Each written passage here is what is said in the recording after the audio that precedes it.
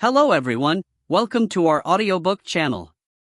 If you enjoy this story or want to hear more exciting content, don't forget to like, subscribe to the channel, and leave a comment. Your feedback helps us improve and bring even more captivating stories. Enjoy listening. Book 1. 1. I have discovered something totally impossible. I will be rich. Celebrated.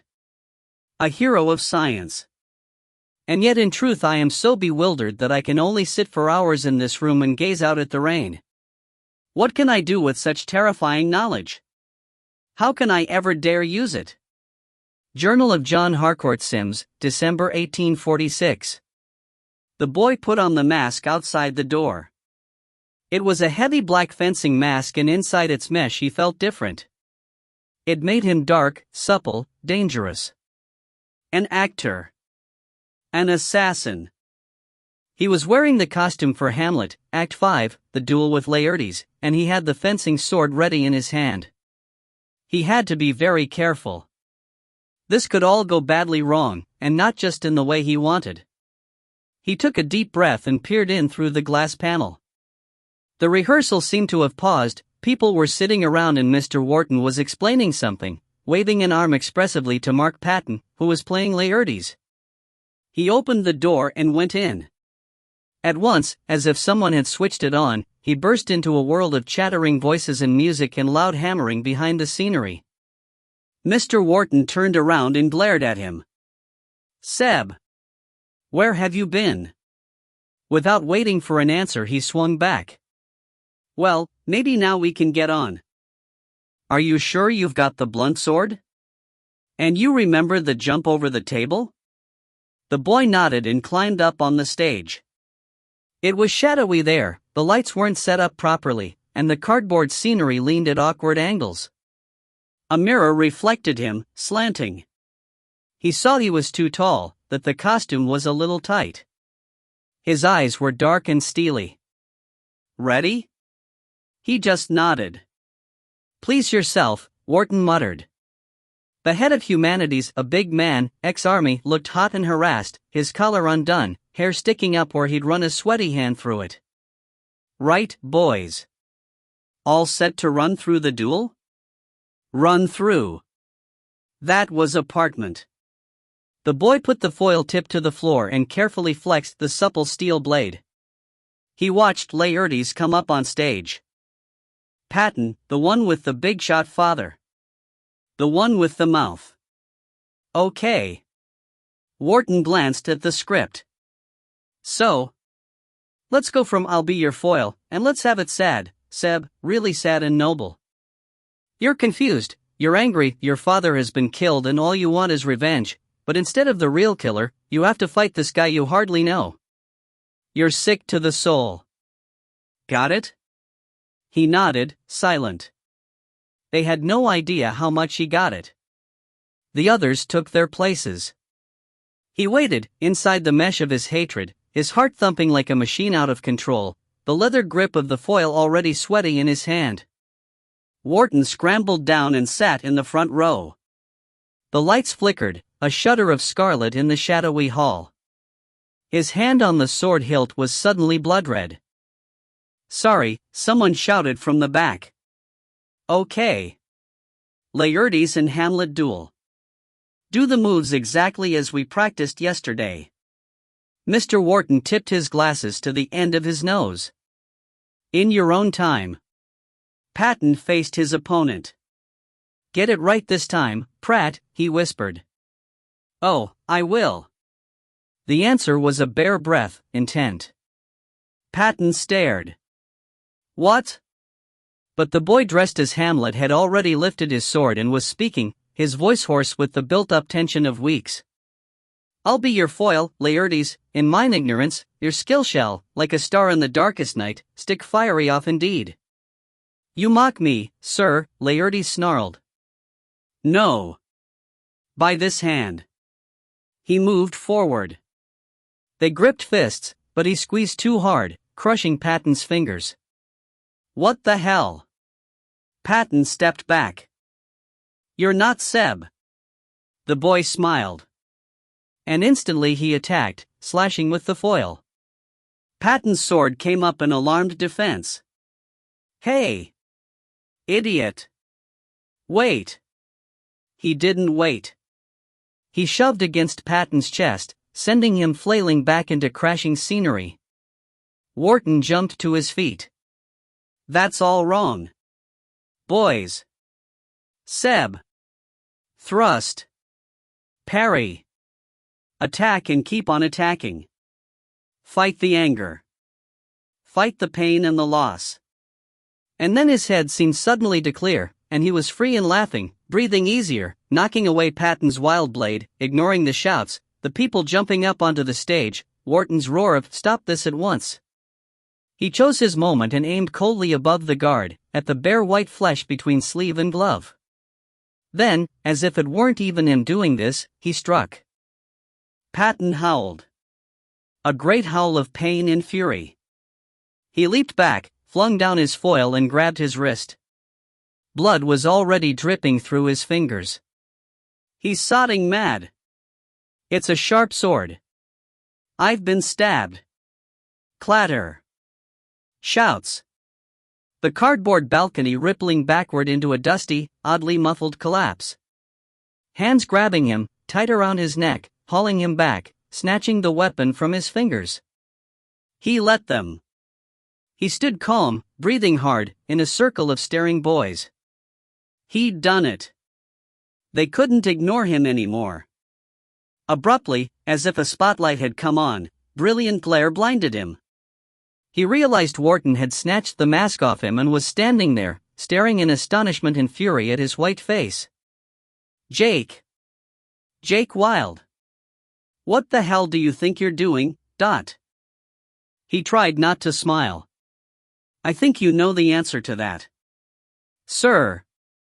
Where's Seb?" "What have you?" "Locked in his room." "I haven't hurt him." He made himself sound cold. "I see. That's what they should see, these staring, brainless kids," even though he wanted to scream and shout in their faces. Behind the teacher, Mark Patton had crumpled onto the stage. Someone had a first aid kit and was wrapping his wrist in a tight white bandage that immediately went red. Patton looked up, his eyes panicky and furious. "You're finished in this school, Wilde, finished. You've really flipped this time. My father's one of the governors, and if they don't expel you there'll be hell to pay. What are you, some sort of sodding nutcase?" "That's enough." Wharton turned. "Get him down to the med room. The rest of you, out of here. Now. Rehearsals are cancelled." It took a while for everyone to go, an explosion of gossip and rumor roaring out into the corridors of the school, the last boys lingering curiously. Wharton kept a resolute silence until there was no one left but Jake and himself in the hall, and the echoes from outside fading away. Then he took his glasses off, put them in his jacket pocket, and said, "Well, you've really made your point this time. I hope so. They'll expel you.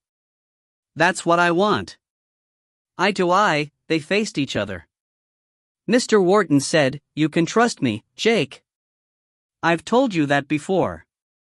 Whatever it is, whatever's wrong, tell me Ann." "Nothing's wrong. I hate the school. I'm out of here. That's all." It wasn't all. Both of them knew it. But standing in the ruins of his stage, Wharton realized that was all he was going to get.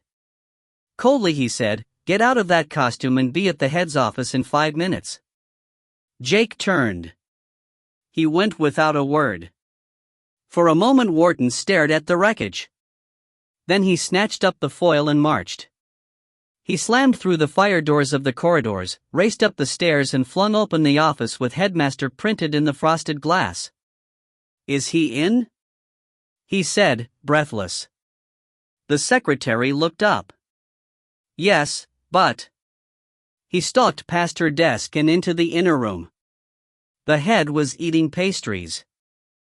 A tray of them lay on the desk, next to a china mug of coffee that was releasing such a rich aroma that it made Wharton instantly nostalgic for his favorite coffee shop back home in Shepton Mallet, where he'd liked to read the papers every morning. Before he'd come to this hellhole of a school. "George." The head had his elbows on the desk. "I was expecting you." "You've heard?" "I've heard." Behind him, outside the huge window, the Swiss Alps rose in their glorious beauty against a pure blue sky. "Patton's gone to the hospital. God knows what his father will do." Wharton sat heavily. They were silent a moment. Then he said, "You realize what this means? Wilde's got us now, exactly where he wants us. That was criminal assault and there were plenty of witnesses. It's a police matter. He knows if we don't get him out of the country, the publicity for the school will be dire." The head sighed. "And Patton, of all boys. Are they enemies?" "No love lost. But the choice was deliberate. And clever. Wilde knows Patton will make more fuss than anyone else." There was deep snow on the alpine valleys, gleaming and brilliant in the sunlight. For a moment Wharton longed to be skiing down it. "Far from here." "Well, we expel him. End of problem. For us, at any rate." The head was a thin streak of a man, his hair always shinily greased. He poured some coffee. "Have a pastry." "Thanks. But I'm dieting." "How did the man stay so skinny?" Wharton dumped sugar in the coffee gloomily. Then he said, "Clever is one word for him. Sadistic is another. He's wrecked my play. The head watched the spoon make angry circles in the mug. "Calm down, George, or you'll have a heart attack. What you need is a holiday, back in dear old Britain. Can't afford it. Not on what you pay." "Ha!" The head stood up and strolled to the window. "Jake Wilde. Bit of a problem." Wharton sipped his coffee. The head was a master of understatement. Wilde was the absolute rebel of the school and the torment of everyone's life, especially his. The boy was intelligent, a good athlete, a fine musician. But he was also an arrogant schemer who made no secret of his loathing of Compton School and everyone in it. "Remind me," the head said grimly. Wharton shrugged. "Where to start? There was the monkey. He's still got that stashed somewhere, I think. The fire alarms. The school concert. The mayor's car. And who could forget the Halloween party fiasco?" The head groaned. "Not to mention writing his entire exam paper on Hamlet in mirror writing. Hardly in the same league. Bloody annoying, though." Wharton was silent, thinking of Jake's hard, brittle stare. "You did say you wanted something totally original, sir." "If it was me, I'd expel him just for the way he says sir." "I've bent over backward to ignore all of it," the head said. "Because his guardian pays top whack to keep him here, and we need the money. I don't blame the man. But we can't ignore this." Wharton touched the foil, it rolled a little on the table and the head picked it up and examined the sharp point. "Unbelievable. He could have killed someone. I suppose he thinks as he's the school's fencing champion he could handle it. Well, if he wants to be expelled, I'm happy to oblige." Dropping the sword, the head came back and touched the intercom button. "Madam. Would you please send for?" "He's here, headmaster." "I'm sorry?" "Jake Wilde. He's waiting." The head made a face as if he'd eaten a wasp. "Send him in." Jake came in and stood stiffly by the desk. The room smelled of coffee, and he could see by the gloom of the two men that he'd defeated them at last. "Mr. Wilde." The head pushed the pastries aside. "You understand that your actions today have finally finished you at Compton School?" "Yes, sir." Now he could afford to sound polite. Never in my career have I come across anyone so totally irresponsible. So utterly dangerous. Have you any idea of what the consequences could have been? Jake stared stonily in front of him. The head's tirade went on for at least 5 minutes, but all of them knew it was just an act that had to be played. He managed to tune out most of it, thinking about Horatio, and how tricky it would be to get him on the plane. A few phrases came to him distantly. Incredible folly, honor of the school, returning home in disgrace. Then the room was quiet. Jake looked up. The head was looking at him with a calm curiosity, and when he spoke again his voice was different, as if he meant it now. Have we failed you so badly, Jake? Is it so absolutely terrible to be here? Jake preferred the riot act. He shrugged. It's nothing personal. Any school, it would have been the same. I suppose that should make me happier. It doesn't. And what will your guardian have to say? Jake's face hardened. No idea. I've never spoken to him. The men were silent. Wharton said, surely in the holidays you go home. Mr. Venn is very generous. Jake's contempt was icy. He pays for a very nice hotel in Cannes, where I spend the holidays. Every holiday. Alone. Wharton frowned. Surely the boy's mother was alive?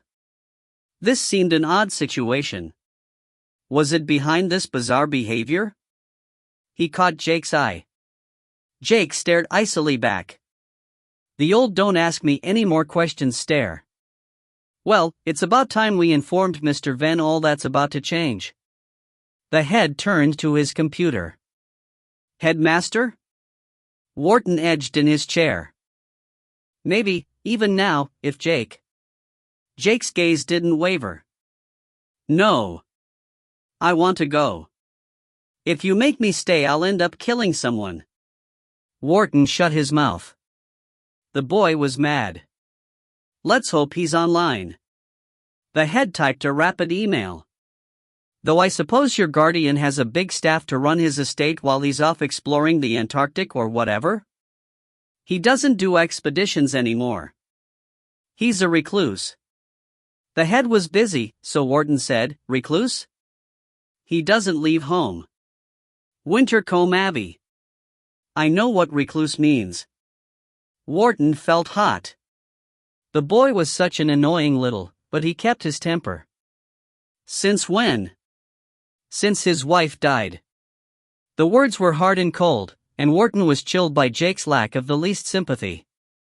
Something was very wrong here.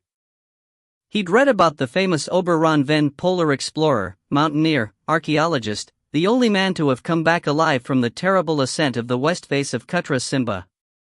A heroic figure. Someone young men should look up to. But maybe not the best person to be suddenly landed with someone else's child. Your father knew him? Jake was silent, as if he resented the question. My father was his best friend. Far off, a bell rang. Footsteps clattered down the corridor outside. The head said, he seems a man of few words. Here's his answer. He turned the screen so that Wharton and Jake could read it. It said, send him here. I'll deal with this. Wharton felt as if an arctic wind had blown out of the screen. He almost stepped back. Jake didn't flinch. I'll leave tomorrow. Thank you for all. You'll leave when I say. The head clicked off the screen and looked at him over it. Can't you tell us what this is all about, Jake? You're a promising student, maybe even the brightest boy in the place. Do you really want to rot in some English comp? Jake set his face with the icy glitter Wharton loathed. I told you. It's not about the school. It's about me. He glared at the screen. Me and him. The head leaned back in his chair. As if he could see it was hopeless, he shrugged slightly. Have it your way. I'll arrange a flight. Go and pack your things. They've been packed for days. The head glanced at Wharton. And you can pack yours, George. Me? But someone has to take him home. Have a few days off for Christmas while you're there. I can take myself, Jake snapped. And I have a ton of work to do, headmaster. The play can wait. In loco parentis, I'm afraid. They both stared at him, and the head grinned his dark grin. I don't know which of you looks the most horrified. Bon voyage, gentlemen. And good luck, Mr. Wilde. Outside in the corridor, Wharton blew out his cheeks and gazed desperately up toward the staff room. Then he looked at Jake and Jake looked at him. Better do as he says, he said, gruff. I'm sorry. The boy's voice was still arrogant, but there was something new in it. Sorry you're dragged into this. But I have to go and get the truth out of Ven. To confront him with what I know. And what do you know? Wharton was baffled now. The lunch bell rang. Jake Wilde turned and was jostled down the corridor as the boys poured along to the dining room in a noisy, hungry wave. In all the uproar, Wharton almost missed his reply. The words were so quiet. So venomous. But for a moment, he was sure Jake had said, I know he murdered my father. 2. For this abbey lies in deep country, a place of fey and wicked spirits, and the traveler there should beware of the woods of that land, and the crossroads where the dead are buried. Chronicle of Wintercombe. Sarah screamed. She was halfway out of the world, her hand and arm through in some other cold, empty place, when the darkness leaped on her and bit her with a sudden savage pain. She kicked and yelled. Not darkness. A lithe shape, a snow-white wolf with sapphire eyes, its teeth in her shoe, her heel, the agony unbearable. She fought, jerked the shoe off, tore away, and suddenly came free. The wolf snarled, but she was already falling out of the dark, arms wide, crash-landing abrupt and breathless on her back under a brilliant scarlet sky. Sore, she lay still. The ground was boggy. A black bramble spread its briars above her. She sat up and saw wide moorland, wind-blown and sparse, the dying sun sinking into heavy cloud. It was bitterly cold. Elation made her shout, she'd done it. But where were the others? She stood, turned a complete circle. Max? Carla? Over her head a great flock of small dark birds streamed croaking to a distant wood. She drew a cloudy breath. Face it. No one else had made it. The wolf's muzzle exploded out of nowhere. Before she knew it, it had her sleeve, tugging powerfully. Only its head existed here, materializing out of the air as if through a slant of glass. If they got her back, it was over. There was no way they would let her live. Her feet slid in mud. She yelled, a wordless cry, but only the birds heard. Icy saliva soaked her arm. Sliding, she hit a broken branch. She snatched it up, swung it. Let me go. The wolf flinched under the blow, eyes burning with fury. For a second it wasn't even there, and then she was free, running and stumbling over the tussocky, squelching bog. Soaked, hair plastered to her face, she snatched a look back. The moorland seemed empty.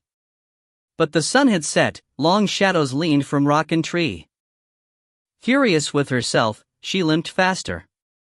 She had to get away. Because it would come after her and smell out her trail. And they'd send a replicant with it. The moor was so cold. Ice cracked on the surface, and her shoeless foot was wet through and bleeding. Her dress clung to her body and arms. And there was a ringing in her ears, as if after some huge, silent explosion. She was shaking with shock, but she was here, she knew this place, and she knew there was a lane. It should be ahead somewhere, no more than a track. But when she crawled through a hedge and slithered down into its shelter, she was surprised at the dark, smooth surface, hardly broken by weeds. Ahead was a cottage. From one of the chimneys a circular white dish sprouted like a mushroom. The door opened. Sarah dived sideways, into plants that stung her. A young woman came out. She had a basket of laundry. Quickly she pegged a row of clothes to the line. Trousers, dresses, a shirt. A baby cried, indoors. "All right," the woman muttered. "Mummy's coming." She went in, slamming the door. Sarah moved. Keeping low, she ran across the lane and crouched outside the garden.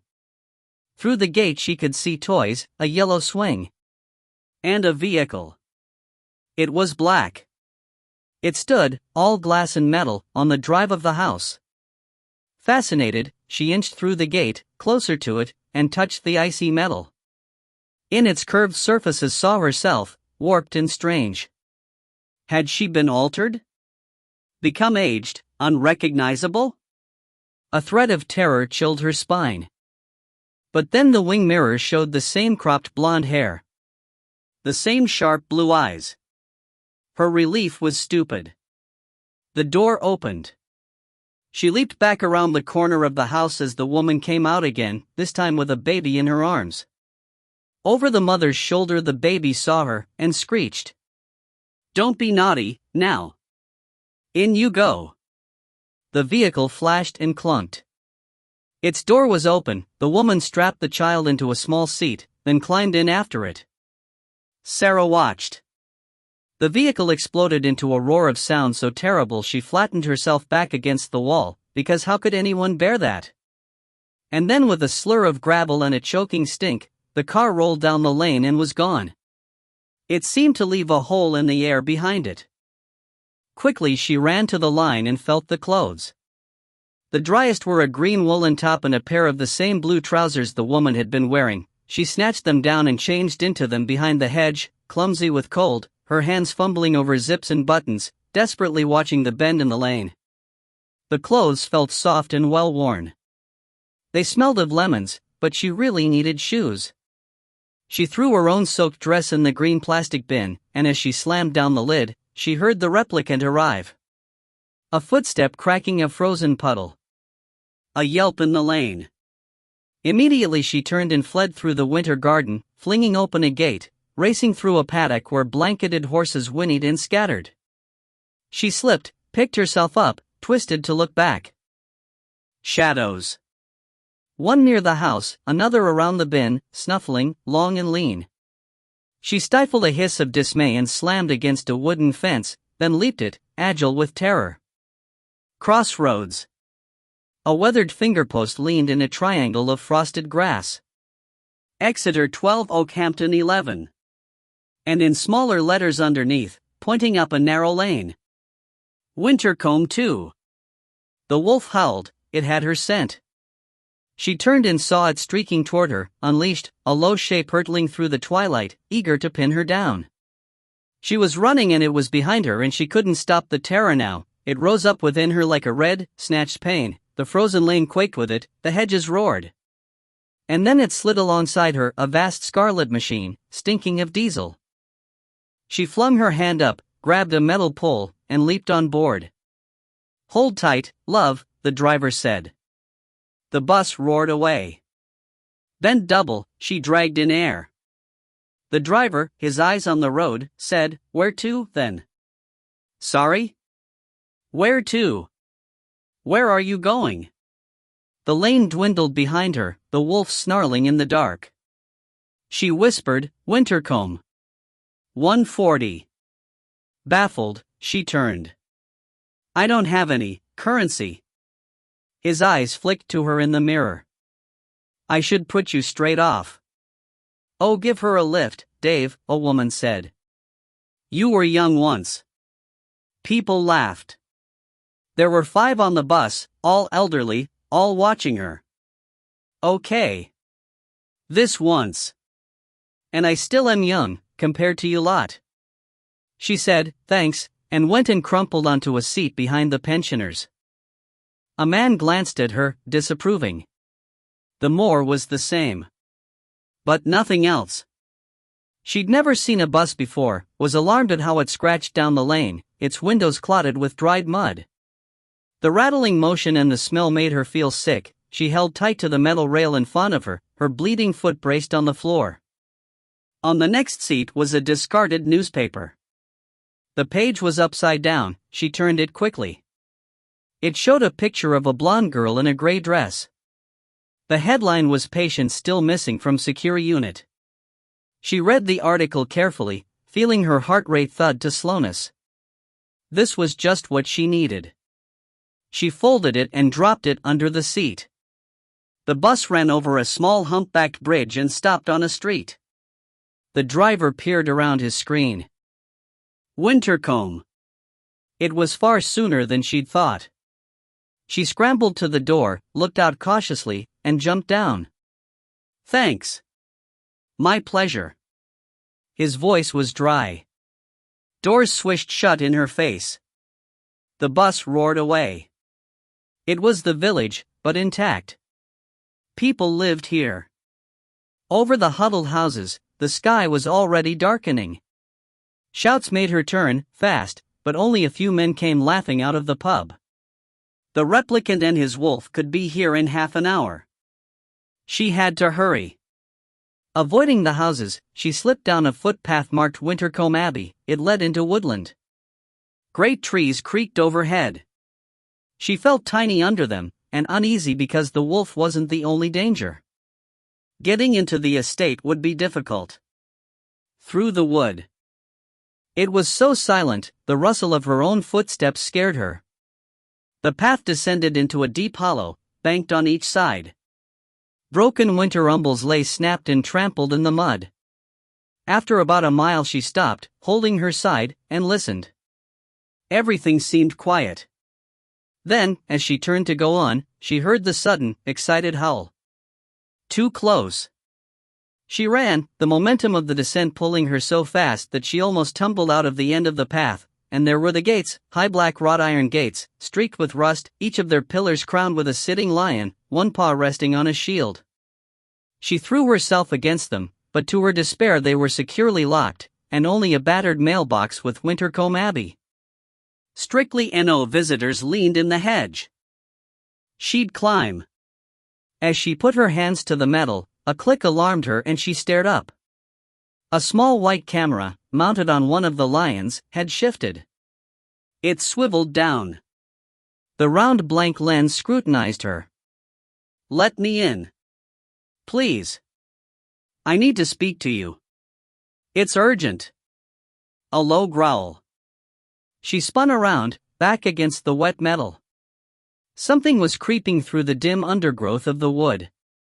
The gates moved. A bolt slid. They shuddered apart, just a fraction, but it was enough. She'd squeezed through and was limping up the dark, overgrown drive, leaping logs, ducking under the untrimmed boughs of trees. The path twisted, all gravel and mud, above her a mass of branches tangled against the twilight. She looked back, saw the wolf's snarling silhouette, stumbled and crashed headlong over a fallen trunk, sprawling in nettles and mud. The wolf's belly was low to the ground. Its eyes gleamed ice cold, as if they caught the Arctic sun. "Go back," she whispered. She groped in the leaf litter, clutched a brittle branch. The wolf slavered, its spittle hanging.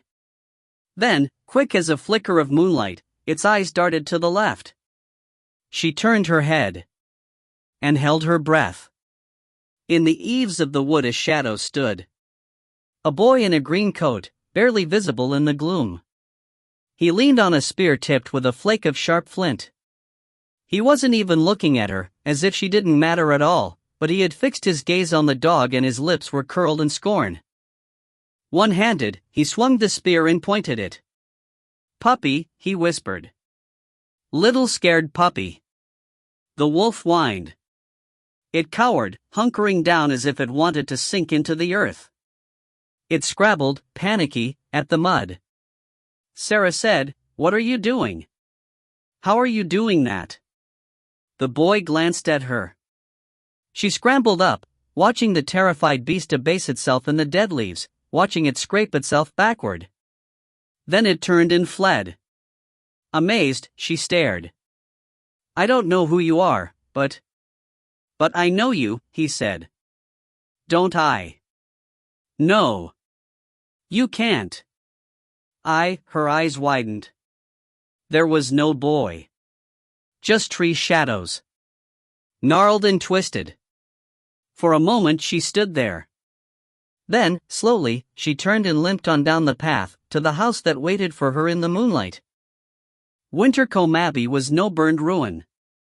It stood tall, a rambling manor house of gables and twisted chimneys, its darker, medieval stonework jutting out, the silhouette of a tower, a row of arcaded windows, all unlit. From gutters and gables waterspouts leaned, the long-necked griffins and heraldic yawning dragons she had imagined for years in her dreams. The house crouched in its wooded hollow, its murky wings ran back into gloom, and with a deep roar somewhere beyond, the river crashed through its hidden gorge. She moved carefully from tree to tree, as if the house watched her coming. There was a lawn of waist-high grass. She would have to cross that, and she would prefer it if no one saw her from the high dark windows. It was time to become invisible.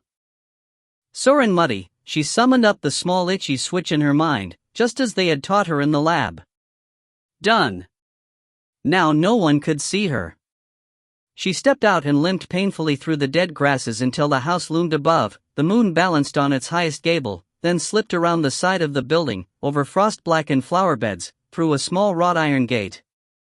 She came to a window, ground floor, but higher than her head. It was ajar.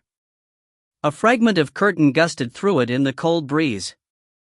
She waited, secret and shadowless, listening. Nothing. The room must be empty. She stretched up and grabbed at the sill. Barely reaching, she gripped it, then had to scramble onto a narrow rib of stone and climb the brickwork, hanging by toes and fingers, until she could haul herself up and peer over into the room. It was shadowy. A fire burned low in the hearth, flickering red on dark paneling and shelves of old books. She edged the casement wider. It creaked. Carefully she pulled herself up, getting one knee on the crumbling stone. She squeezed her head and shoulders in through the wide bars. Then she saw him. He was reflected in a glass clock face. A man in a high armchair with its back to her, legs stretched out, feet propped on a low table that was piled with documents, papers, books. In his hand was a glass of what might be whiskey, but he wasn't drinking it or reading. He was listening. She kept completely still, not even breathing. To see him was astonishing.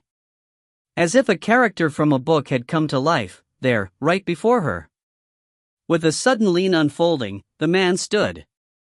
He turned and his face was a sharp silhouette in the gloomy room. She caught the puzzled, wary tilt of his head. He put the drink down on the table and said, "Who's there?" The curtain gusted between them. She was invisible, but all her weight was on one hand and it was already trembling. "Answer me. Is it you, Summer? Do you really think you can get in here?" His voice was scornful. He came straight toward her. She had to move. She slid through the casement onto the broad wooden sill, and he stopped instantly. His eyes, ice blue, stared right at her.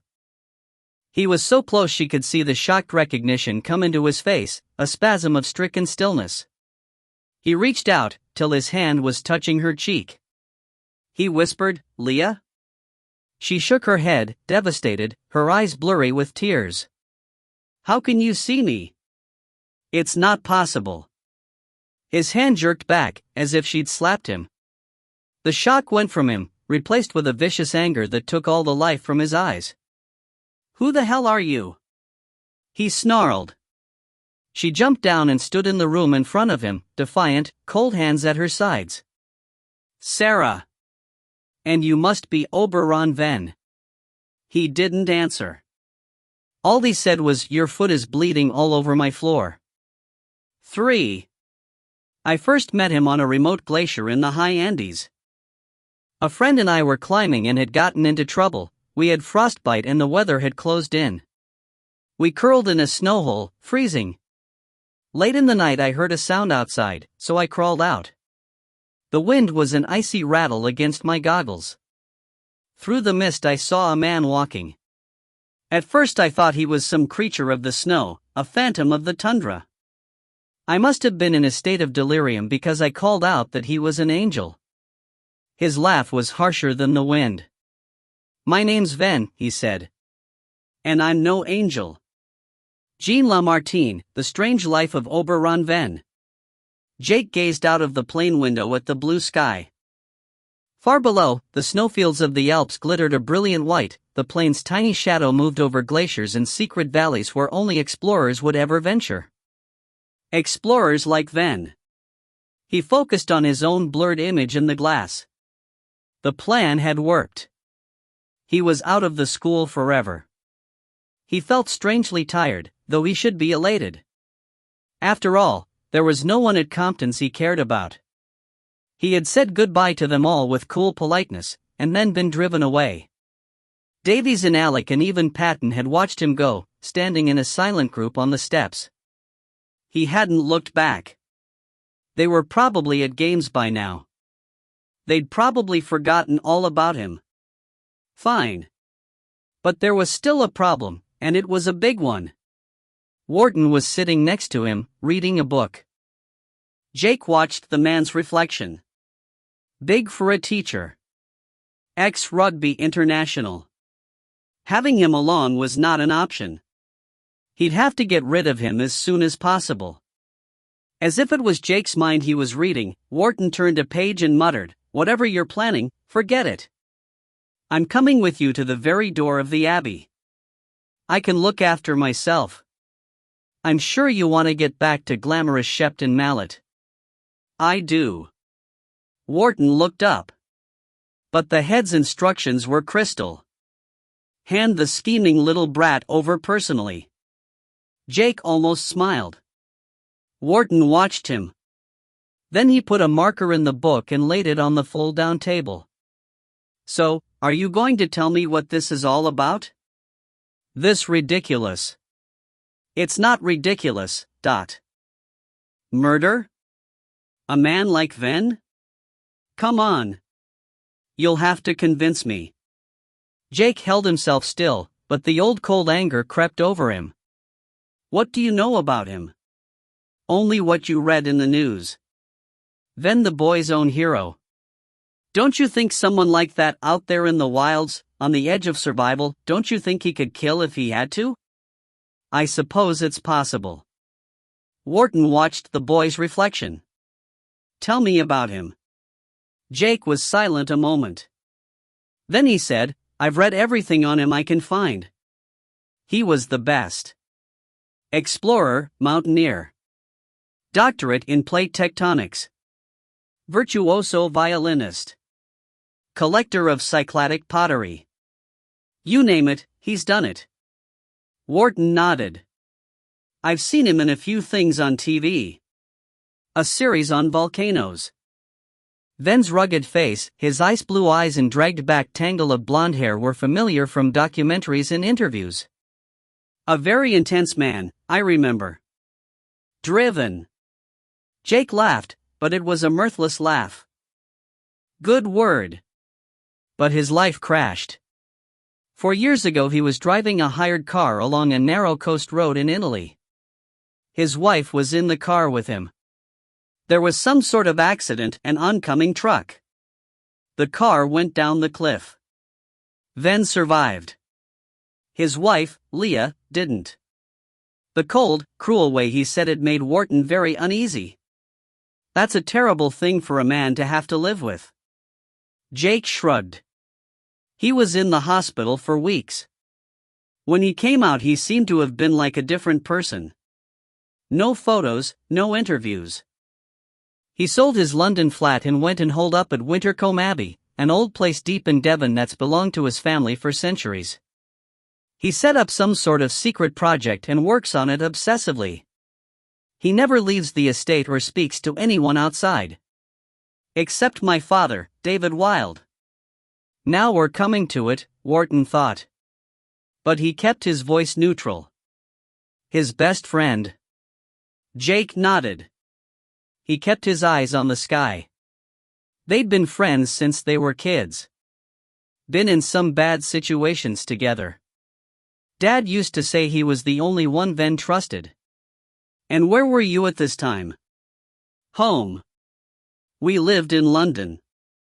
Dad and Mum had just split. Well, at least they were still talking at that stage. Wharton waited for more. When it didn't come, he said gently, "I wondered why you didn't live with your mother, after. She's too busy in the US. Jake's answer was curt. "She doesn't want me messing up her new life. Would you like something to drink, sir?" The air hostess was bending over him, the trolley blocking the narrow aisle. Wharton was glad of the interruption. He took his time choosing a glass of wine and a Coke for Jake. All this explained a lot, he thought, cracking the lid and pouring. The boy's cool unconcern was just front. He must be bitterly wounded underneath. When the trolley had rattled away, Jake pulled out earphones, so Wharton said hastily, "You were saying, about murder." Jake had one earphone in. He pulled it out and stared ahead. Then he said, "In July of the year following the accident, Dad went to stay at the Abbey for some important phase of the project. I asked about it, but Dad wouldn't talk. Top secret, he used to say, but he was really excited, I could tell. I got the feeling that it might be dangerous. I wanted to go with him, but he said Ven says no kids. So I ended up staying with my cousins in St. Ives. It was okay, the beach and all that, but I missed him. He was away 2 weeks, then 3, then 4.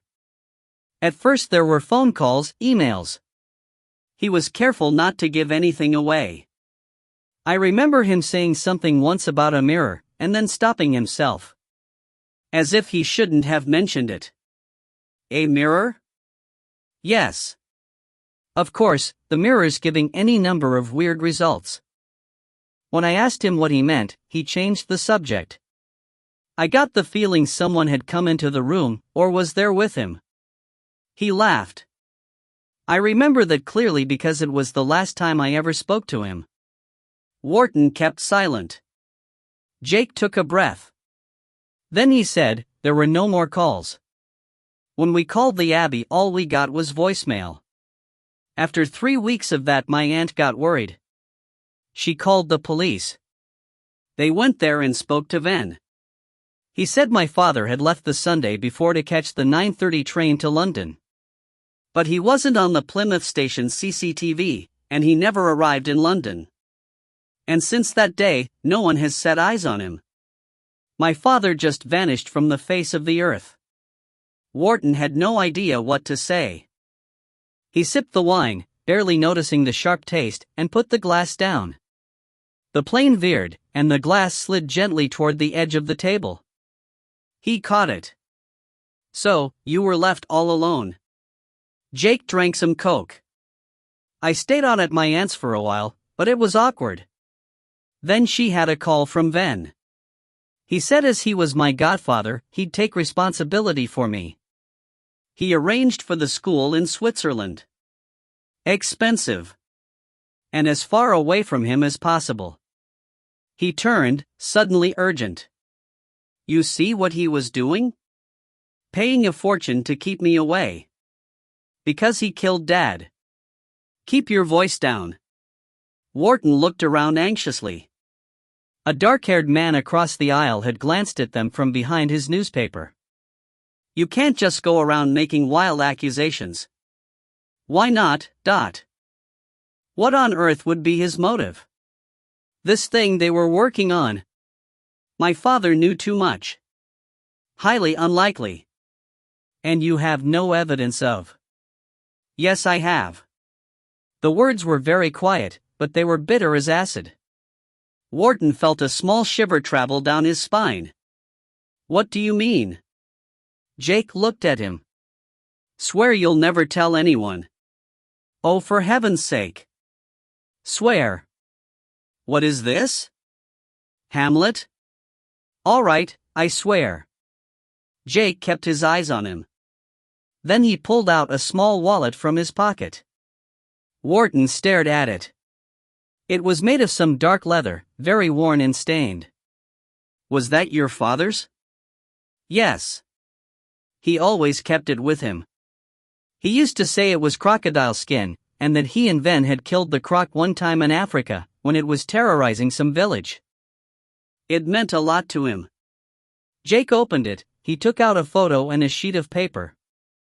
Last term a parcel came for me through the post.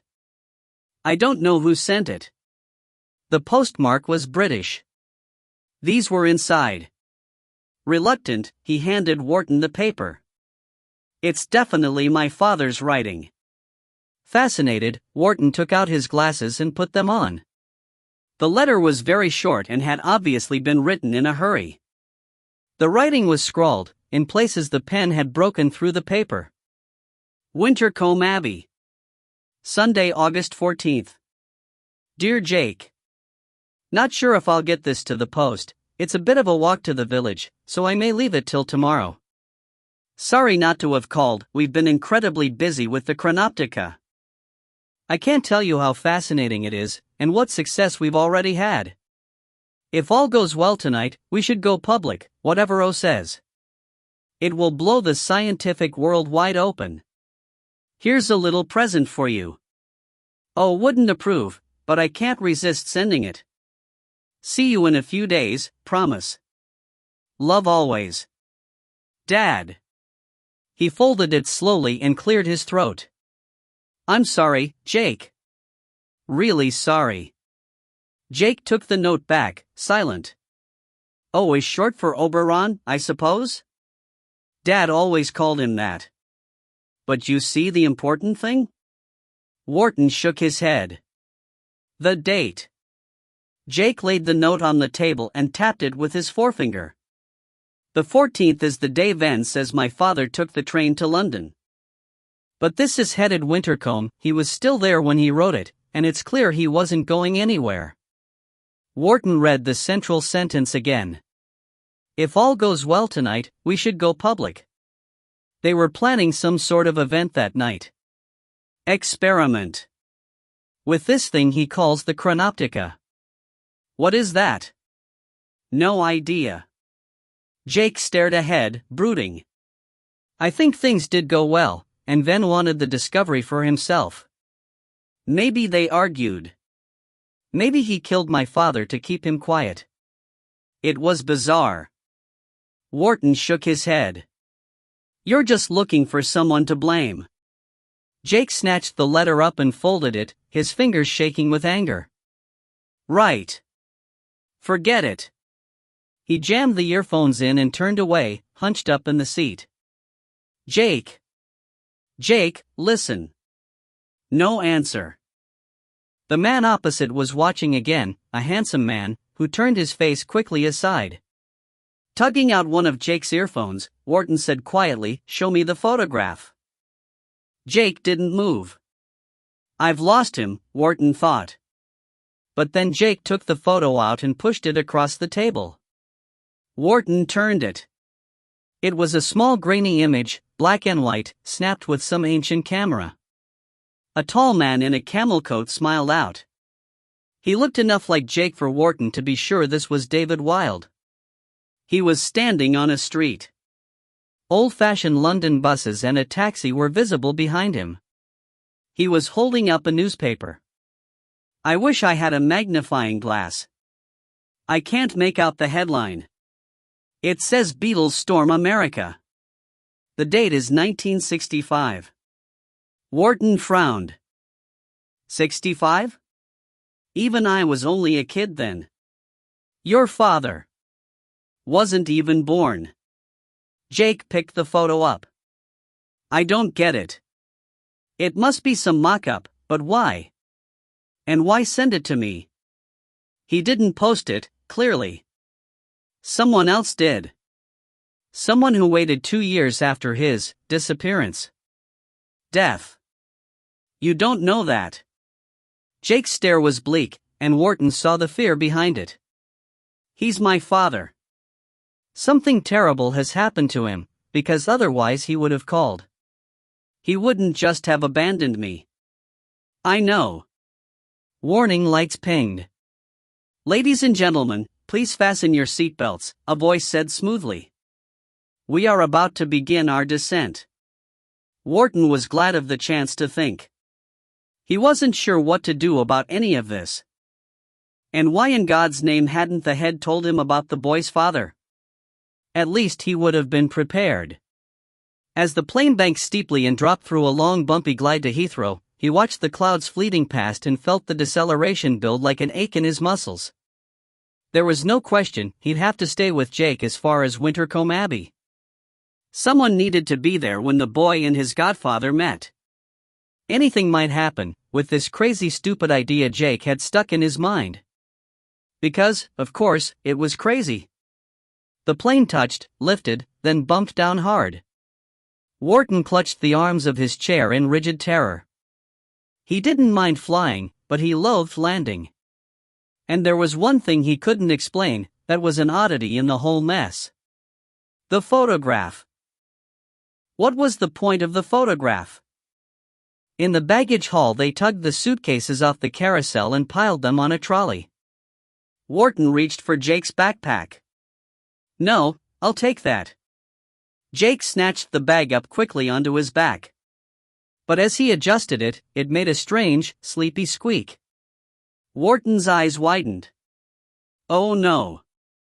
Don't tell me. You couldn't have." Jake shrugged. The backpack squeaked again. Wharton pulled the top open and looked in. A small furry heap of limbs disentangled itself and peered up at him. The monkey's eyes were black-pupiled. It yawned. He shut the bag instantly and glanced around. "Don't panic." Jake pushed the trolley away calmly. "Panic? What about quarantine? Rabies?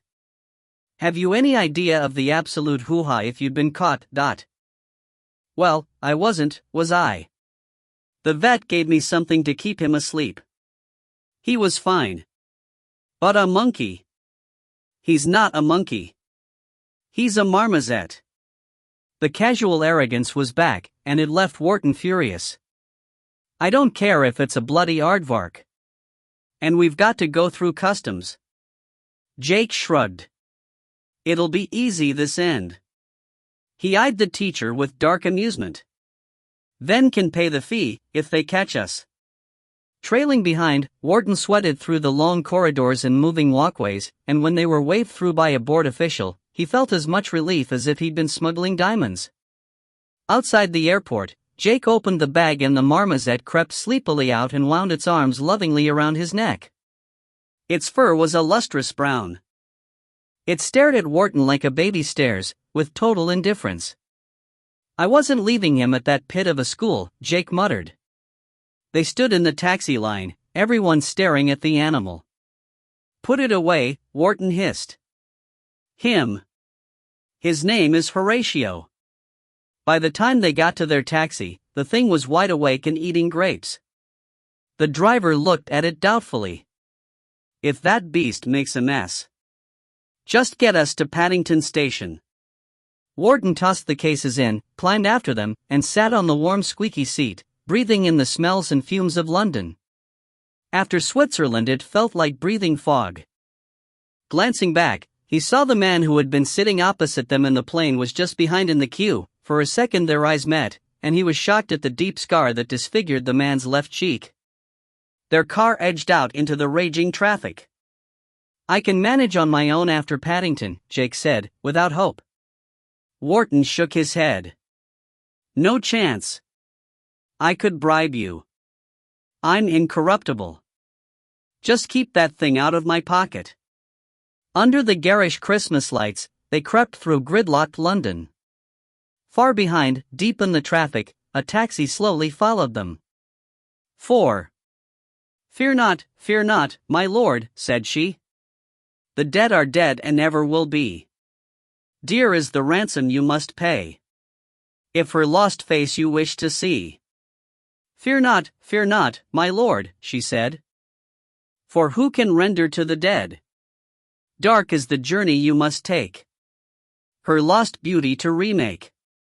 Ballad of Lord Winter and Lady Summer. What startled them both was a knock at the door. Ven's gaze flickered. In that instant Sarah turned and was halfway out through the window before he lunged and grabbed her, hauling her toward him. "Piers!" he yelled. "Get in here!" She kicked him but he held on. He had her arms now and his grip was bruising and tight. He dragged her back and she fell hard to the floor, the breath knocked out of her. "Get up," Ven said. She was too stunned to move. After a moment he held out his hand. She took it. He pulled her to her feet and stepped away. "I didn't mean to hurt you." She shrugged. "Maybe I shouldn't have kicked you either." He was silent. Aware of a draft behind her, she saw that a very small man in a white lab coat had opened the door and was staring at them both. He had a tiny goatee and a sharp, inquisitive face. "What's going on?" he said. Ven straightened. He was tense and pale. "Ask the most inept burglar in the world." "I'm not a burglar." Keeping calm, Sarah faced him. "So what are you doing breaking into my house? How did you get in here anyway?" He turned on Piers. "So much for your security. I had her on camera all the way from the gate." The small man looked at her thoughtfully. His eyes were bright as coins, missing nothing. Sarah said, "It was you who opened the gate?" And, Piers said, "The police are close behind her." He turned to Ven. "One man, at the door. Calls himself Janice. Ven's cold eyes moved back to Sarah. "That's convenient. He can take her with him." "No." She couldn't stop the gasp of dismay. "Please. Don't tell him about me. Don't tell anyone." Ven stared at her, a long moment, then sat on the edge of the cluttered desk and said to Piers, "Let him in." "Can I just suggest?" "Do what I tell you." The small man shrugged at Sarah and went silently out of the room. She pushed back her hair and walked over to the fire. Her bare foot left a trail of mud and leaves. The warmth of the glowing coals was such a wonder that she crouched by it, trying to stop shivering. "You're not dressed for housebreaking," Ven muttered. "You won't tell him." "Will you?" "Why not?" He was colder than she'd thought. Something had frozen hard inside him. She kept her voice low and calm. She said, "Because, for a minute there, you thought I was someone else. You said Leah." She thought he wouldn't answer. Then he said, "My mistake. Don't betray me for her sake. And because I'm invisible." His eyes were as ice blue as the wolf's. "But I can see you. You shouldn't be able to. I can make myself disappear. I have this special power. Only this time it hasn't worked. Perhaps it's you. Perhaps you're different from everyone else." She had his attention now. A faint change came into his tight, controlled face. He stood up and walked toward her and she saw how thin he was, how gaunt and restless. "Are you insane?" he said. "That's what they call it. But what if I'm not? Why did you break in?" "I'm running away. And I didn't break in. The window was open. Don't get smart with me. Who are you?" An anxious look flashed in his eyes. "Which one of them sent you? The scarred man? Or the Queen of the Wood?" She had no idea who either was, but she kept her face calm. "Hand me over and you'll never find out." Footsteps and voices came down the corridor. She heard the creak of old floorboards. Ven didn't move for so long, she thought she'd failed. Then he said, "I used to think I could control what fate threw at me. I really used to believe that." He stepped forward. "You're on your own? No one knows where you are. What about your parents?" "I don't have any." With a pang of fear she realized that now, in this place, it was true. He stared at her as if a sudden burning idea had come to him, an idea so brilliant, it eased some deep inconsolable torment. Hastily, he pushed her toward a door in the paneling. "In there." He tugged it clumsily open with his left hand and she saw the top joints of 2 fingers were missing. "Stay still." "Silent." Before she could answer, the door had slammed, and footsteps were loud in the study. Pierce's high voice said, "Detective Inspector, or Janice?" She spared a quick look around. This was some tiny storeroom, also heaped with papers and books. One small barred window showed sleet falling in the dusk on the neglected lawns. No way out. She pressed her ear against the door. Ven was saying, "I don't think we've met. I'm new to Devon, . At the sound of the voice, Sarah clenched her hands into fists and breathed in, frozen with dismay. They must be desperate to get her back. They'd sent a replicant of Janice himself. What's the problem? Ven was nearest, his back to the door. The oak panels were thick, the voices muffled unless she pressed close. "A missing persons inquiry. I'm sorry to disturb you, I understand you don't like visitors." "I don't like anyone." "Aren't you a bit young for a detective inspector?" "Maybe I work hard." The voice sounded amused, ignoring Ven's rudeness. When it spoke again, it was sharper. "A patient is missing from the high-security psychiatric unit at the Linley Institute, about 12 miles from here. A young woman, 17, short blonde hair, blue eyes, wearing a gray dress and indoor shoes. You'll have seen the local news." "I don't watch TV." "Why doesn't that surprise me?" The replicant's voice was smooth. "A girl answering her description was seen today boarding a bus to Wintercombe. Inquiries are proceeding in the village, but why would she come here?" Ven sounded bored. Floorboards creaked as if he had walked over to the desk. "What's wrong with her? What was her crime? To lock up a 17-year-old girl in a place like that, it must have been something horrific." The replicant said calmly, "I gather she's very disturbed. They don't go into details, but some of the patients they have up there are a bit extreme. I understand your security is red hot, but, Pierce can see a beetle climbing the gate. No one gets in here." Sarah scowled. He was taunting her? His answers were aimed at her, as much as the replicant. Suddenly she saw that a small knot of wood was missing near the handle. She knelt and put her eye to the gap. "What's her name?" Ven asked.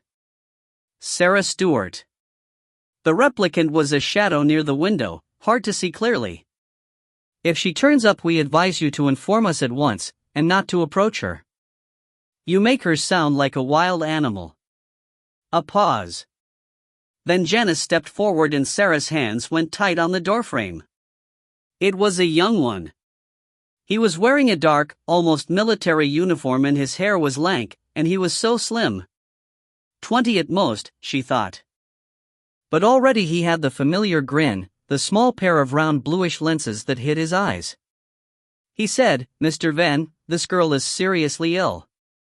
She has delusions about secret powers, fits of violence. I'd like permission to search your estate. There are so many barns and outbuildings." He stepped closer, smiling mildly. "And then there's the wood." Ven had seemed half hypnotized, but that word broke the spell. "If she's in the wood, she's beyond your help." Sarah saw him glance at the door, as if he could see through it, see her pinned sideways like a moth on a board. She spread her hands on the varnished panel. "So I'll just get our men in tomorrow." Janice had seen. He did not look toward her, did not even flicker, but she knew. "No," Ven snapped. "No one's coming onto my land. If there's any searching to be done, we'll do it. If we find any mad girls, I'll certainly let you know. Piers will show you out." A bell clanked. In the dark, Sarah allowed herself a tiny whistle of relief. Ven was as arrogant as Janice. Then, in the doorway, she saw the replicant turn. "I hope you don't regret this." Ven stood straight in the firelight. "So do I." The door to the corridor closed.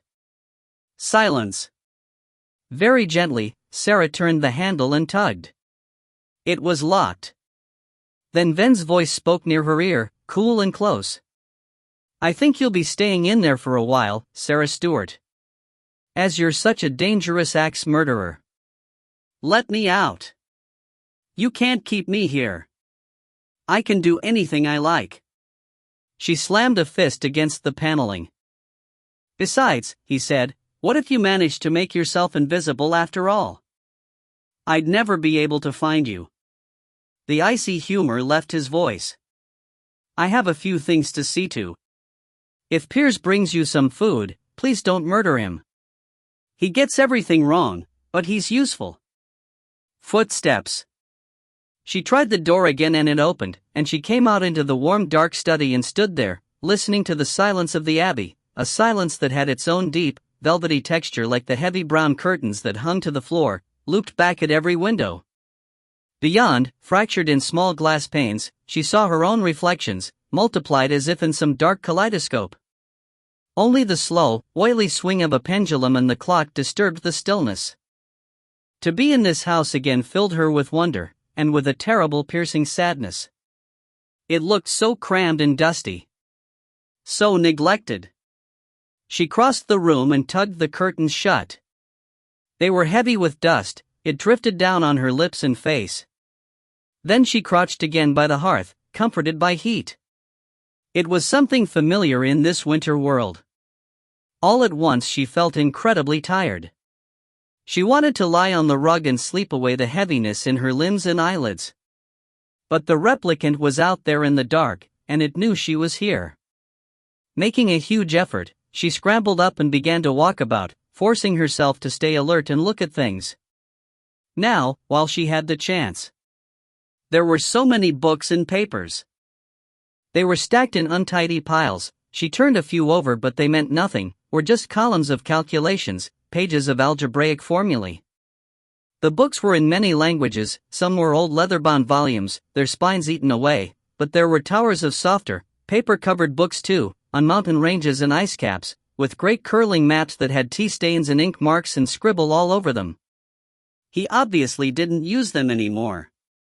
Quick and deft, she tried the drawers of the desk. Each was crammed full of junk pens, keys, receipts, staples. In one a whole collection of fossils lay tumbled and disorganized. She picked up an ammonite, feeling the coiled ridges of the ancient creature. It had been dead for millennia, and yet here it was. Under it was a small gray notebook, the pages empty. Just what she needed. She slipped the notebook into her pocket. A coal slid in the fire. She glanced at it, shutting the drawer. As she did, her eyes caught a glint among the papers on a side table, the ruby-red reflection of flame and metal. She inched the litter aside. A battered tin box lay beneath. It was dented, as if it had been dropped more than once, and the initials JHS were painted on it in faded white letters. She stared at it in astonishment, then dragged it out. Papers slid. A few books crashed to the floor. The box was not locked. Hurriedly, her fingers slid across the lid. A rattle of the doorknob. She shoved the box back, threw herself down by the fire, grabbed a book and just got it open as Ven came in with a tray. "Glad to see you're not wasting your time." She looked up. Even lunatics can read. Upside down, too. Incredibly clever. She threw the book down, annoyed. "I've brought you some sandwiches. Cheese and ham." She snatched the plate quickly. They were big and clumsy, but the bread was freshly baked. She had never smelled bread so good. She ate with ravenous concentration. Ven watched her, leaning against the desk. "How long have you been on the run?" "A few days," she lied, through a mouthful. He paced, turned abruptly. "Why were you in the Linton?" "My parents died. I couldn't cope. Had a sort of episode. I'm fine now." She was afraid he'd ask again about her parents, but he didn't. Instead he came closer and said, "It's a criminal institute, Sarah. Maybe I went a bit crazy. Smashed up the place I was living." "What place?" "What is this? An inquisition?" He didn't move. Then he said, "It's an interview. For a job." She realized then that he'd already been online checking her story. She said, "What job? When are you 18? Next month." He began to pace again, long strides around the room, restless, moving papers. Seeing the box, he picked it up and put it into the lowest drawer of the desk, turning the key, preoccupied. As if it weren't anything special. "You can see the state of this place. Piers does what he can, but he could do with some help." She couldn't hide her disappointment. "You want me to be a cleaner? To help out? With other things too?" She waited. He pulled the curtain back, gazing out into the dark. "I'm working on a project here. A very secret, very important piece of research. That's what the gates are for, and the cameras. You won't understand it, but it's reached a critical stage, and I need another subject. Another volunteer." It was as if he was talking to himself, a low, rapid, passionate mutter. It scared her. "Another? What happened to the first one?" He laughed. He came and stood looking down at her. She got up and brushed the breadcrumbs off, because he was tall and there was a bleak, threatening urgency in him. He said, "I need you to work with me on the chronoptica." Her heart leaped. "It's a device for manipulating light. It's faulty, but I know I can get it to work. I just need someone with no ties, someone who won't be missed, won't go out there and blab. Someone like you." She shrugged. "I don't know anything about." "You don't need to know. You're just the subject. In some experiment? With drugs?" "No drugs." She shook her head. "No way. You're not wiring me up with electrodes like some lab rat. No electrodes." His voice had gone hard and cold. He stepped back. "Maybe I'm not making myself clear here, Sarah. You have two choices. Work with me, or I phone the police. Right now." He took a phone from his pocket, thumbed a number in, and held it up. The faint square of light edged his face. "Wait." She wanted to say that man wasn't the police. Instead she said, "Turn it off." "You agree?" "I don't have any choice." A gleam of relief was gone from his face before she could be sure of it. "There's no danger. I promise you. And when it's over I'll give you 1,000 in cash and a plane ticket to wherever in the world you want to go. You can do what you like with your life." She knew he was lying about the danger. And that he didn't care. "How long will it take?" He looked away. "A few weeks." The house seemed to wait around her. Outside its windows, the vast wood bent under the slant of sleet. She remembered the shadowy green-eyed boy who had commanded the wolf. "All right. I'll do it. But I'm not a prisoner. I get my own room, and the run of the house. I'll need some clothes too. And shoes. Tell Piers what you need. He'll see to your foot." He went to the door, then turned.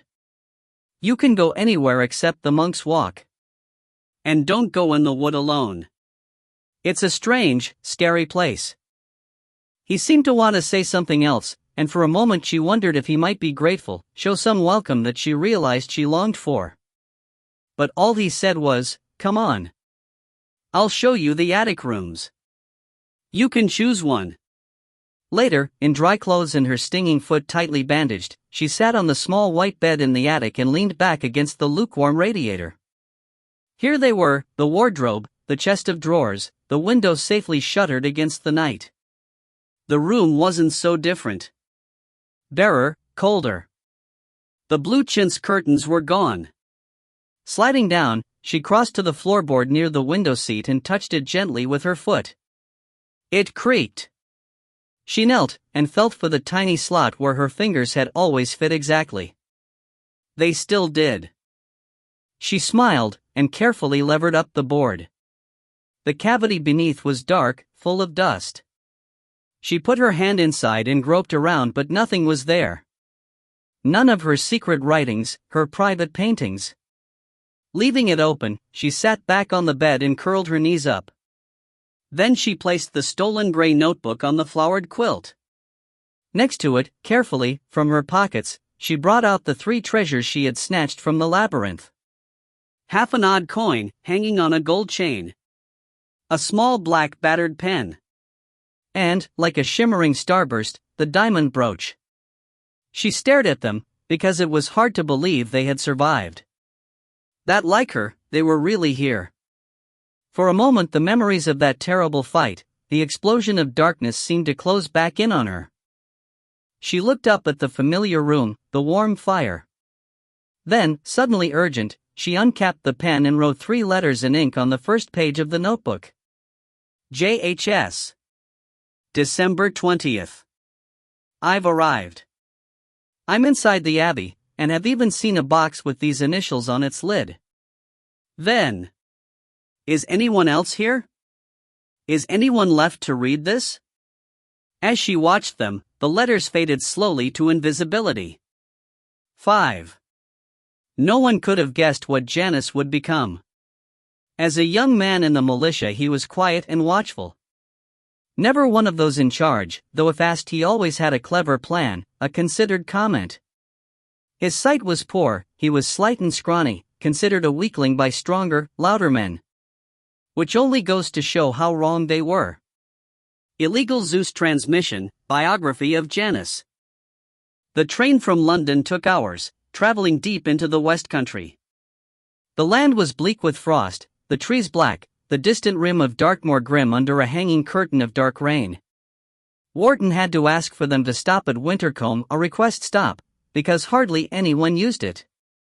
As he stepped down, Jake could see why. There was a concrete platform among trees and a rain shelter. Through a white gate a path led to a parking lot where one empty blue car waited. Wharton climbed from the train after him, followed by a girl with a small bag. A few carriages up, a man walked hastily through the gate, his back to them, not looking around. No one else. The train pulled creakily away. Wharton sighed. He was tired, he'd tried to sleep on the journey, but the endless jolting had kept him awake. Irritated, he said, "No taxis." "Are you going far?"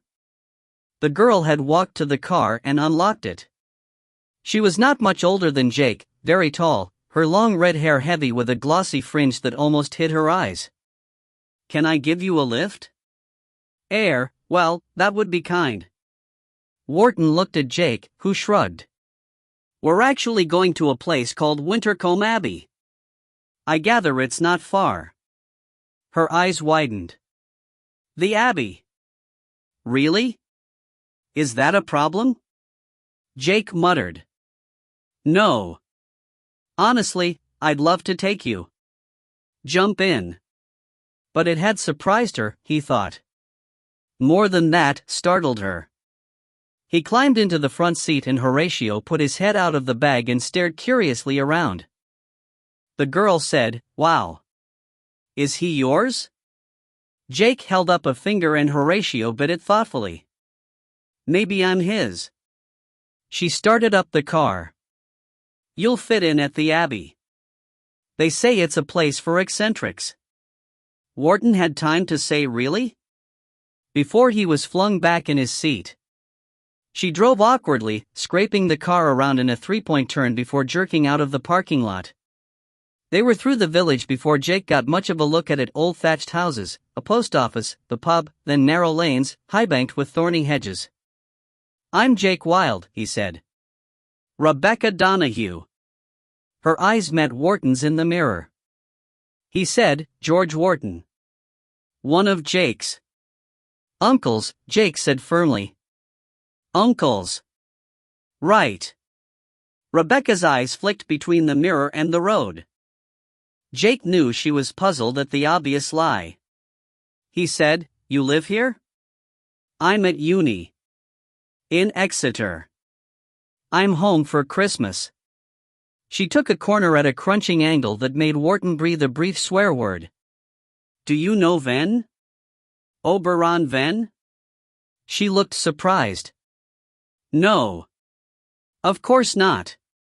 No one knows him. Well, maybe some of the older villagers used to, but not these days. No one goes to the Abbey anymore. I'm desperate to know why you are. If they told her, it would be all over the village. That was how these places worked. Jake said, Venn's my godfather. I'm staying for a while. The car squealed around a bend. Is he really? That must be so exciting. Must it? Well, yes. Wow, he was so amazing in that series he did. Volcanoes and stuff. And he's so hot. She raised her eyebrows. Jake looked out of the window, disgusted. They had entered a steep valley. The lane down it was narrow, branches scraping both sides of the car. As they descended, Jake heard the crunch of frosted gravel under the tires. Starlings flew in the twilight, squawking from the trees above. At the bottom, surrounded by what seemed like a thick wood, were two locked iron gates in a pillared wall. Rebecca slammed the brakes on just before the car hit them. Sorry. I've never been down this way before. As a matter of interest, Wharton said mildly, have you actually passed any sort of driving test? She glared at him. Last week. I'm amazed. Well, so am I actually. It was my third go. She hit the horn, a long noisy hoot. Is he expecting you? Before Jake could answer, the gate shuddered jerkily open, as far as the massed overgrown holly on one side would allow. Tense with nerves, he said, we can walk from here, thanks. No way. Rebecca changed gear with a crunching effort. I want to see the famous Venn. Anyway, the drive is probably miles long. He looked back at Wharton, who said, in that case, please carry on. The girl smiled. Jake had the feeling she was laughing at him. He felt annoyed at her stupid adoration of Venn. Moodily he stared out at the overgrown driveway. Every moment brought him closer to the house. It made him shiver. He fingered the wallet in his pocket, picturing his father's cheery smile in the black and white photograph. Whatever secrets lurked here, he wouldn't rest till he'd clawed them out into daylight. For a mile the car jolted along, Rebecca taking it carefully now, because the wood this deep was a black and white kingdom of frost, the track pitted with deep potholes. They came to the splintered trunk of a great dead tree lying right across the way. Good heavens! Wharton opened the window and leaned out. Is that deliberate? They say he doesn't like visitors. But someone must come, because there's a sort of way around the side. Rebecca maneuvered the car clumsily around the obstacle, jolting Wharton and the suitcases violently in the process. The monkey gave a shriek of protest. Oh, shut up. I'm doing my best. Suddenly space opened up. In the white landscape of winter frost they saw the Abbey, pale in the moonlight, its lawns rectangles of silver. It seemed to Wharton that it crouched down in the wood, that the trees surrounded it like a threat, as if one day they would devour it, grow over it completely. Rebecca stopped the car on the weedy gravel and turned the engine off. Wow, she said, into the silence. Jake gazed up at the ancient windows, the gargoyled gables. The place chilled him. He got out and stood facing it, like an enemy. Wharton hauled the suitcases after him. Thank you so much, Ms. Donahue. It would have been tiring to have walked all this way. She wasn't listening, her eyes were on the house. He turned, and saw that a man had come out, a tall, fair-haired man who stood on the frosty steps with an upright, arrogant assurance. It's him, Rebecca muttered. Oh, double wow.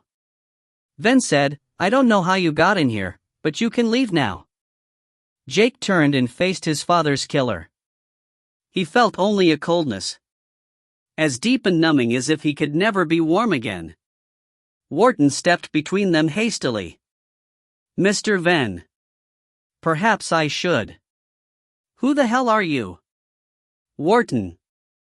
George Wharton. Head of Humanities, Compton School. Ven's stare was blank. Compton's. In Geneva. Switzerland. It was enough.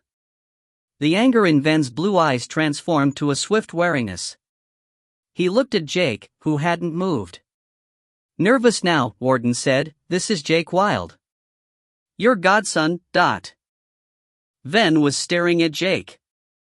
You're David's boy? Yes. He is. Jake's silence made Wharton stammer anything to fill it. You remember, I'm sure, the email. Ven said, I don't send emails.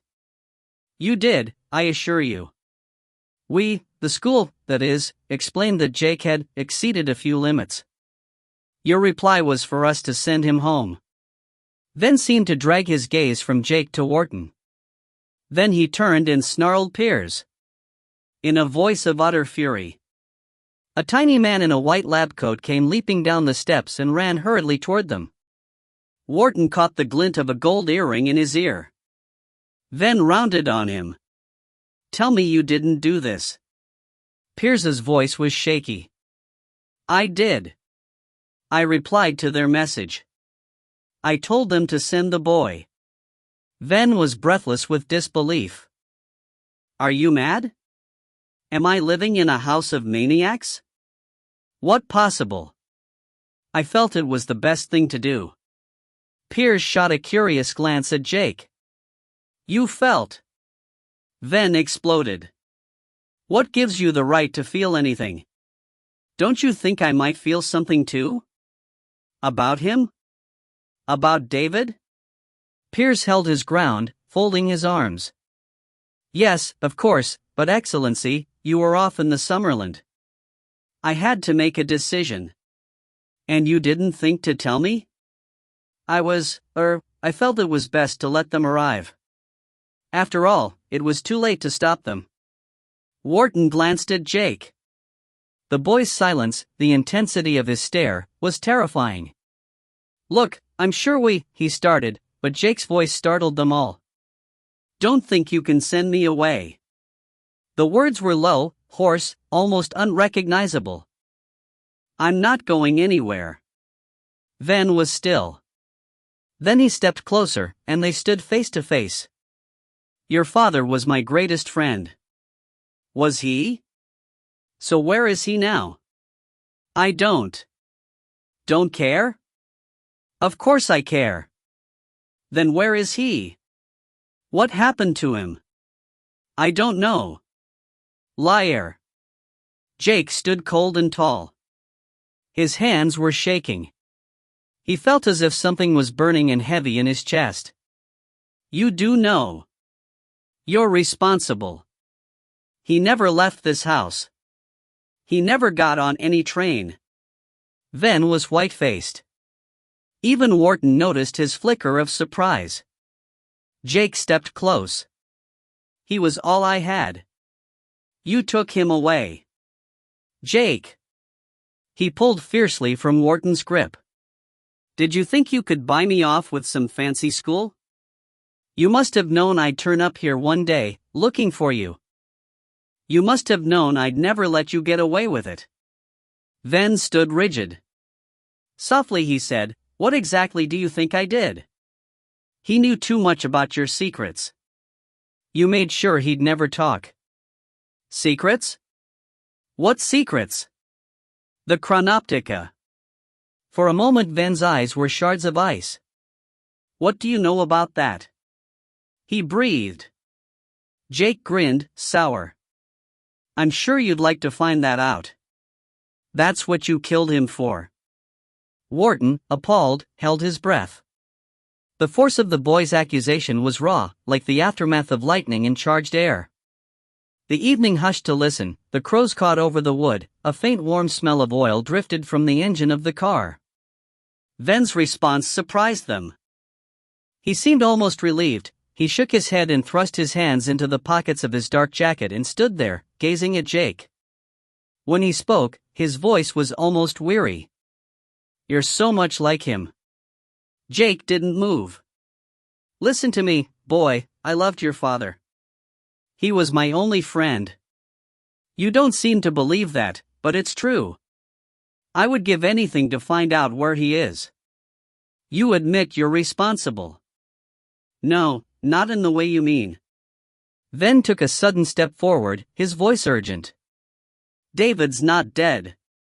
He's alive, somewhere. And I'll find him. Jake snorted, but he seemed shaken. I'm not going from here until I know what happened. I see. Ven flicked a glance at Piers. I suppose you've already got rooms ready. South wing. Piers scratched his thin scrap of beard. But I didn't expect an entourage. They all looked at Rebecca, who was standing by the car, staring at Jake. She seemed fascinated. Startled, she lifted her hands. Oh, I'm just the lift. Good. Ven turned away. Then he swung back. But you, Jack. Jake. My name's Jake. I don't care what your name is. Keep out of my way. Keep out of my business. Don't go prying into things you don't understand. You're only staying because it's what David would have wanted. There was a sting of scorn there, a whiplash of pain. With a glare at Piers, Ven turned and stalked away from the house, ducking down a path into the darkening wood. Piers blew out his cheeks in relief, and began gathering up luggage. Well, I think that went quite reasonably under the circumstances. Welcome to Wintercombe Abbey, gentlemen. No, wait. Wharton turned quickly. I'm not staying. At least. Thanks for everything, and I'm sorry about messing up the play. Jake held out his hand. Have a great time in Shepton Mallet. Wharton stared at the outstretched hand and then beyond it, at the shadowy gloom of the house. Will you be all right? Fine. Maybe Rebecca will give you a lift back. Oh, right, she said. Why not use up all my petrol? Wharton hesitated. Then, over Jake's shoulder, high in a tiny attic window, he saw a face, watching him. A small, white face, young, like a girl's. It ducked away, and he saw that the window was barred. He stared up. Had he imagined that? What sort of place was this dark house buried in Wildwood? After all, the father had vanished here. What if the son did too? Around him the twilight had become night, there were stars in the frosty sky, and the acrid smell of wood smoke. He cleared his throat. Well, now, it's rather late. Perhaps I should stay, just till Christmas. See you settled in. Jake dropped his hand. He managed a wry smile. Loco parentis. Sort of. How could he leave the boy in this godforsaken place with a man as hostile as Ven? Besides, the head would be avid to know all about it. Piers was already crunching over the gravel with their cases under his arms and clutched in long, spidery fingers. Jake let the monkey out of the bag, it leaped wildly onto the car, shrieking with delight. Hey! Watch my windshield wipers. Rebecca put her hands in her pockets. Did you mean all that, about murder? That is so weird. My father went missing here. That's all I know. She gazed at him a moment. Then she leaned into the car and came out with a torn envelope. She scrawled on it hastily. Look. Here's my phone number and email. I live nearby. If you ever want a drink or a chat or anything. She held it out. I mean, this place is pretty isolated. Give me a call. He took it, feeling awkward. She meant well, and so did Wharton, but he just wanted them to leave him alone. Though as he watched her drive off he felt a strange ebb of confidence, especially when the purr of the engine had faded and he and Wharton stood alone in the silent evening. They looked at each other. The marmoset jumped down and ran to the lighted porch. He knows where supper is, Wharton said, too heartily cheerful. Piers was waiting for them on the porch. Next to him, 7 black cats, all identical, sat in a silent row. Their green eyes watched Jake gravely. Climbing the steps, Wharton said, "Does anyone else live here, Mr. Piers, apart from you and Mr. Venn?" The small man gave him a mischievous, sidelong look.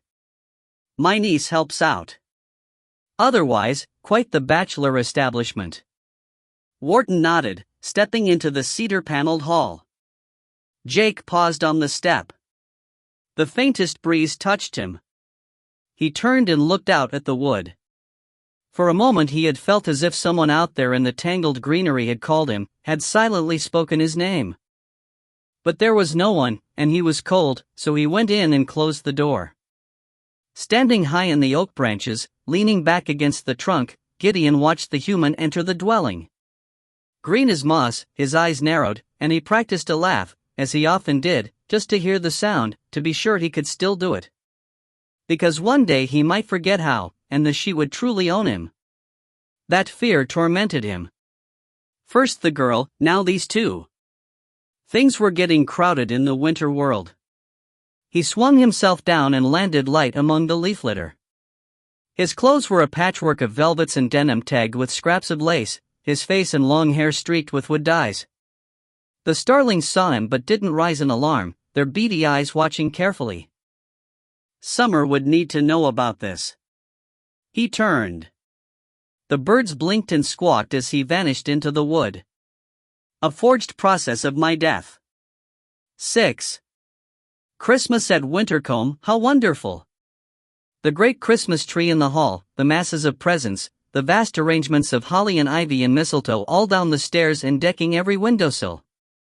The whole house warm with the smells of baking and sweetmeats. I am living in a dream, my dear. Letter of Lady Mary Venn to her sister, 1834. Sarah was eating toast in the kitchen the next morning when Piers came in. He had some cartons of milk and a newspaper, so he must have been to the village. How had he gotten there and back so quickly? She glanced anxiously at the paper. Then she said, "So who are they?" "Who are who, exactly, dot?" "The man and the boy. They arrived last night. They're still here. And then, he didn't come back. He's been gone all night." Piers arranged some breakfast things fussily on a tray. "You're an observer, Sarah. That's very good. His Excellency will need that. But don't get ahead of yourself. He does what he wants, and I assure you, no one is safer in the wood than Venn." She frowned. He was avoiding answers. "What about the others? If they find out about me?" He was already working at the ancient range, pouring milk onto porridge. "They won't. The boy is the son of an old friend of Venn's who's turned up out of the blue." He looked over, a quizzical glance. "They're not local. They don't know anything about you. You're quite safe." Unsatisfied, she sat at the empty table. It looked as if it had been made for a staff of 40. She pictured the room crowded with servants, bustling around the vast chimney, so big, you could sit on a bench inside it. Down from its blackened stones hung a collection of spits and pans and copper pots, all too heavy to lift and coated with a frosty soot. Spiders had constructed elaborate cities of web among them. 3 identical black cats snoozed on a chair in a heap. She pushed the toast crust around the plate. "Can I explore?" "Please do. It's an ancient, rambling house. But don't go to the Monk's Walk." "I know." She looked up. "Is that where it is?" He smiled. "It? This Chronoptica." Piers did not pause in his rapid stirring, but maybe the spoon circled a little faster. "You'll find out about that soon enough. Patience, Sarah." She got up and clattered her dish into the scullery sink. "So what about you? Are you the last of the staff or something? There were dozens here once, butlers, footmen, maids. You sound as if you'd seen them." She shrugged. "Even crazy girls read books. The small man gave an odd chortle of laughter and picked a scrap of soot out of the porridge. Do they really? Well, as for me, I'm His Excellency's slave. He rubs a lamp and I come out of it. He whistles and I appear. He bought me in a market in the wastes of the Kalahari for 30 camels and a bottle of whiskey. He freed me from the eternal spells of an island sorceress. Was it a joke? If so, it was a bitter one. She said, "You work for him?" He owns me. Pierre's voice was acid. She didn't know what to make of that. You've been exploring with him? Many times. In the Andes. In Antarctica. He always loved to travel. You might say we put a girdle around the earth together. She decided to try her luck. But that all changed when his wife died? Pierre stopped stirring. He turned and she saw all his quirky humor had gone. A word to the wise, Sarah. Never speak to Ven about Leah. Do you understand? For a moment she stared at him. This is such a house of secrets. Is he so scary? His anger is never pleasant. But the truth is, he's eaten up with grief and shame. I don't want you adding to that. In the corridor, a bell rang. To break the moment, she went and looked out. There were 2 rows of bells in the corridor, old spiral coils, each with the name of a room above it in faded gilt letters, almost worn away. But she knew them. The one that was trembling said South Breakfast Room. She came back, disgusted. Do they think this is some sort of hotel? Maybe they do. Pierre's had the porridge, toast, and tea on a tray. And maybe we'll indulge them for the first morning. Why don't you take it up? He held the door open. You can see the fierce boy and the shrewd teacher for yourself. Jake watched Wharton pull the bell again. You're wasting your time. He's not going to treat us like guests. Wharton sighed and came to the table. He leaned his arms on it and gazed out through the window. The bitter night had left the lawns coated with a stiff, frozen rime. If you walked on it, he thought, it would wheeze and crack underfoot. He said, "Sleep well?" Jake shrugged. In fact, he had tossed and turned until well past midnight, twice sitting up wide awake and alert, listening to soft creaks and movements somewhere deep in the unknown house. He said, "Being under the same roof as my father's killer makes it hard to relax. Jake, you have to rid yourself of this obsession." Wharton turned to him anxiously. You really can't. No? He took out the folded letter. This is my proof. Don't tell me to forget, sir, because I never will. If you want to leave, leave. I can look after myself. He laughed, bitter. After all, I'm safely home now, Wharton sighed again and scratched his rough chin. He hadn't slept well either. The house was uncomfortably damp and cold, the water had been too icy to shave with, and, oddly, neither his room nor the bathroom had a mirror. I'm going to find some food. Jake jumped up and crossed the room, flinging the door open. He walked straight into a girl with a tray, who gasped and almost dropped it. They both grabbed at it. Cups and saucers slid. Porridge slopped hot on Jake's hand. The girl snatched it from him. That was so stupid. I could have dropped the lot. He stood back. But you didn't. She pushed past him and dumped the tray on the table. Jake watched her. She was small and agile, her white blonde hair cropped short as a boy's. She wore jeans and an old purple top that was too big for her, the sleeves rolled up. She had a pair of striped woolen gloves on, and a scarf, as if the house were perpetually cold. And someone else's shoes. Porridge. Wharton was delighted. Fantastic. Toast. And honey. He began to unload the tray. I hope we haven't put you to too much trouble, miss. Piers made it. Jake came over and Saturday your uncle. Yes. He didn't miss the hesitation. He said, "Horatio, come down." The marmoset swung itself from the filthy chandelier, dust and spiders raining after it, and landed on the table. The girl gave a sharp cry, almost of wonder. Hori screeched at her, took a piece of toast in a dainty paw, and began to nibble. "Is that a monkey?" Her utter disbelief astonished him. "Haven't you seen one before?" "Yes, of course." "Only, is he yours? Can I touch him?" Sarah stretched out her fingers with a wary joy and the monkey sniffed at them. "Give him some toast." Wharton held some out, and as she took it and offered it to the monkey, he flashed a glance at Jake, who looked as if he was thinking the same thing. She had obviously never seen such a creature before. Indeed, it was as if she had never even imagined one could exist. "That's enough. He eats too much rubbish as it is." Jake came and took Horatio onto his shoulder. Sarah dragged her gaze away from the wonder of the animal and looked at the boy. He clearly thought a lot of himself. He was tall and dark-haired, and his clothes, as far as she could tell, were expensive and carelessly worn. He was also rude and sullen. Her first instinct was to dislike him. The teacher was another matter. A big, powerful man, he was tucking into the breakfast with a hearty joy and talking all at once. "This honey is so good. You should try some, Jake. And the bread. Freshly baked. Mr. Piers is an excellent cook. I'm not hungry." Jake turned to Sarah.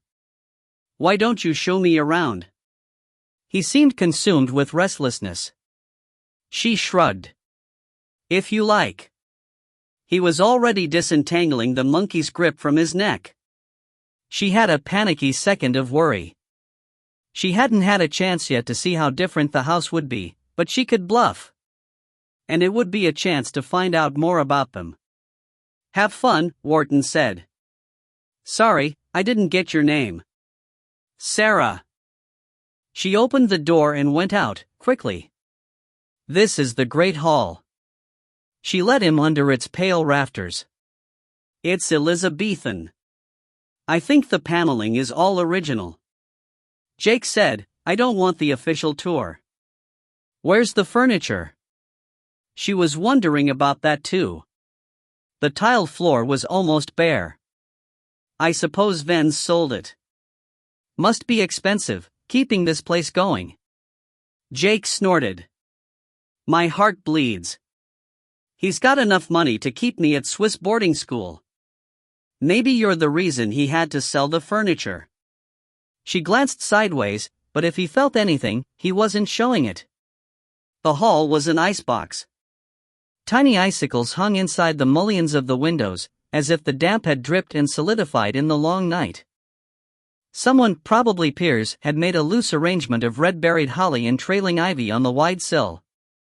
A black cat sat next to it, watching them. "You're limping," Jake said. "Oh, that's nothing. A blister." He was observant too, she thought. They explored the ground floor. The rooms were small and nearly all paneled with intricately carved woodwork, hanging with swags and carved faces. The corridors were long and dim, the floorboards creaking noisily underfoot. Nothing in the house was straight, everything leaned or tilted, even the floors sloped, and Jake had the unsettling feeling that the abbey was warping almost as he walked through it. Great sideboards held pewter cups and bowls. The lighting was weak. From the small casement windows he glimpsed the green gloom of the wood through tangled tendrils of ivy. Sarah walked in front, amazed. She had expected the abbey to be neglected and uncomfortable, but not like this. It was filthy. Curtains rotted where they hung, some so threadbare, they would dissolve at a touch. Ceilings dripped into buckets, plaster was damp and in places sprouted whole gargoyles of green mold. The smell of mildew clung in the air. Below the stairs, Jake looked at the bare spaces where portraits had hung.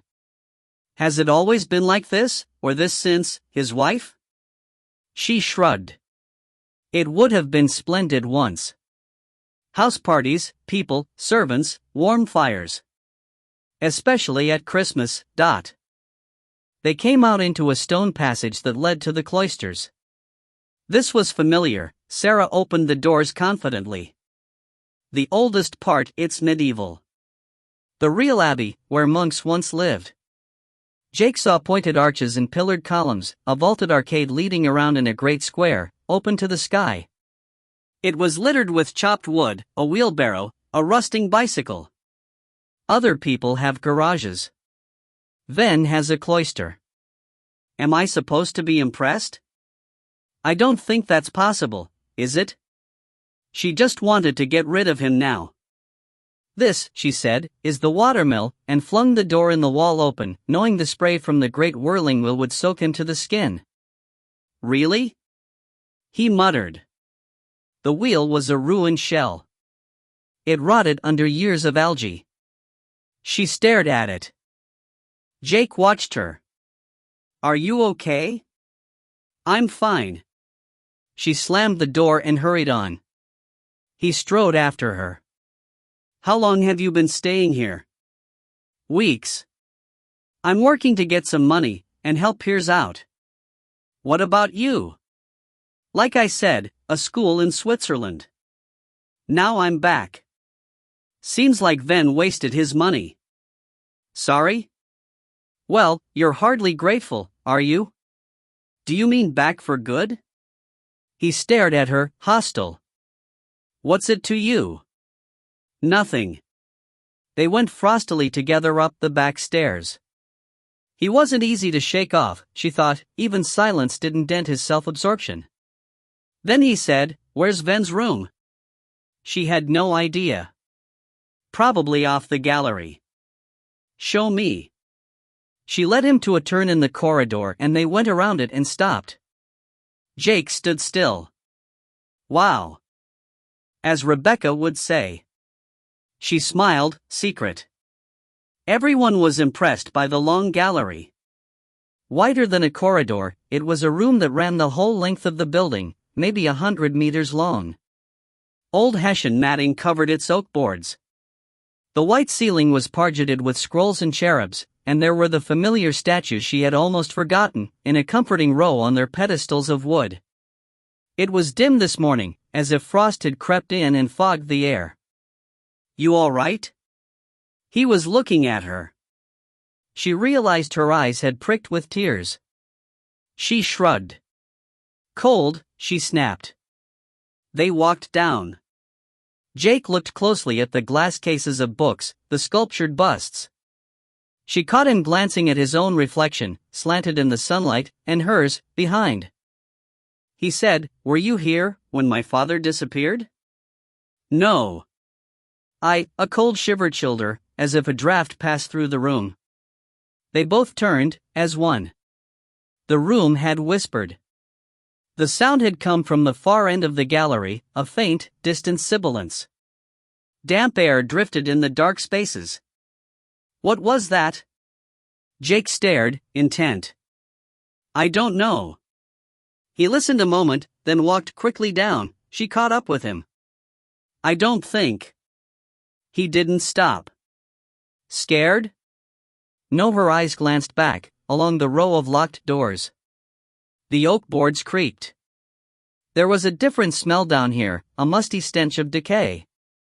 She saw that the white ceiling was ringed with watermarks.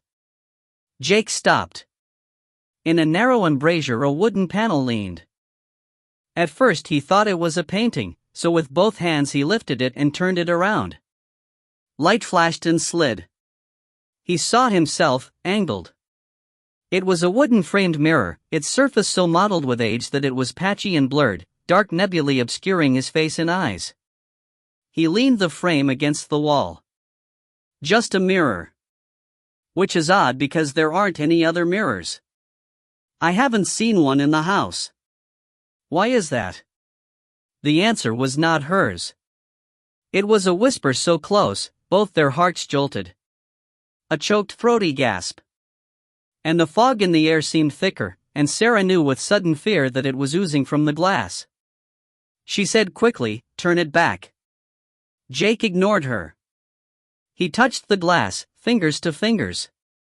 And then he gave a cry of terror, because the hand he had thought a reflection of his own caught hold of him and jerked him close. "Jake," his own face hissed. "It's me. Dad." 7. Long ago, they say, a baby was born in a cottage at the edge of the wood.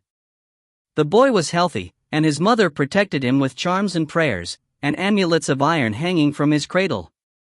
But he cried and gurgled so loudly, the sound echoed under the trees. Soon, she began to see the faces of the she at the window, and hear, every night, their soft tapping at the door. She grew afraid in her heart. Chronicle of Wintercombe. Jake couldn't move. The hand in the mirror was a gray fragility, but it gripped him tight. He stared into the glass, so close his breath misted it. "Dad?" he whispered. The face blurred beyond the mottled surface. It was his own, and yet its edges were worn, its eyes terrified, its skin ashen. "Jake," it said. "How can it be you?" He grabbed the mirror with the other hand, flattening himself against it. His legs went weak, only the frame held him up.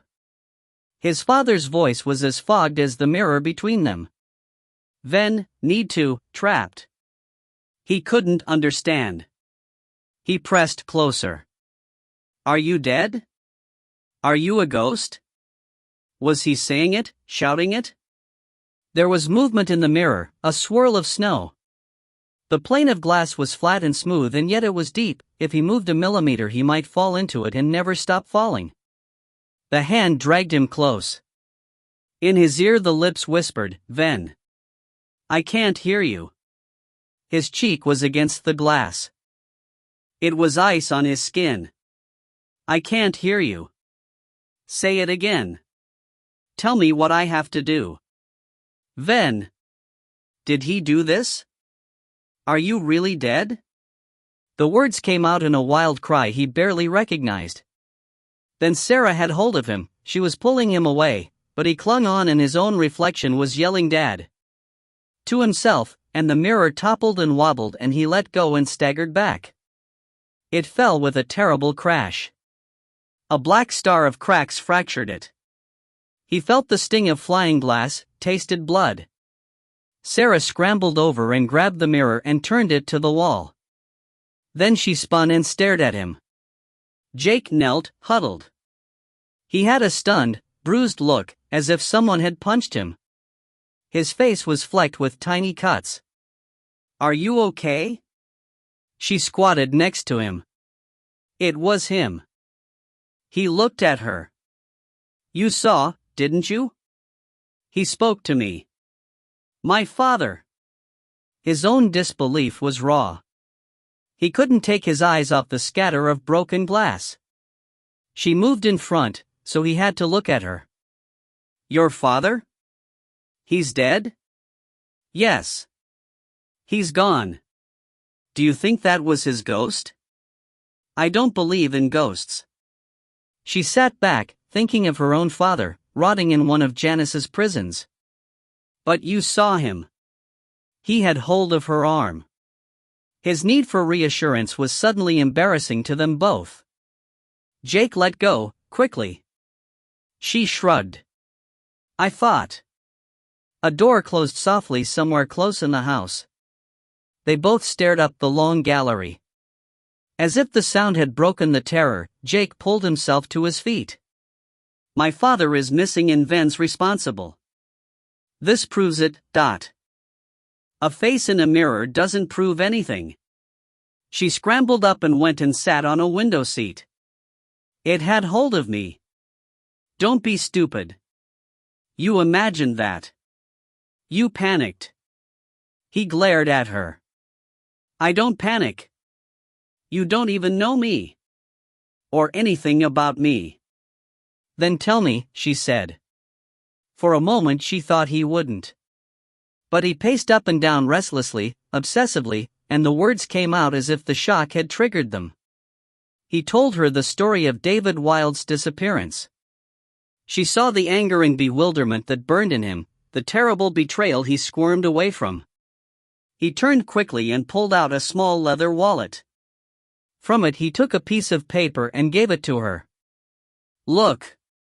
Read it for yourself." She read his father's scrawled words.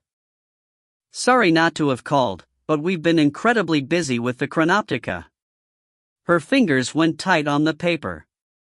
She looked up and interrupted him in mid-sentence. "What do you know about this Chronoptica?" He stared, annoyed. "Nothing." He never said anything else about it? About their work here? Obviously Ven swore him to secrecy. He came closer. "Have you heard of it?" She shook her head, rereading. He was silent, so she looked up and saw he was staring down at her. "Because if you had," he said softly, "we could work together. You could help me." She gave the note back and stood up. "I'm sorry about your father, Jake, but I don't think Ven killed him." As she turned away he said, "But you saw him in the mirror. You heard him speak." She didn't stop or look back. "I just saw your reflection. I just heard you." Then, afraid he would come after her, she had to walk all the way up the long gallery with his angry stare at her back. Wharton put his head around the door and looked in. It was a small side hall, as cold as every other room here. He was wearing a coat and scarf, because he made a point of taking a walk every morning, and the grounds would probably be warmer than inside. Now all he had to do was find a way out. The Abbey was a confusing building, but he remembered this hall from last night. He walked over the stone tiles, clearing his throat. On the walls the eyes of the few remaining portraits watched him pass, and one of the black cats that seemed to infest the place sat washing, its pink tongue working rhythmically. He was already regretting his offer to stay for Christmas. Despite Pierce's admirable cooking, it promised to be a cold, comfortless, and embarrassing time. After all, the boy was Ven's responsibility now.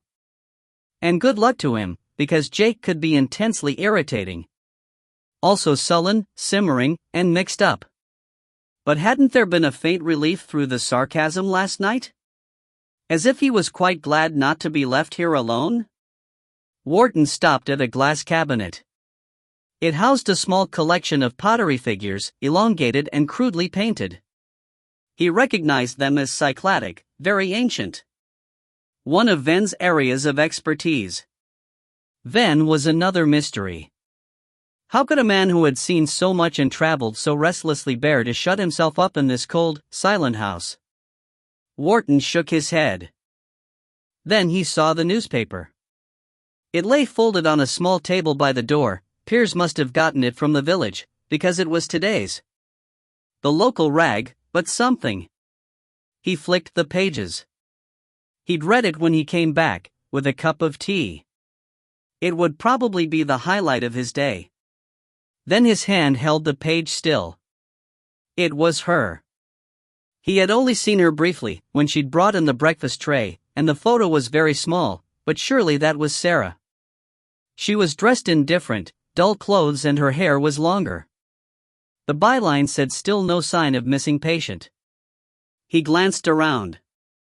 Then he folded the paper, tucked it inside his coat, and went out. Sarah sat on her bed, knees up, and wrote quickly with the black pen. "We'll certainly try to find JHS's box again. It has to be the one recorded in the files. When will Ven reactivate the mirror? A boy called Jake Wilde has arrived, claims to be Ven's godson. He's already disrupting things. Today there was a strange..." She stopped, searching for the right word. Vision? Ghost? The writing faded. Suddenly, out of nowhere, panic and a terrible loneliness seized her. She wrote frantically, in a wild scribble. "Are you left, any of you? Max, Evan, Kara? Anyone? What's happening back there?" One by one the letters died away. She felt numb and empty. But then, just as she went to close the notebook, something started to appear. A few words, emerging slowly, as if they struggled through some immeasurable distance. Cold with concentration and a growing horror, she watched them form. "Your friends are dead, Sarah. No one is left. No one hears you but me. We can converse now. You and me. Sarah and Janice. Your lord. Your master. Terrified, she slammed the book shut and stared at its cover, her heart thudding. For a long moment she sat there, fighting against fear and despair. Was it true? Were they all gone? If so, it was all up to her. She jumped up, crammed the pen and book back into the secret space under the floorboard, and raced downstairs. Piers, wearing an apron with a huge red sauce bottle on it, was peeling potatoes at the kitchen sink. Sarah, good, he said at once. Ven wants you to be there tonight. The Monk's Walk, at 8 o'clock. Her heart missed a beat. Already? He's desperate to get the thing working again, not. She began to wipe the dishes and put them away. There was so much to ask, but she had to be careful. The thing? Piers grinned. You'd never make an interrogator, Sarah. If you want to know details, speak to Ven. But he's heading out again, so you'll have to wait. I thought he never left the estate. Maybe the estate is bigger than you think. Maybe it contains the whole universe. He tossed a peeled potato into a saucepan with perfect accuracy. Calm, she said, I'm really sorry, but I'm afraid a mirror got broken this morning. Up in the long gallery. He turned and looked at her. Jake slipped against it. It cracked. 13 years bad luck. He looked utterly dismayed. Yes. It's a pity. Especially as there aren't any mirrors anywhere else, but. Now she felt better because he was the one wanting to ask the questions. He said gloomily, Damn. Damn. I was supposed to get rid of them all. If Ven finds out, he'll hurl me halfway around the world. He won't. Not from me. Saturday Jake said he saw his father's reflection in it. I think he's a bit obsessed with his father, don't you? Piers still seemed worried about punishment. So she said, Who's the scarred man? What? The scarred man. Something Ven said. But he was too quick for her. Already he was slicing another potato and flicking it into the pot. Absolutely no idea, he said, grinning. Annoyed at the lie, she got up and stalked to the door. Suit yourself. But walking down the corridor, she thought fast. Let herself smile. She'd never have a better chance than now to get at the box. The small study on the ground floor was empty. She stood inside, listening to the silence. The sun slanted in, a faint wintry glimmer from the window she had climbed through yesterday. The room smelled of ashes, and the grate held the gray, flaked remains of burned logs. She closed the door and locked herself in. Then she crossed to the bureau, opened the small cupboard, and felt through the papers and files until she found the box. She pulled it out. The initials JHS gleamed in the sunlight. She took it to the window seat and perched on the faded red upholstery. Then she opened the box and carefully took out the journal. It was a small fat notebook, much worn. The covers were black cloth, stained with greasy finger marks. It had clearly once been badly damaged by fire. The edges of later pages were crisp brown and in places whole chunks were burned away. She opened it. The handwriting was spiky and formal in flowing brown ink. It was difficult to read at first, until her eyes got used to it. Ven must have made a transcript long ago. But she didn't have time to find that. She'd have to do her best with this. It was amazing to be holding it here, in her hands. She read the first page. June 24, 1846. My name is John Harcourt Sims. On this day I begin my book of the Chronoptica. The details of all the processes are in the appendix. My notes on the obtaining of the precious metals and the meteoric materials will be found in the red leather binders which accompany this. Here, I propose to record only my personal observations and the details of every demonstration I conduct with the device, every success and failure, because I have learned that to fail is as important as to succeed. I am determined to write everything down. I am not afraid. It will be a tragedy for the world to lose what I have discovered." Sarah glanced up. The grandfather clock whirred, now it chimed, 11 soft notes. Piers was busy, Ven out. She had time. She curled up on the window seat and read quickly. Jake sat on a bench in the cloister. He leaned his head back against the cold stone and shivered, because the morning was bitterly cold. But he needed to think. Of course, Sarah had seen the face in the mirror. So why deny it? Was she scared? Of Ven? And who was she? Certainly not Piers's niece. Something tapped his boot and he glanced down quickly. A brown hen cocked its head and looked at him with one bright eye. "Book," it said. Jake jerked his foot and the hen squawked away. He needed to find his father's room. There might be something there, some message left for him, some clue. He needed to act, not sit here and let the ghost face in his father's terrified voice eat into his energy. Ven. Surely he had heard that. A door clicked. He jumped up and scrambled behind a pillar just as Ven came into the cloister. He wore a long coat and strode quickly down the arcade, his tall shape flickering through the trefoiled arches. At the end he unlocked an iron-bolted door and ducked out, into the grounds. Jake moved out stealthily after him. Here was a chance to get him alone. Outside. Make him answer. Beyond the door was a flight of stone steps. Ven was already down them, brushing through the wintry wastes of an herb garden, the frost-blackened twigs snapping as he passed. Sharp scents of last summer's lavender came to Jake as he slipped along the path. At the end was an iron gate. Ven opened it and it clanged behind him. Reaching it, Jake saw Ven enter the wood. He closed the gate, but the clank made him look down, and he saw that the whole thing was hung with metal objects. Rusty bells and crosses, knives, even broken shears clattered against each other like some bizarre charm bracelet. He stared at them, noting the iron strip hammered down across the threshold. What was Ven keeping out? He ran to the edge of the wood and crept in. It was dank and chilly. Ven was far ahead. Jake slunk after him, wishing he'd brought a coat. The track led down between gnarled bare oaks, their heaped leaves slabbed with frozen puddles. He stepped on one, it wheezed and cracked. Ven looked back. Jake froze, deep in shadow, praying the low sun would be in the man's eyes. After a moment Ven turned and walked on. Jake followed more warily.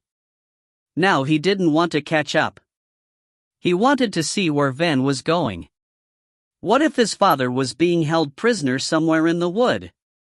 If Ven was heading there now? The path led deep into green gloom. Soon it was no more than a narrow trail, soft with humps and hollows. He slowed, eyes and ears alert. The wood darkened around him. It had become a thicket of thorns and brambles, impassable, above him the canopy of branches a closed lacework against the sky. Great roots sprawled across the track. He could hear only his own breath and the soft trickle of water in some hidden ditch to his left. His foot splashed a muddy spring. Breathless, he stopped. Ven was too far ahead to see. Suddenly panicky, he turned. To his astonishment, there was no way back. Branches clustered behind him. He took a step toward them. Brambles blocked his way. He reached out and pushed them, and they snagged at his hand. This hadn't been here before. Was he even facing the right way? Strange disorientation came over him. He had no idea which way was forward or back, in or out, north or south, as if the wood had wriggled and twisted.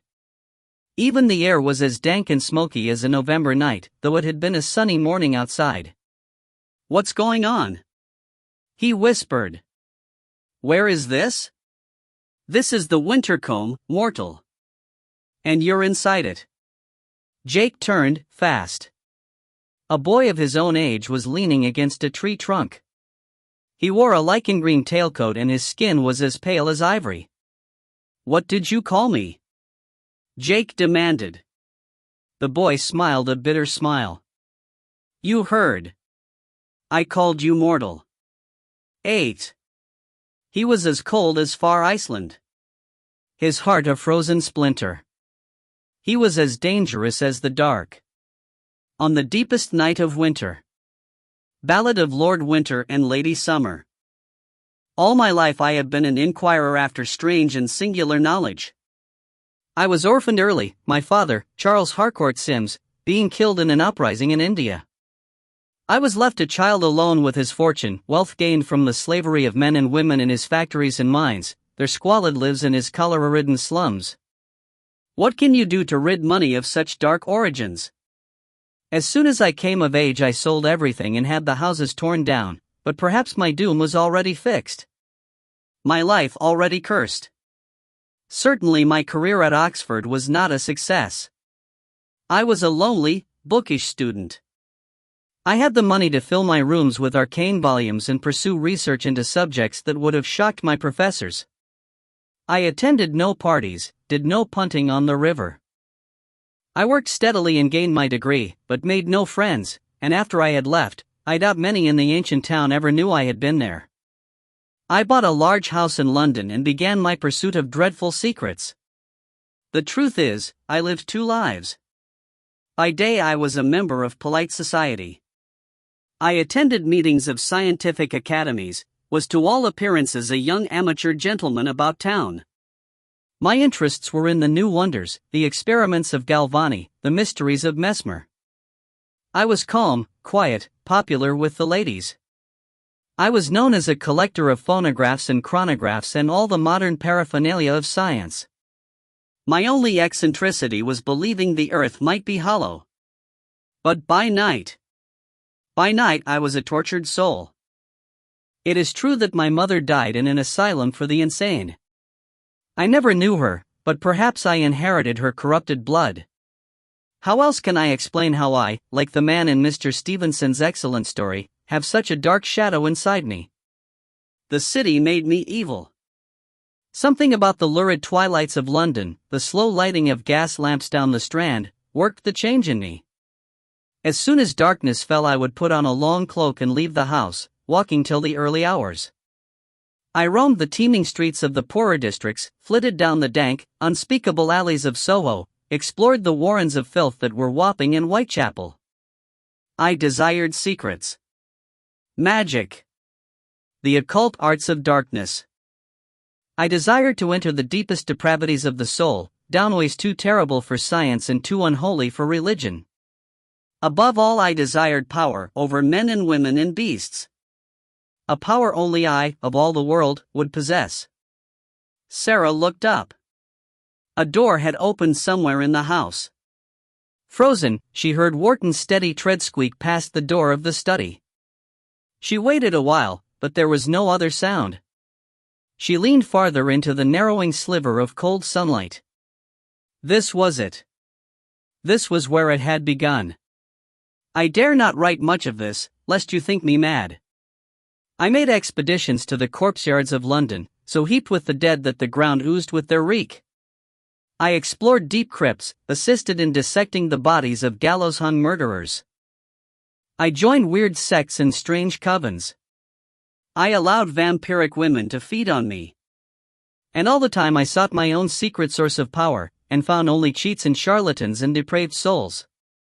Until I met the scarred man.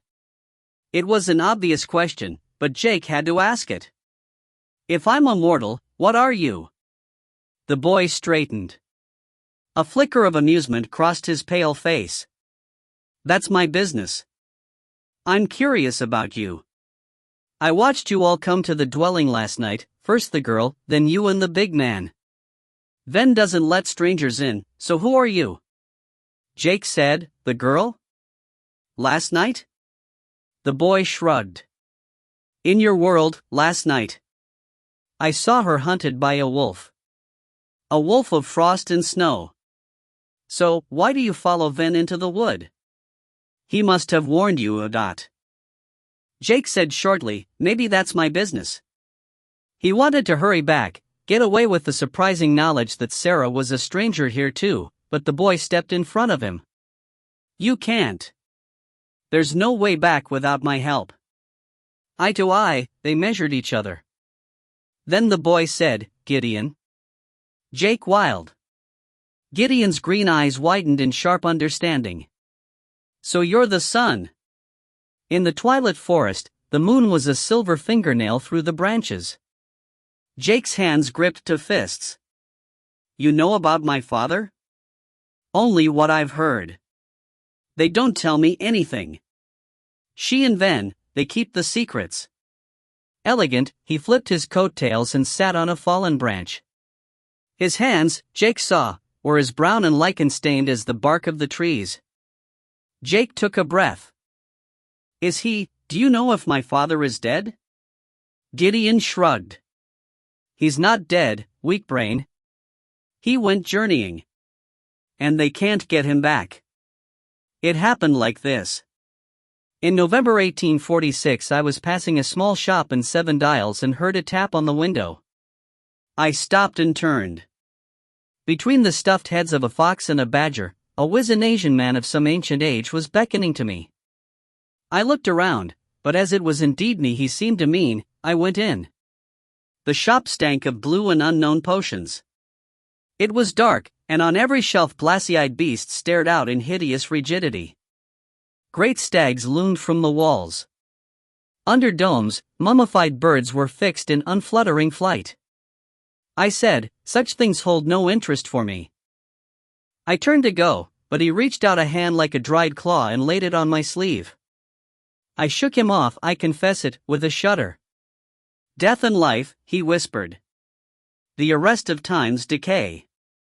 These things hold no interest for Sir?" I looked at the fellow. "Perhaps. But Sir requires more than the captured life, the feathers, and the bones. Sir requires, perhaps, a machine." A thud went through my heart. "What machine?" He shrugged, an insolent gesture. "A device of great power. So strange and terrible, only an adept of the deepest arcana might dare to use it. One such as yourself." This was surely a ruse to rob me. And yet there was something in the dark gleam of the man's eye that ensnared me. I looked around. "Where is it?" "Not here." "The price?" "It is not mine to sell." He leaned over and pressed a small token into my hand. "Tonight, at 8, Sir must go to Solomon's Court, off Charnel House Alley. Find the house with the pentangle. Show this token. And you will see." Then he turned and walked into the shadows of the shop. Outside, on the wet pavement, I gazed at the thing in my hand. It was 1/2 of a gold coin, a Greek stater, with the face of Zeus, his nose and eyes cut jaggedly away. Jake said, "What do you mean? Journeyed where?" But before he could ask any more, a glitter of light flashed deep in the wood. Gideon leaped up, a movement so fleeting that he seemed to vanish and reappear in the same instant. He grabbed Jake and hauled him down among the nettles and bracken. "They're coming. If they see you here, they'll take you. Don't even breathe." Astonished, Jake curled in the bracken. The urgency in the boy's voice was all too real. He kept still, cold mud soaking his knees and fingers. No one came. He glanced at Gideon. In the moss-green gloom he seemed perfectly camouflaged, though they crouched right next to each other. Gideon pointed, through the trees. Jake turned. A tiny shimmer caught his eye. He stared at it, saw a patch of glossy leaf, a lichened tree trunk. And it became them. He breathed in, felt Gideon's warning grip. They were almost people. Where they had come from he couldn't tell, they were so much part of the shadow and the foliage. Tall and pale, male and female, it was as if they had always been there, and just some adjustment of the light had revealed them to him. Their faces were narrow and beautiful, their hair silvery fair. They sat and lounged and leaned on branches or fallen logs, their clothes a crazy collection of fashions and fabrics, green and gold, modern and aged and patched. Their speech, from here, was the murmur of bees. "Who are they?" he whispered. Gideon was silent. Then he put his lips to Jake's ear. Don't be fooled. They look like angels, but they're demons. They're the she. Jake had no idea what that meant. But he did know, quite suddenly, that this was no longer his world. The twilit wood was impossible, because it was only midday, and the moon that hung here unmoving should not be so young. His glance flickered. He saw oak leaves and rowan berries, and the flowers of creamy meadowsweet, all together, every season at once. And yet it was winter. Then, along the path, a young woman came walking. She strolled out of mist, wearing a brief, simple black dress. Her hair was black too, cropped short. Silver glinted at her ears. Her feet were bare, her lips red. She seemed about 18. Behind her, to Jake's astonishment, strode Ven. The girl came to the she and turned lightly on her toes. She sat on a fallen log with her knees up and smiled as Ven stood over her and snapped, "If that's all you'll do for me, why should I do more? What do I care about any human woman? She's my wife." His voice was low, as if he fought to keep it steady. Was. She was. The girl smiled, heartless. And as you boasted yourself, you don't need me anymore. You have your precious machine. He shook his head. I was wrong to say that. The machine is a failure. She laughed, stretching out her bare foot. I know. A chaos of forces that you have no chance of controlling. It's already cost you your friend, now you'll experiment on this new girl. How long before she too disappears from your world? I don't care about the girl. He watched her, his eyes cold. Are you really still so jealous? Of a dead woman? She laughed again, and some of the she laughed with her. It was a sound like the ripple of a hidden stream, and there was no humor in it. It chilled Jake. Why should I be jealous? She stretched out her hand and touched Ven's face. I could bring you back to us at any moment I choose. Is that what you want, Ven? To come home? He stepped back. He said quietly, I don't need you, Summer. Leave the girl alone. The boy too. Leave all of us alone. She stood, graceful and slender. How can I do that, Ven? Light and shadow. Sun and moon. The Winter King and the Queen of Summer. We belong together and we always have. You know you can never exist without me. He glared angrily at her, but at the same instant Jake's hand slid in the mud. A twig cracked. The she turned like cats. Summer was still. Then she took a step forward on her bare feet and lifted her hand and pointed directly at him. Who dares to spy on me? It was a whisper of venom. The hairs on Jake's neck prickled.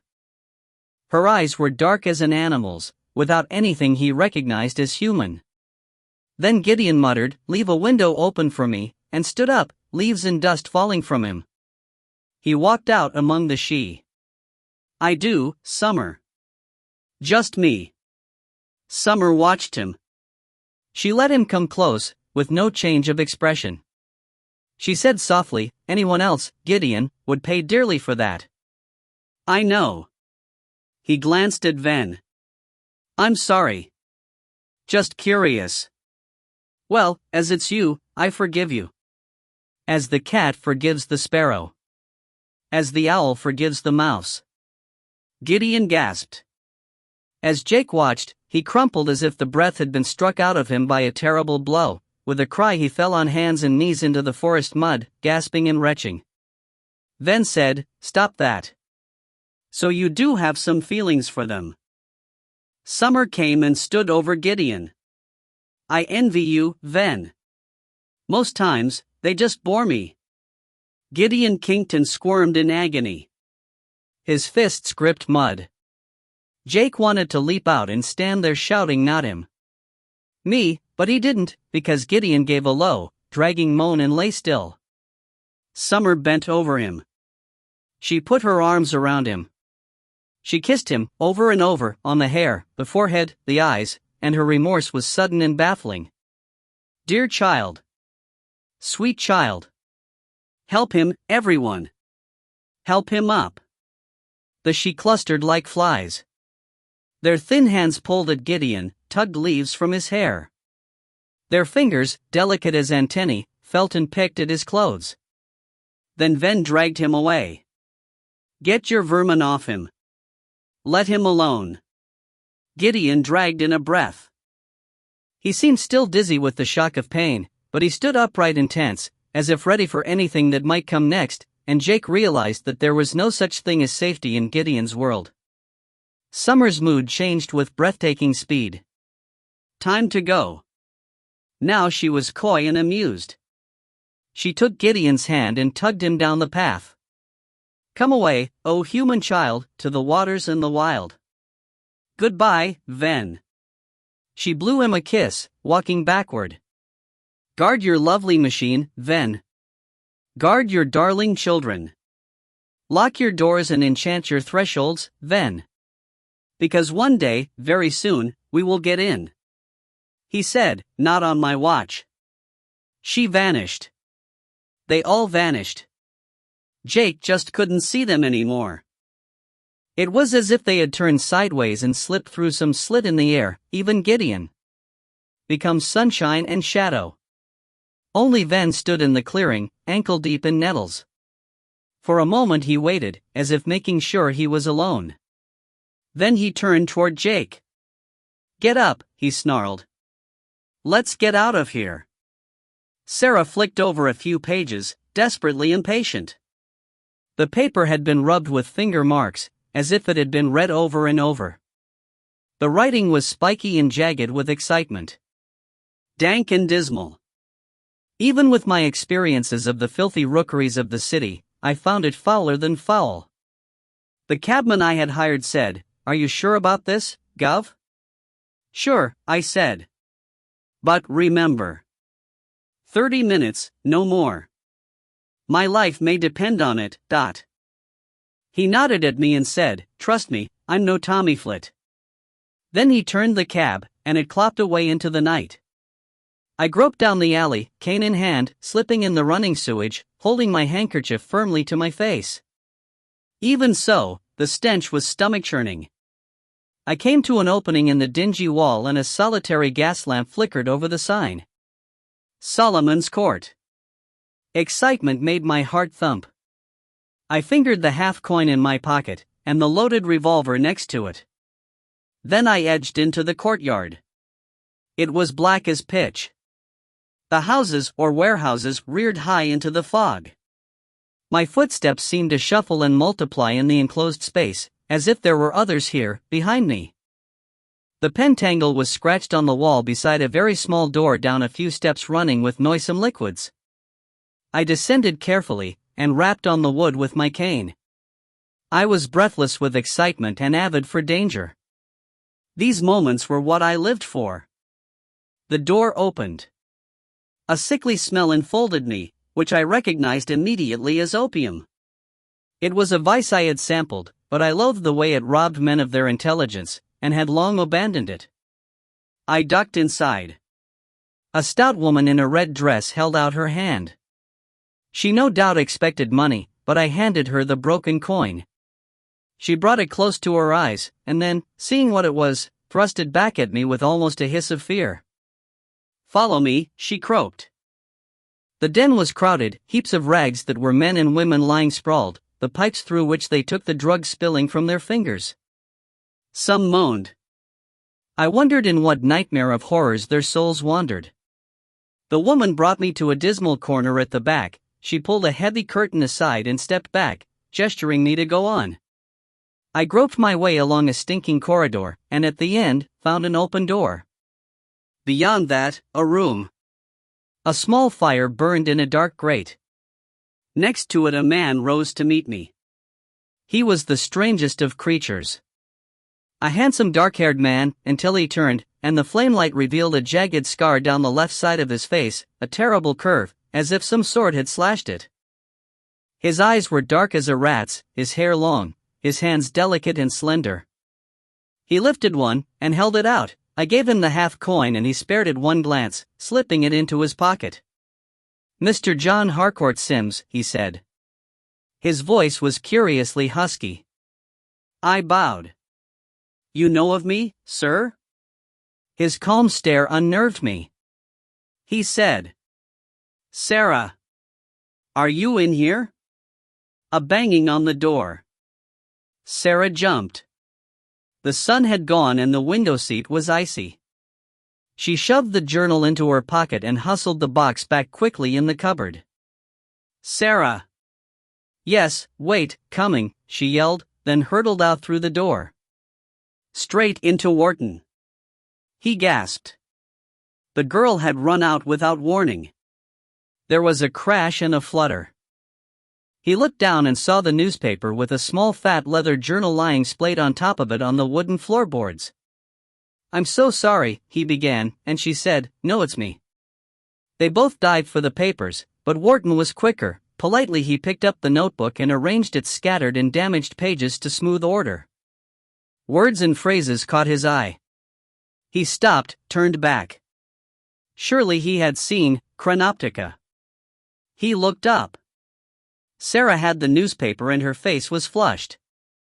She handed it back to him, quickly. "Yours."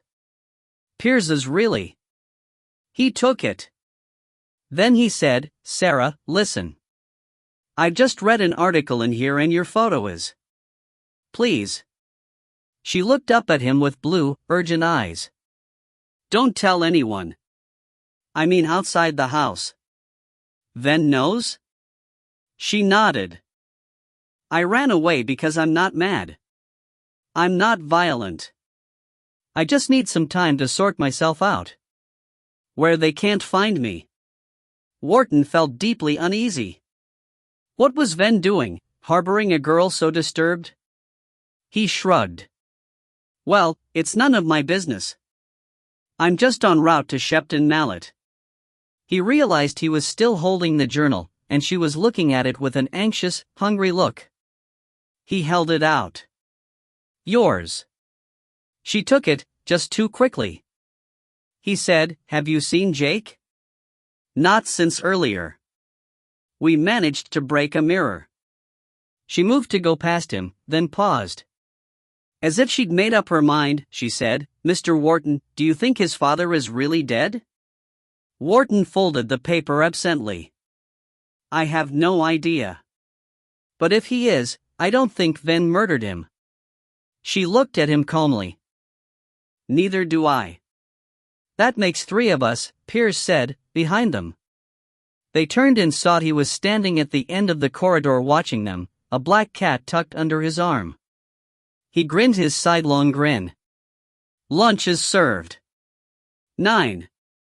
What is a reflection? Where doth it exist, in the eye, or in the glass? What properties in the light return us to ourselves? Is it divine revelation, or doth the devil taunt us with our imperfections? Above all, this. How can any man be certain that what he sees in the mirror is true? From The Scrutiny of Secrets by Mortimer D. That was delicious, Wharton said. So glad you enjoyed it. Piers piled the dishes on a tray. "I'll take those," Sarah said quickly. She took the tray and went out with it. She hadn't eaten much, Wharton thought, and she had seemed tense, on edge. Once, when something had howled far off in the wood, she had almost jumped, and gone over to the window and stared out at the bleak day for a long time. People must be looking for her. Really, he ought just to phone the police. He said, "I'm sorry Jake is so late. He's a bit preoccupied." Piers nodded. "Secretive?" "Most certainly." "Hell to teach?" "Believe me, you have no idea." Wharton stirred his coffee. "So, Mr. Piers, it must be pleasant having your niece here working with you." Piers's smile never flickered. Today he was wearing a butler's outfit, smoothly black over a red waistcoat, the tailcoat ridiculously long. He had already tripped over it once. Most pleasant, yes. Now he leaned against the table. They gazed at each other. It was Wharton who broke first. He tapped the newspaper, suddenly impatient. It's odd then that there's a picture of a girl in here who looks just like Sarah. A young woman who's absconded from. I saw that. Piers swept up the crumbs. An amazing resemblance. They say everyone in the world has a double, you know. A sort of reflection of oneself. Do they? Of course, this other poor girl who's run away, we don't know what she's running from. Those places must be hell. Not that His Excellency would care. He's not the sort to hide fugitives. Unless she could be of some use to him. Piers smiled, but it was a brittle effort. Yes. Unless that. His gaze fixed on the window. Ah. Here they are. Wharton stood and saw Ven stride swiftly out of the wood, and to his surprise, Jake stalked behind him, obviously freezing, and even more obviously, furious. Piers turned hastily. Whoops. I fear lunch might not be wanted. I'll just take the rest of the dishes down.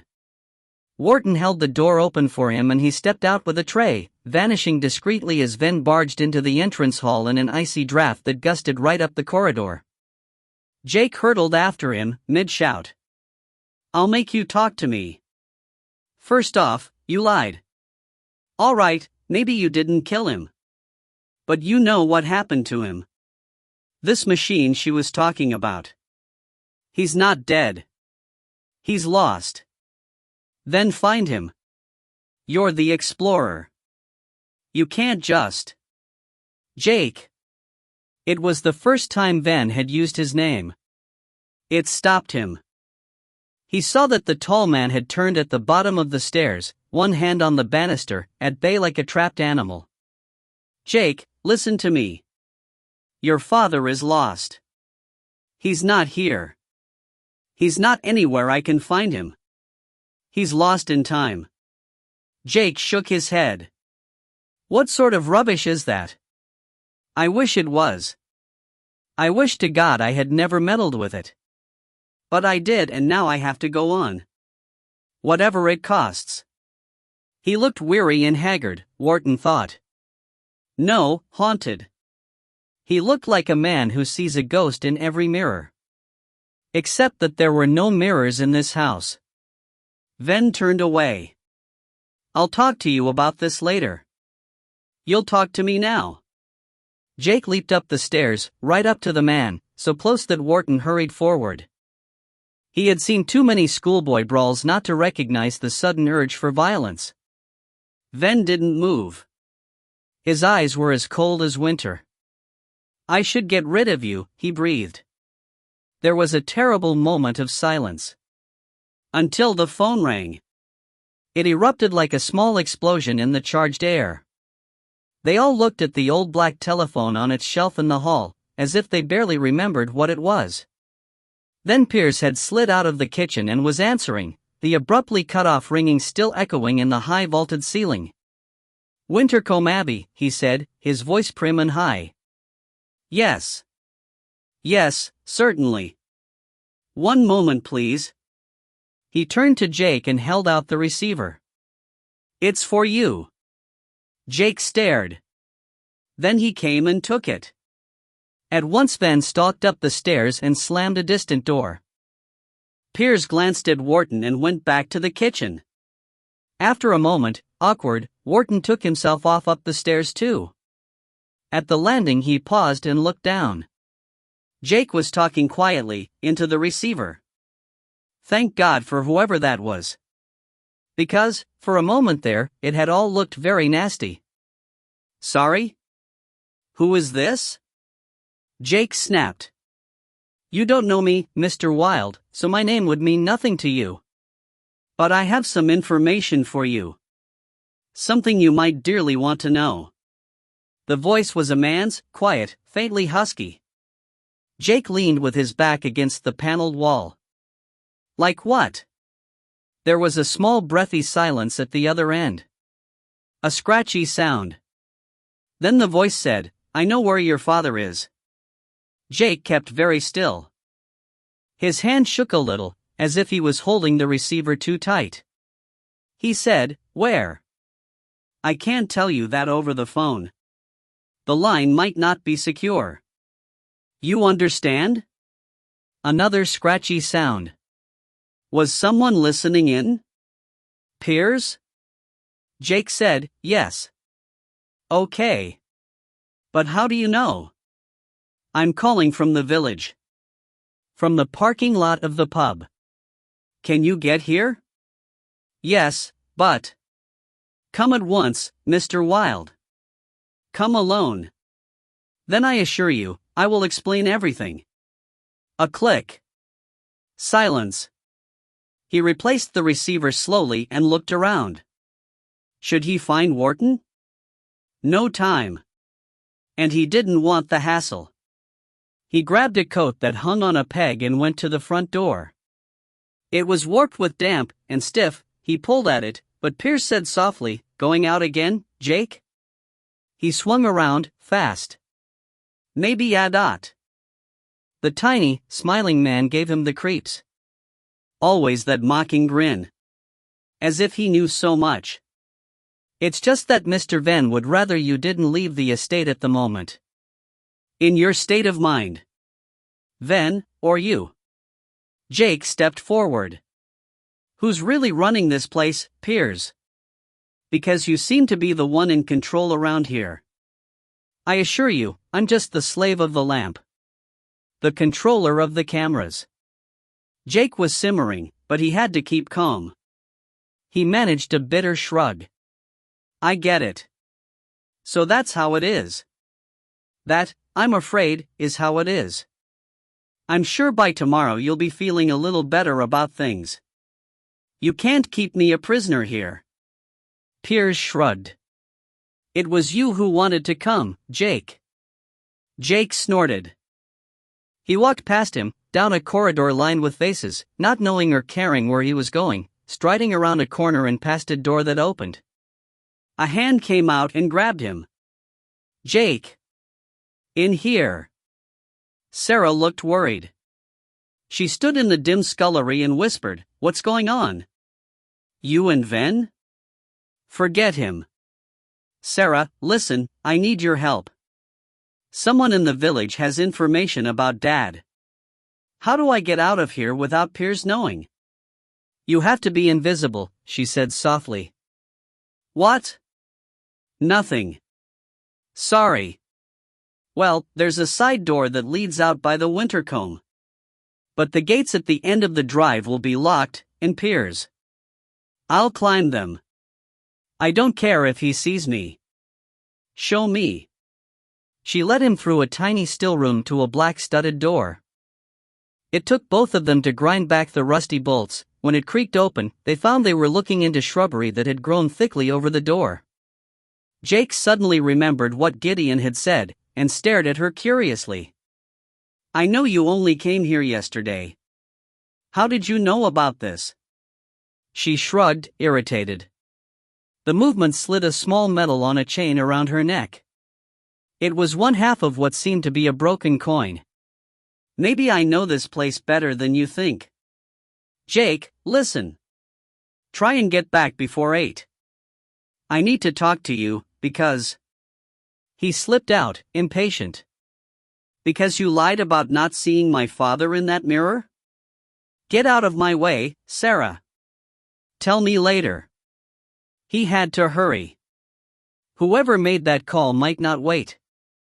He was gone before she could explain, rustling into the dimness.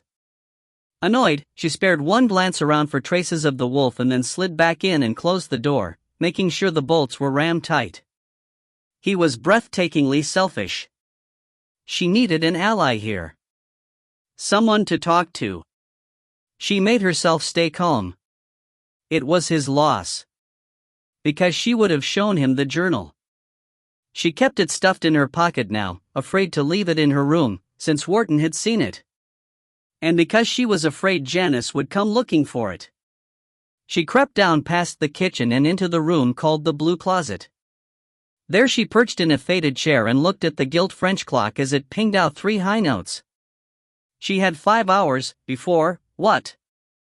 The Chronoptica.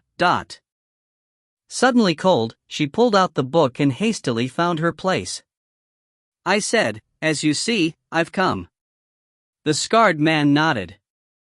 "I was quite sure you would, Mr. Sims. And I have the device, which, I assure you, is quite unique in this world." He indicated a veiled object on a table in the darkness, and moved an oil lamp, so that the slot of light fell across it. My eyes fixed on it, and I dare say my greed was perfectly visible to him. I whispered, "What is it?" He did not answer. Instead, he drew away the velvet cloth. I saw a black slab.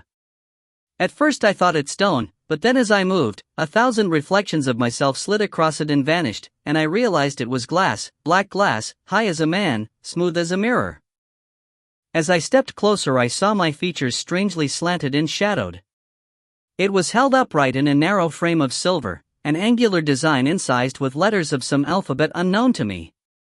The man said, "It is pure obsidian. Volcanic glass forged in the deepest furnaces of the earth." I was fascinated. I went to touch the mirror, but he forestalled me, quickly putting out his hand. "Not yet." I drew back. He waved me to a chair, but I remained on my feet. "How is a mere mirror a device of great power?" I asked, careful to sound casual. "Or do you and your confederate think to make a gull of me?" He just gazed at me. His eyes were dark, his face half demon, half angel. I confess I found myself so mesmerized, my voice died to a pitiful silence. "Standing before the mirror," he said, "let me explain. Some years ago, while clearing ground for building work in a remote district of London, workmen struck stone. Eagerly they uncovered it, and found a tomb. And then another. They had stumbled on a small, forgotten graveyard belonging to some long-demolished church. The tombs were ancient, their very existence lost. There was talk of plague pits, of disease, and lurking horrors. The men refused to dig further and their employers became uneasy. So they called me in. "Why you?" He smiled. "Because, sir, I am a specialist in moving the dead." I thought then he must be a gallows crow. A body snatcher. One who robs graves for the insatiable anatomists of London's hospitals. I said, "I see. But there would be nothing fresh there, surely. His dragging smile. The owners wanted the site cleared. I desired knowledge. Does that surprise you? Maybe you are a mere amateur in the dark arts, Mr. Sims. I am not. In that place I opened many unusual graves. Monks and nuns, soldiers and merchants. But one tomb was special.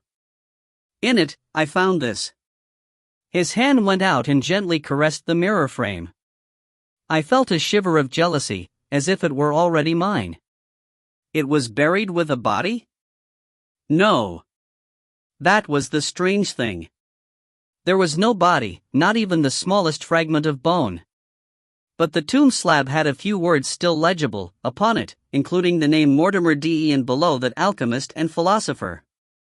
Alchemist was a word that interested me deeply.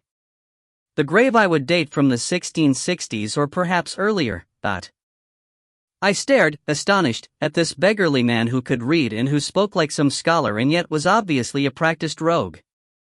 Then I walked cautiously around the mirror. It gave a disconcerting twist to my reflection, as if some other Harcourt Sims peered out of it. "And what does it do?" He gazed at me. For a moment I thought I saw the depths of a great despair in him. He said, "It allows a man to walk through the doorway we call time."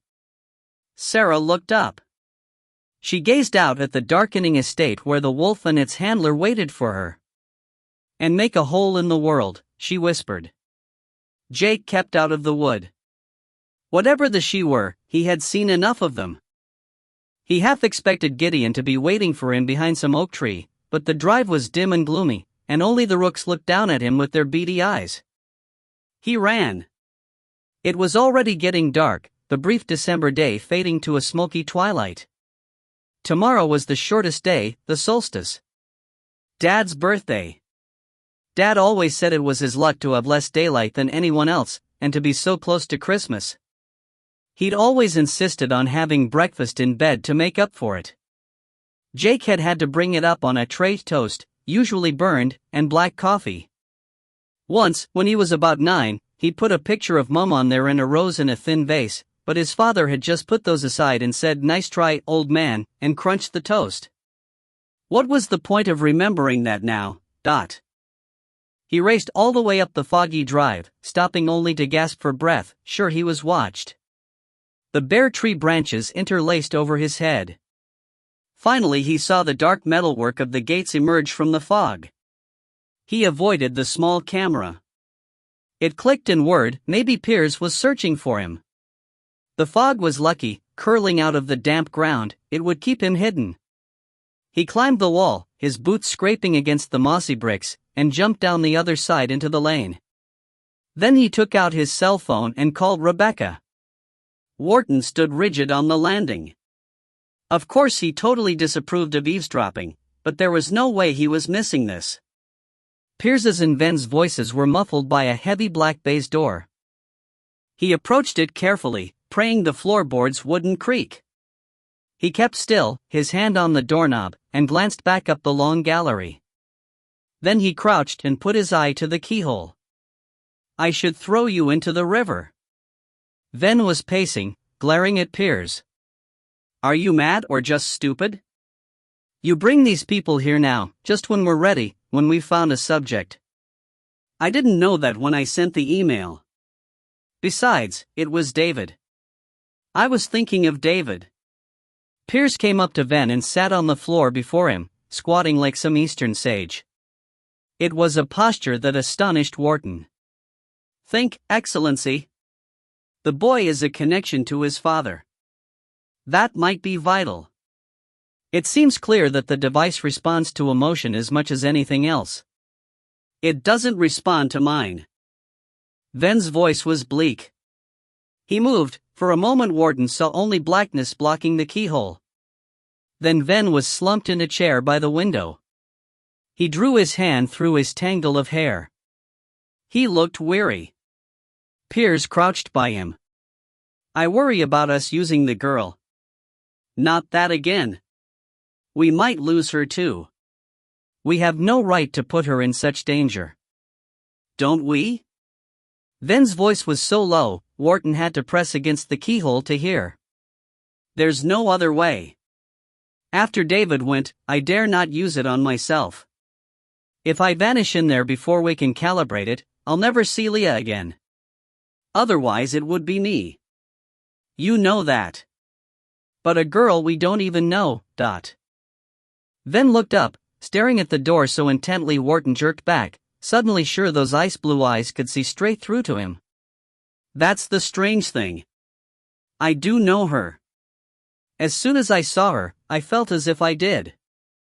I can't explain it. But if it's her life against even the chance of getting Leah back, I'll take the risk 100 times over. There's nothing I wouldn't do, Piers, no one I wouldn't sacrifice. And remember, you work for me. I own you, body and soul, and you will do whatever I say." He was out of the chair and striding toward the door. Wharton leaped back, looked desperately around for somewhere to hide. There was an alcove with a curtain across it. He dived behind it and stood there, the dusty folds against his nose and mouth. Even as he was trying not to sneeze, Ven swept past him, the curtain billowing. He waited. He heard a click, as if Piers had followed his master into the corridor. Then the small man said, "Wharton knows about her." Ven answered, but Wharton didn't hear the words. His heart was beating too loudly. Then a distant door slammed, but a few creaks of the boards told him Piers hadn't gone. Carefully he edged the curtain aside and put one eye to the slit. The small alert figure was standing only feet away, with a laptop in his hands, but he wasn't looking at it. He was listening. His eyes were bright. Wharton shuffled back into the darkness. Piers instantly turned toward the curtain. Sarah? Is that you? He waited a moment, then walked over and tugged the material aside. The alcove was empty. Rebecca pulled the car up near the bridge and dimmed the headlights. Here? It'll do. He must be parked up in the pub yard. They both gazed out. Look at it, she muttered. The fog had thickened as night fell. Now it was a gray, swirling, freezing mass against the windows, even the village lights reduced to barest pinpoints. I can't see any car. I can't see anything. He's there. Jake opened the door, but she said quickly, "Oh, I don't like this. It's scary. Maybe I should come with you. I have to go alone." He was already outside. Thanks for the lift. I can find my own way back. You must be joking. Rebecca leaned over and turned music on, a blast of rock. I'm not going anywhere. Look, I'll give you 10 minutes, then I'll drive in next to you. Or sooner, if you scream. He managed to smile. She was so excited, in her tilted blue beret. Okay, Superwoman. You can come in and rescue me. He slammed the door, turned his collar up against the freezing night, and walked toward the parking lot. It was a gray vacancy. He felt he was walking into nothingness, into nowhere, that he might crash into a wall or a door or stride off the edge of the earth and fall forever. Headlights flashed, once, to his right. He groped toward them and found a vehicle, something low and dark, but he couldn't even see the make or find the handle until a door swung open and the husky voice said, "Please get in, Mr. Wilde." He hesitated. Then he slid into the warm interior. The stranger in the driver's seat clicked on the inner light. He was a dark-haired man, astonishingly handsome, until he turned, and Jake saw the scar that furrowed the left side of his face. "So you came, Jake," he said. 10. I felt most uneasy. I was in a desolate place and only the cabman knew my whereabouts. But I kept my voice calm. I fail to see how one can walk in time. 1,000 guineas, Mr. Sims. This is ridiculous. Do I look such a gull? It is simply a mirror. Buy, or leave. Others will be desperate for it. An old line. I put on a scoffing look, but I was tormented. The name of Mortimer D was known to me. He had been an astrologer in the reign of Elizabeth. Anything belonging to him was of great interest. But 1,000 guineas. I said, 500. He came close, his face twisted in sudden anguish. I'm not here to bargain. Do you think I would sell this treasure to a fool like you if I wasn't utterly so deep in debt I cannot survive? Affronted, I stepped back. Very well. We would see who was the fool. I put my hand to the revolver in my pocket. But at that moment, in the next room, a woman screamed. Journal of John Harcourt Sims, December 1846. Jake knew at once he shouldn't have come. The situation prickled with danger. He said, "Where's my father?" The stranger stared straight ahead. On the phone you asked my name. It's Maskline. Does that mean anything to you? No. They really have kept you in the dark. You haven't read Sims's journals? Who's Sims? Maskline nodded, weary. It's a pity. We could have been useful to each other. Jake kept his hand on the door. Tell me what you know or I leave now. This place is too public.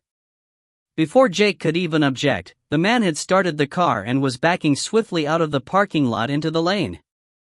Jake said, I could jump out. You won't. He glanced back, imagining Rebecca's total panic. This wasn't working out as they had planned. Where are we going? Nervous, Jake? Maskline glanced across at him. Please don't be. Soon, at least one of us will have everything he wants. Piers tugged the curtain wider and looked at the empty alcove. Then he balanced the laptop in one arm and tried the handle of the door leading to the monk's walk. It opened. He looked inside, a tilted, listening scrutiny. Then he closed the door, locked it securely, and walked away. Wharton watched the small shadow vanish from the gap under the door. He came from the dimness, took out his handkerchief, and mopped his face. Stupid. Stupid. But it would have been so embarrassing to be caught out there peering through keyholes. When he was sure Piers had gone, he tugged the door, but it didn't move. "Oh bloody hell," he said hopelessly to the darkness. He was trapped in the monk's walk. He turned. There was a great emptiness at his back, a long stone corridor, with mullioned windows along the right side, the left a bare stone wall running with green damp. Forbidden territory. He crossed to the nearest window and opened it. The river ran 20 feet below, crashing through its gorge, a surging swollen torrent, leaves and boughs snatched away in its roar. Reflected in it was the moon, a circle fragmented by branches. No way down. He looked up the stone arcade. Sarah was in danger, he needed to speak to her and quickly. There must be some other way out. He just had to find it. 5 minutes later he was shivering with cold and totally lost. The remains of the medieval abbey were tangled under the house, a warren of low halls and cellars, stairs and storerooms.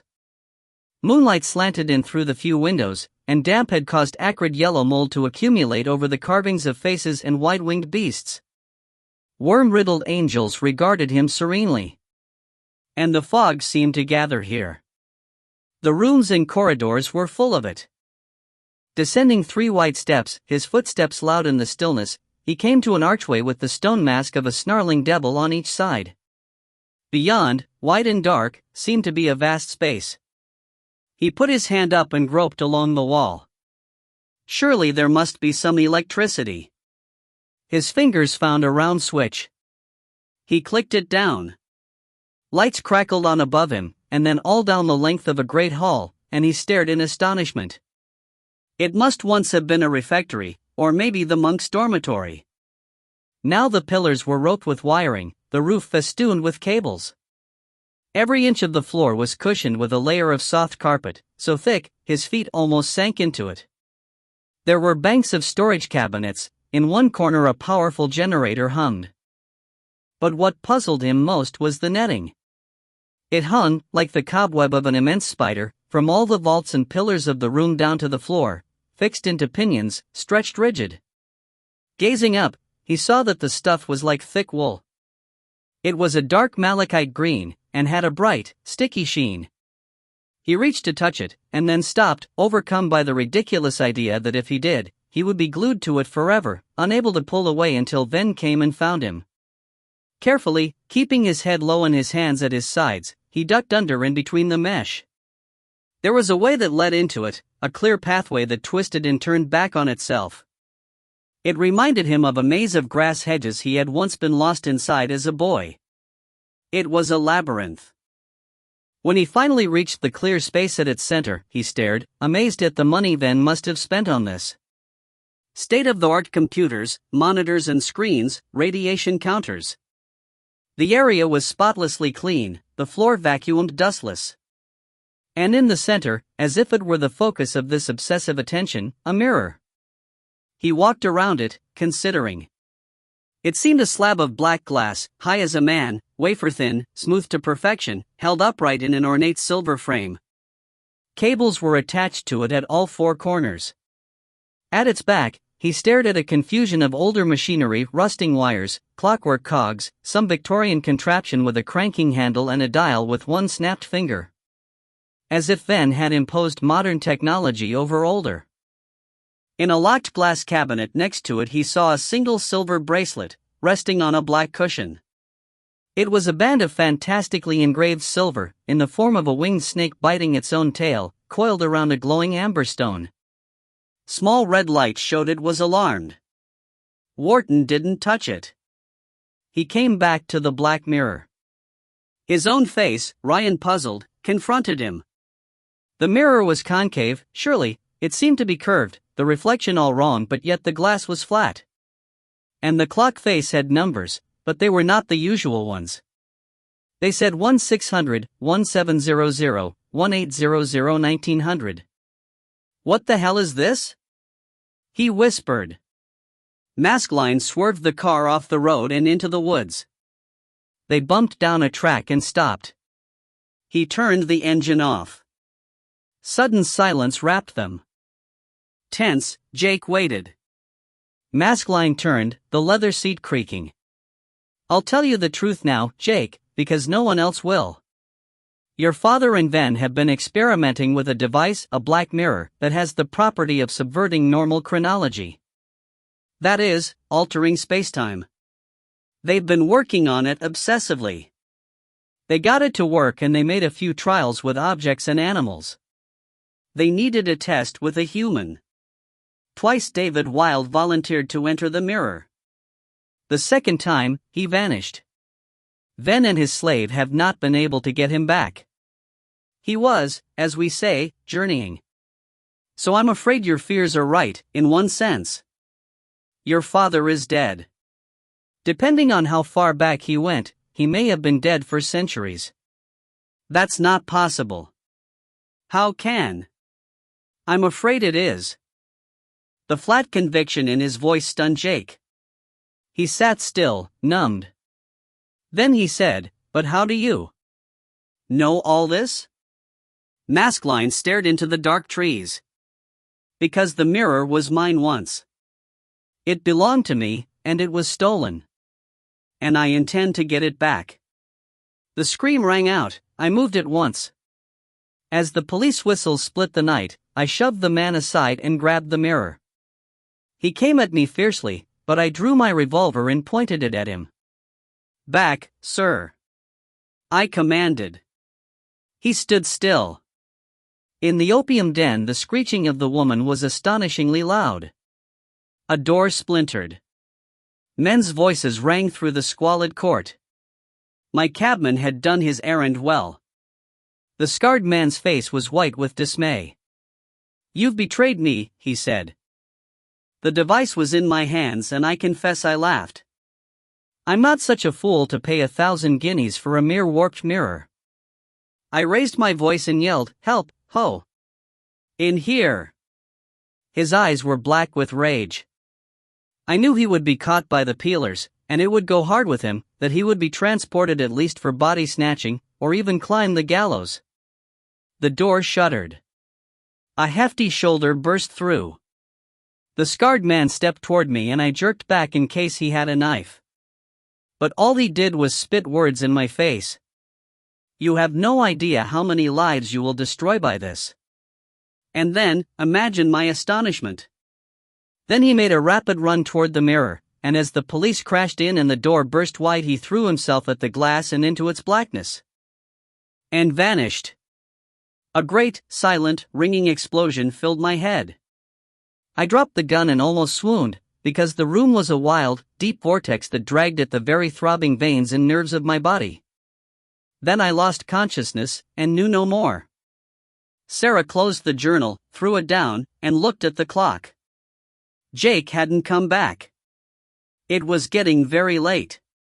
She put her hand to the jagged coin that hung at her neck and fingered it, then held it still. So this was how Sims had gotten hold of the mirror. They'd always wondered about that, about his claims to have made it himself, but no one had known for sure, because Janice had the journals, locked in some deep vault, secret and guarded. Janice. Where was he? The young, lank-haired Janice, already plotting his future behind those blue spectacles. Was he prowling the grounds now, trying to find a way in? Trying the doors, letting the wolf snuffle every threshold? Something tapped at the shuttered window. She listened, tense with fear. One tap. Then another. She stood, crept up to the dark wood, and stood staring at it, her heart thudding. Was he out there? Could the wolf smell her in here? Who's there? Let me in. A whisper. A voice against the glass, like the wind in a crack of darkness. Please. She jumped back, just as the door opened behind her. Piers put his head around and said, "If you're ready, Sarah, we'll set up now." For a moment, tight with trauma, she didn't understand. Then she turned. "Right. Yes. Let's go." Sims's journal lay on the table. There was no way of getting to it without Piers's quick eye seeing, so she walked calmly in front of it and out of the door. He moved aside for her. He led the way, his shadow long on the wall. She noticed how strangely thin his hands were, how he pattered lightly up the staircase. But halfway up he stopped her with his spidery fingers on her arm. "Listen to me, Sarah. Go down to the telephone now and call the Linton Institute and tell them where you are. Believe me, that would be best." "No," she said. "That policeman, then." "Not Kim." She glared at him, fierce. "What's the matter with you? You haven't told anyone I'm here?" "Then promised." Piers shrugged. "No one has betrayed you. But I'm scared. The process is dangerous. She walked past him, quickly. "Don't worry about me. Besides, Ven said if I didn't go along with it, he'd send me back there himself." Piers smiled. A small, unhappy smile. "He wouldn't do that. I know him. The threat shows how desperate he is. I just want to help." He sighed. "Well, I'll be there. I may be totally useless, but I'll try to make sure we don't lose you." He led her down the long gallery. She noticed how the fog had thickened outside the mullioned windows, and had even crawled into the house, misting the end of the vast room. One of the cats ambled past them, its green eyes slitted, and then there was another, curled tight under a table. "How many cats are there?" she asked. "7, Piers said wearily. "Their names are Primo, Secundus, Tertio, Quadra, Quintus, Sixtus, and Septimo. They are plagues of my life." As he swept back a curtain to reveal an archway with a small door, the thought struck her that maybe the cats were all replicants. Ven would have had to experiment, after all. Piers unlocked the door, and a damp draft gusted out, chilling her. She saw a bare stone passageway, slanted with moonlit windows. "The Monk's Walk." He took her arm with his spindly fingers, and led her in. "It must be lonely for you," Maskelyne said. "No parents. No friends." The car headlights showed swirling fog, dark trees. "I have friends," Jake said. He was still too devastated to be annoyed. "Do you? You seem the isolated sort. The sort others find difficult to get along with." "You remind me of Ven and myself. We are all locked into obsessive searches, his wife, your father. You expect me to believe in time travel?" Jake turned, fierce, realizing his hands were clenched, his shoulders tight with tension. "Do I look that stupid? You do believe it. You have the photograph to prove it." Jake stared at the man. "You know about that?" "I've seen it." Maskelyne's voice was husky, his delicate hands gripped the steering wheel as tightly as if the car were moving at speed. Jake felt confusion, a sudden astonishing misery. "You knew my father?" "I met him once." Fog was filling the car, misting them both. Jake had to say it. "I saw him. Back at the Abbey. I saw my father's ghost in a mirror." Maskelyne turned, fast. "A black mirror?" "Just a mirror. Disappointment flickered over the man's ruined face. "Well, that is what Sims called the delay. A temporal echo. Or perhaps more like a ripple. It means nothing. Your father isn't there anymore." Jake shook his head. "Look. Tell me about this thing. The Chronoptica. Tell me everything." Gideon landed lightly on his feet and turned his back on the dwelling. "So much for leaving a window open. He walked swiftly into the trees, simmering. He had taken Summer's punishment for this Jake, this spoiled arrogant child. Had thought, after all the timeless eternity of his captivity, that maybe this could be a friend. A human contact. Summer was right about them. They were boring. The moon balanced over the wood. Snow was coming. He could sense its cold, silent approach. And something else. He stood still, listening, one hand on a vine of ivy. Something uncanny had entered the estate. He could smell it. All the hairs on the back of his cold hands could sense it. An intrusion from some dark place. A rank, animal stink. He slipped into the undergrowth, crouching low. And then, so abrupt and close it made him shiver sideways, he heard it howl. A long, eerie, spine-chilling wail. A wolf's anger. He breathed out dismay into the frosty air. Leaves crackled. A shadow ducked out of the trees. Still as winter's most frozen corpse, Gideon saw the man flicker by, a thin, lank-haired man, his eyes hidden by small blue lenses that seemed to reflect everything. A man with no substance. A man like a wraith, an echo. And slinking at his heels, white as paper, the soft padding wolf. Safe in his she-craft, Gideon let them pass. He watched them merge into the shadow of the house. They left a darkness on the night, a vacuum. Maybe Jake had been wise not to open the dwelling. Because I know, he breathed to himself. And humans I know. But what sort of creature are you? A starling flew down and landed on the branch beside him. It fixed him with a black sidelong eye and said, "She asks, is there anything to report?" Gideon kept his face calm. They were experts at reading the slightest expression. He made up his mind then in that instant. He would escape them, even if he had to die. She would not own him for all time. "No," he said. "Nothing to report." Wharton heard voices coming, froze in his examination of the mirror, swore once, slid hurriedly behind the clockwork. He crouched behind a bank of levers just as Piers ushered Sarah through the labyrinth. Ven was close behind them. Ven looked at her. "There's nothing to worry about. Piers and I are both here, in case." Sarah stared around at the crude webbed labyrinth, the alien, crowded machinery. Then she saw the mirror. "It's okay," she said. "I'm not scared." It was a lie. To see it again, this terrible device, the shadowy warped reflection of her face in its depths, terrified her. It was festooned with trailing wires and monitors, and she knew far more than Ven about the devastation it could cause. She tried to sound calm. "Is this it?" Ven came and stood beside her, so they were both reflected. "This is it. The chronoptica.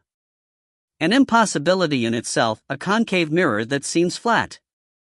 It was obtained by a Victorian eccentric called John Harcourt Sims, back in the 1840s. He claimed it could warp time. But his results were generally failures, though we don't know for sure. One volume of his journals is missing. His last experiment may have worked." She said, watching Piers test systems and flick switches. "What happened to him?" Ven shrugged, unhappy. "Forget him. We won't be trying anything as stupid. Just getting the thing calibrated." He looked at Piers.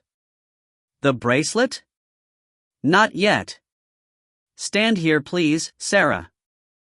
I just need to run some tests, your height, weight, and so on." She stepped onto a small plexiglass platform. "This mirror. How did you get it?" "A long story." Ven seemed so tense, he couldn't keep still. He walked around to Piers and watched him impatiently. "Will she do?" "She has to. 2 minutes. And David Wilde? He worked with you on this, didn't he?" Ven raised his head and his eyes were hostile. "I suppose Jake told you that." "Leave it, Sarah, I don't want to talk about David." "I'll bet you don't," she thought. "What about her?" She was the one facing the risks. But she bit her lip and told herself to stay calm. This was what she was here for. And she was so close. Right. Piers scuttled around the mirror. There were a few rather strange readings there, but nothing the system can't handle. I've been trying to build in a reflex barrier, a sort of safety function. We didn't have it when we lost David, so you should be safer. Ven watched, motionless. She's ready. She said, yes. Defiant, her eyes on his. Then put this on, please. Piers held a wide silver cuff of metal. The bracelet. She stared at it, then held her arm out, tugging up her sleeve. The bracelet was icy around her wrist. It hung a little loose. Her heart thudded, like a tiny vibration in the glass. Good. Now, Piers turned, but Ven grabbed him. Wait. Ven was staring at the shadowy corner behind the generator. Sarah turned quickly, but Ven's voice was a roar of anger. Jake! Get out from there! Nothing. Then she saw it too, a shadow, lurking close. For a moment she knew the Janus replicant had crept inside, that it was here. Then it detached itself. Something clattered and Wharton stepped out, looking guilty and dismayed and determined. Actually, it's not Jake. It's me. And I'm afraid I can't let this charade go on for 1 second longer. It all stops now. So you see, the scarred man said quietly, the mirror is a dangerous thing. Ven is working blindly, with no second chances. He's lost the bracelet your father was wearing and has only one left. No margin for error. Yet he is obsessed. If he had a subject he considered expendable, he might. Jake looked up. Subject? Someone to experiment on. Someone young, healthy. Expendable. He may ask you. If he does, you must refuse. Jake wasn't listening. Sarah. What? She had something she wanted to tell me, and I didn't listen. But it shouldn't be her, it should be me.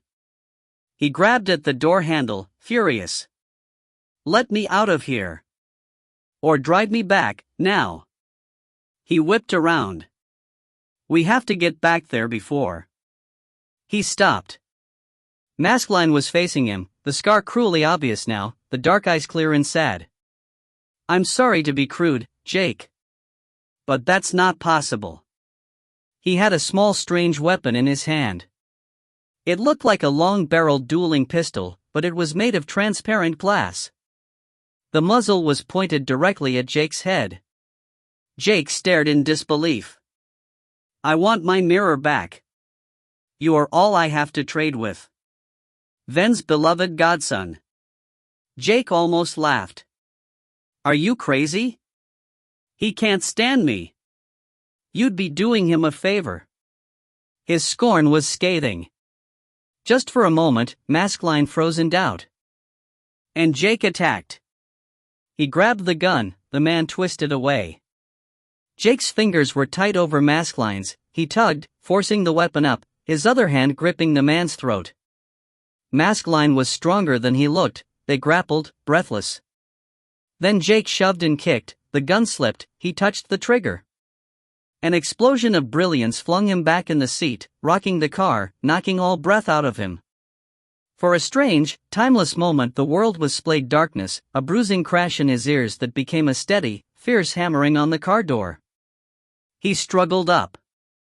He got the door open. Sudden bitter cold. Jake. He was outside. Rebecca was dragging him, holding him up. What happened? She gasped. Are you hurt? He could taste blood. He swallowed and the roar in his ears popped, the night was a fog around him. He was shivering with cold and shock. Jake! Can you hear me? I'm not hurt. His lip was cut, his hands too. She stared into the car, her face white. Is he dead? It was a whisper of dread. The windshield was a cobweb of shattered crystal, its center a neat circular hole. Maskelyne lay slumped head down over the wheel. She leaned inside and touched him, feeling chest and neck. Oh, thank God. Thank God. He's alive. Jake grabbed the weapon, then dropped it. Whatever it was, it had fired light, not a bullet. Let's go. Before he comes to. Shouldn't we call an ambulance? He tried to kidnap me. And I have to get to Sarah. Maskelyne's hand twitched. He moved, and groaned. Instantly Jake and Rebecca were out and running, between the trees, leaping branches, fleeing down the track to the road. Rebecca was faster. She had the car open and the engine fired up before he got there. Breathless, he threw himself inside. Go! Go! The tires screeched. Mud flew. Jake was thrown back in the seat. Where? She screamed. The Abbey. He was up on his knees, staring back. The forest was a foggy gloom. He slid down, and took a deep, sore breath. Let's hope we get there in time.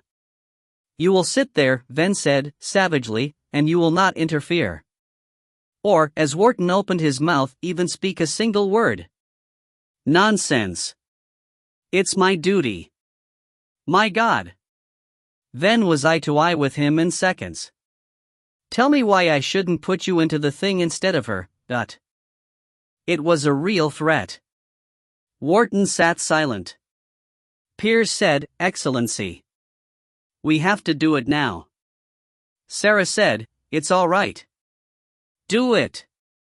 Get it over with. She looked down and saw that the bracelet was slowly closing tight around her wrist, shrinking like a locking handcuff, or a snake devouring its own tail. Ven pulled her hurriedly, inside the green strands of the web. Power clicked on.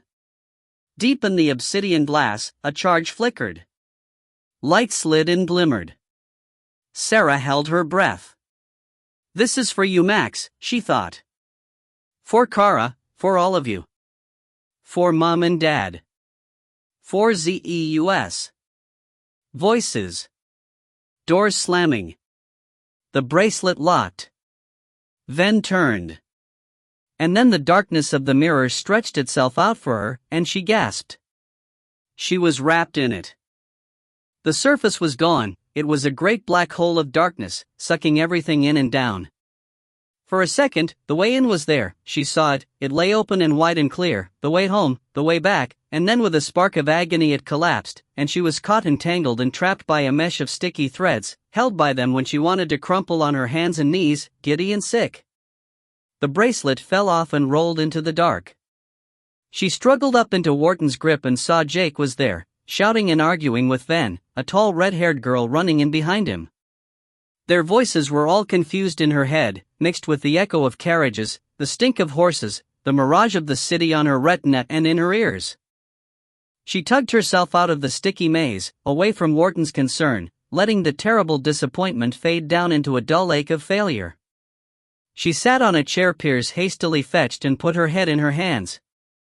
She was shivering with cold. Then she saw they were all staring at her, silent. What? She whispered. Then crouched, urgent. I said, did you feel anything? Anything at all? She swallowed. Wharton said, she looks so pale, but she ignored that and said, yes. Then flashed a glance of triumph at Piers. I knew it. The bracelet triggered it. No, Sarah's voice was a croak. She swallowed and stood up, wiping her face with her sleeve.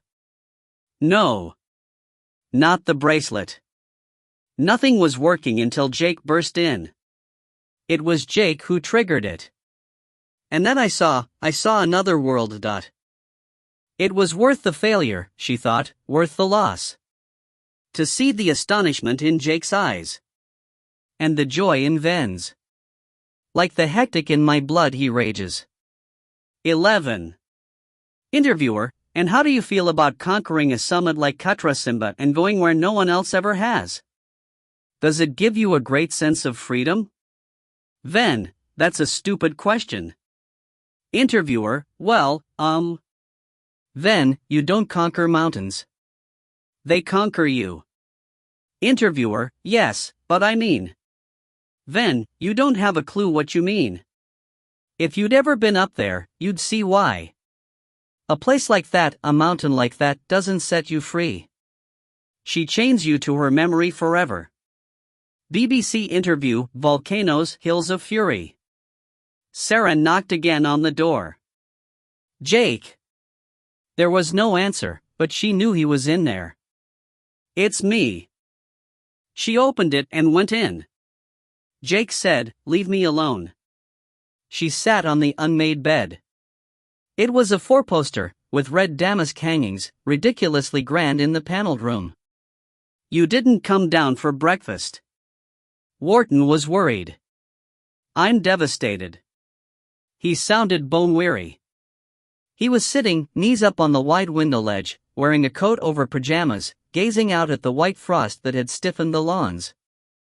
Beyond, the wood loomed dark. Ven wants a meeting. All of us. About last night. His eyes flicked to her. She gazed around at the tumble of his clothes, the laptop, the monkey's mess of crumbs and stolen nuts. It seemed like he had stumbled to sleep last night as exhausted as she had, after Ven had ordered Rebecca home and the rest of them to bed. She said, "We need to get things straight.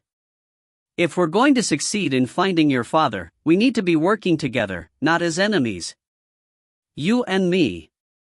You and Ven." It made sense. He still hated it. And you've got to get rid of this idea that he's responsible for your father's. He is responsible. You know what I mean. Let go, Jake. She got up and came over to him, looking at his fragmented reflections in the tiny window panes. He wants to get David back as much as you. He's desperate. He's not the person you think he is. He didn't move or answer, but she sensed a change, the slightest of thaws. As the marmoset swung down and settled cozily on his lap, she said, "Do you believe him? About the Chronoptica?" He shrugged. She squeezed onto the seat beside him. "It is true, Jake. Last night, when I was looking into it, I saw it. I saw the past." Silence. Finally he said, "What did you see?" And she knew she had one. She stood up. "If you really want to know that, come downstairs. We'll talk about it all together. You'll get nowhere skulking up here by yourself." She took a small leather-bound book from her pocket and thrust it at him. "And when you get a moment, read this. It's Sims's journal. It'll explain a lot." She went to the door and out, and he let her go without a word, his fingers deep in Horatio's fur, watching her reflection vanish. Then there was only the blue sky to stare at. He was cold, and alone. The hot excitement of last night, the fight with Maskelyne and the amazing story of the mirror seemed like a dream now. It had evaporated into restless sleep and listless bewilderment, and he felt that all his energy had gone. That he almost didn't care. And yet... What did she mean, that she had seen the past? Suddenly, he had to move. Pushing the monkey off, he ducked its wild screechy swing and went over to his crumpled pile of clothes, pulling on the black sweater and dragging a comb through his hair. For a moment he wanted to look at himself, to see if he looked older, paler, but of course there was no mirror, and maybe that was good, because he didn't want another vision like the last, another ghostly hand clutching at his. He pushed the small journal into his back pocket. "Stay here," he said. "And don't wreck the place." Horatio bared his teeth and climbed the curtain. Jake walked the creaking corridor and ran down the stairs. The house was in its eternal silence, the dark paneled rooms deserted, only the clocks ticking. Then he caught the low mutter of voices from far along a stone-paved passageway at the back that must have once been for servants. He walked down there and paused in the archway. Heat struck his face, and the sweet smells of tea and toast and baking bread. It was the kitchen. A vast hearth opened in the roof, and under it, inside it, really, a fire was burning with enigmatic benches on each side. Wharton was sitting on one, his legs stretched blissfully out. Sarah perched opposite, her eyes on Jake. Then was talking to Piers by a big table littered with dishes and books. When he saw Jake, he stopped. "So? We're all here." "Except our friend Rebecca," Wharton said. "I escorted the young lady arm in arm back to her car last night." Piers set out 5 striped mugs on the table. Although she would happily have stayed. She was so curious, so breathless. Her voice has registers. She's not quite the ditzy scatterbrain she appears. Perhaps we should be careful about how much we tell her. I don't want her here again. Ven's gaze was on Jake. "Don't tell me who I should see," he growled. "See her if you want. But not here." Jake shrugged. As if that was a signal of some sort, Sarah came over and sat at the table. Piers carried the huge brown teapot, its handle wrapped in a tea towel, and carefully poured hot tea into all the mugs. "My own biscuits," he said, proud. They were Christmas tree shaped, and decorated with swags of icing and small pearly spheres. Wharton dipped one into his tea. "Magic, Piers." He crammed the rest into his mouth. "Makes most biscuits taste like cardboard. But how on earth do you get the time?" Piers shrugged, sly. "As you say. Magic. You must give me the recipe." Jake sat. Ignoring the others, he turned to Sarah. Tell us, exactly what you saw. Please." She stirred sugar in the tea, considering. Then came and sat opposite. She felt enclosed by their need, squeezed by their desperation. She knew they were both taut with nerves, but so was she. So she said, "At first there was nothing. Even when the bracelet started locking itself. It closed in on my skin, it was so cold, it hurt. Then I felt the mirror change. It became less solid. It's difficult to describe, because I think it was at that moment that Jake came running in, and it was as if the mirror imploded." "How?" Wharton began, but Jake said, "Shut up. Go on, Sarah." "It just wasn't there anymore. It became a vacuum, a sucking emptiness. It was so powerful, it pulled at me, as if it would drag me in.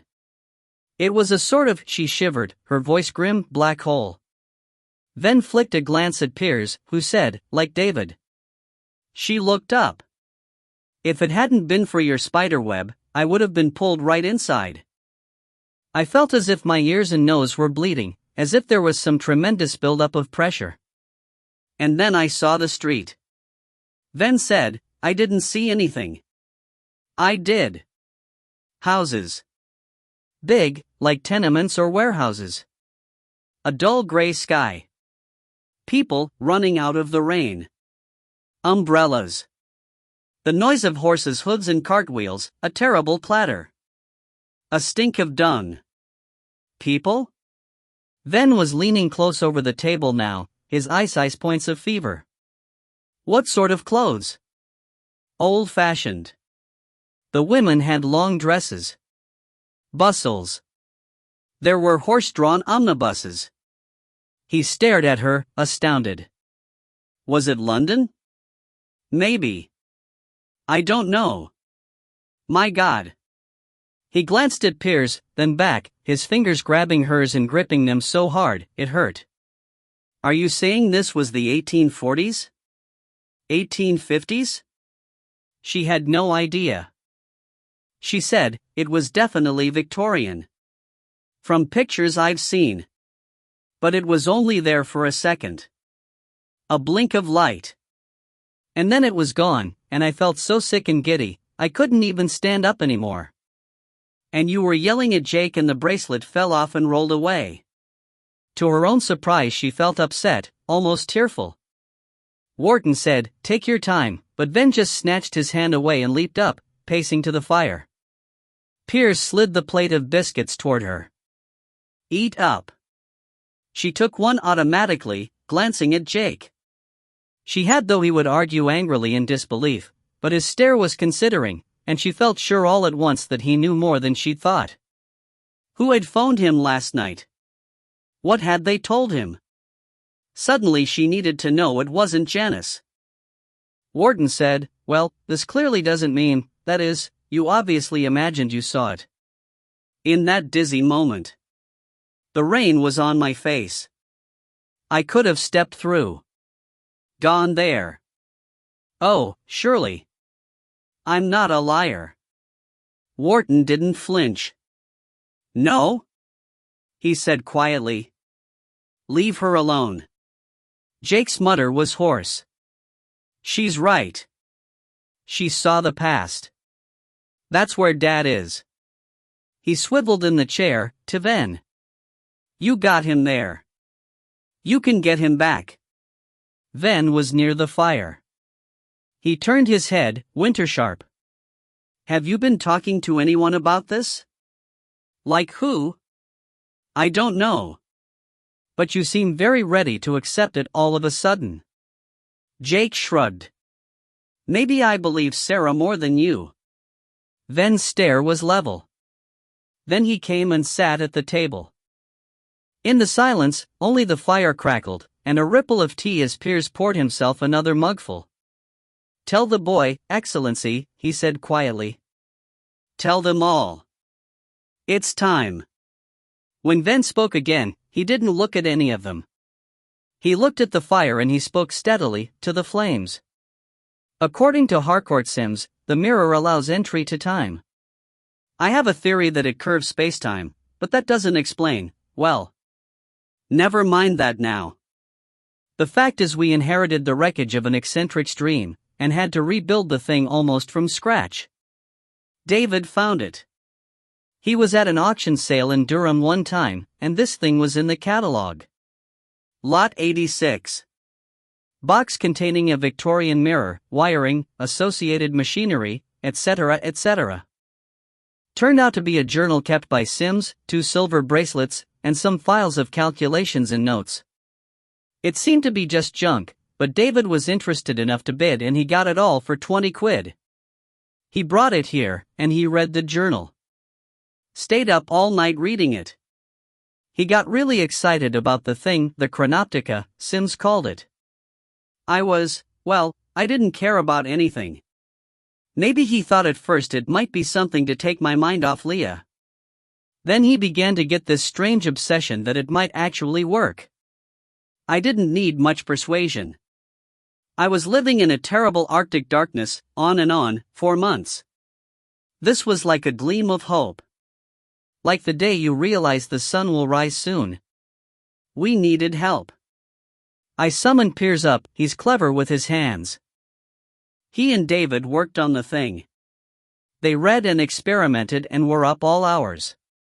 It was a long, difficult process, and they had to look after me too, because at that stage I was suicidal. He was silent a moment. Sarah flicked a look at Jake, who sat, arms folded, listening, pitiless.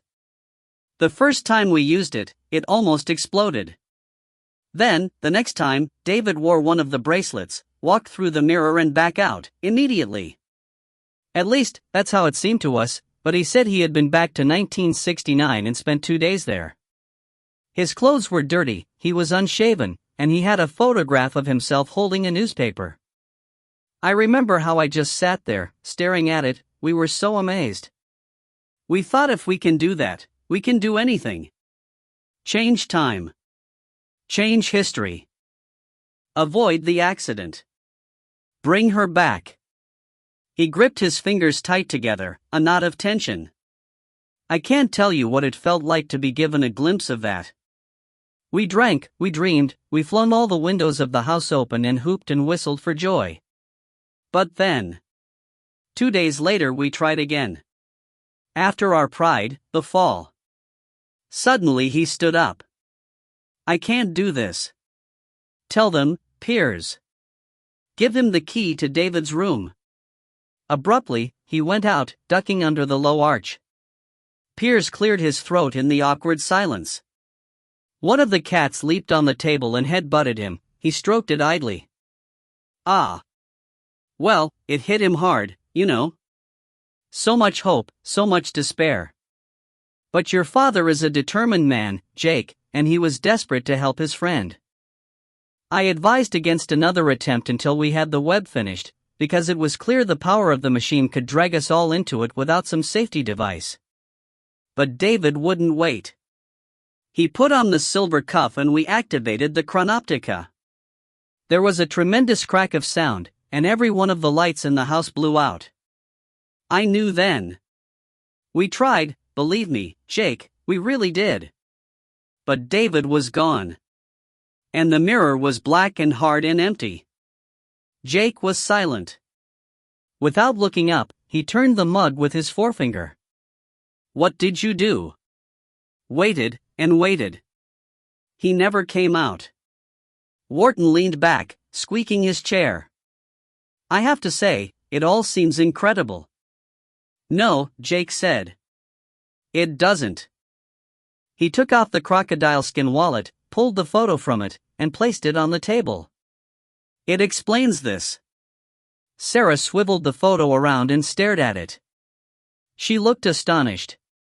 He had this taken? It came with the note from my father. Someone sent them to me. Jake took the letter out and gave it to her. She read it quickly. He turned to Piers. It was you, wasn't it? Piers shrugged, shifty. His small body seemed to shrink. Well, yes. But for God's sake, don't tell then. I'm in deep enough doodah as it is. Stand up to him. He doesn't own you, Wharton growled. Actually, he does. Why send it? Sarah asked quietly. Because it would get Jake here. And I thought his presence would affect the mirror. I was right. Then lied to the police, Jake said, grim. My father never left this house. Depends on how you define left. But we couldn't have the plods ferreting around here. I'm really sorry, Jake. I'm an expert at getting things wrong. Then wouldn't have cared. Piers stood. He was in no fit state to care about anyone. He went to the wall, took down a bunch of keys and selected one. I saw him spend nights sitting before that mirror, drinking, waiting. It's taken months to get back to where we were. But last night showed me that there is still a chance. So tonight, I'm sure he'll try again. Sarah looked up, alert.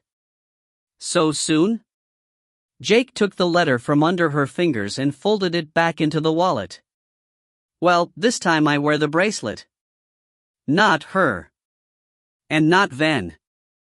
Piers slid a key over. That's for you.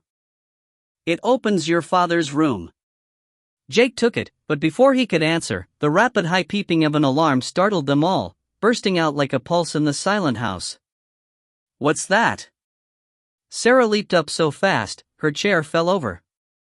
The gate. Piers flitted out of the room and she ran after him, quickly, through the old scullery and into the dairy, though now its cold marble counters held only TV monitors and a keyboard. Piers's long fingers flicked on the keyboard. Sarah stared at the screen. She was looking down at the wrought iron gates from a high, awkward angle, through a camera grimy with dirt. No one was there. Odd. Piers clicked the camera, it panned left and right, up and down. They saw the rutted lane, a high hedgerow, bare brambles, some mud slashed with tire tracks. Then the left-hand pillar with its stone lion. There's no one there, she said, anxious. Well, something set it off. A fox? Maybe. He touched a switch and the image flickered. She saw by the digital clock in the corner that he was running the footage backward. So we really can go back in time, she said, trying to joke. Mortal time is only an image. The capture of images. Piers stopped. There. See? What's that, I wonder? A figure. The edge of a dark shape, standing in the untidy tangle of the high hedges. Someone motionless, blurred in the grainy image, there and then not there, so swift, it might have been a movement of branches and thorns. She stared at it, knowing it was Janice. Piers looked grave. "Houston, we have a problem." "Tell me, Sarah, did that look like a man with a scarred face to you?" "Why? We've had such a man hanging around in recent months." "Maybe one of Summer's, but I fear he knows something." "Who's Summer?" Piers giggled, nervous. "You don't want to know." She didn't answer. She was peering at the mud in front of the gate, where the tires of cars had flattened it. Even in the dim image she could make out the prints. Broad splayed paw prints. "It could be anyone," she said, in a whisper. 12.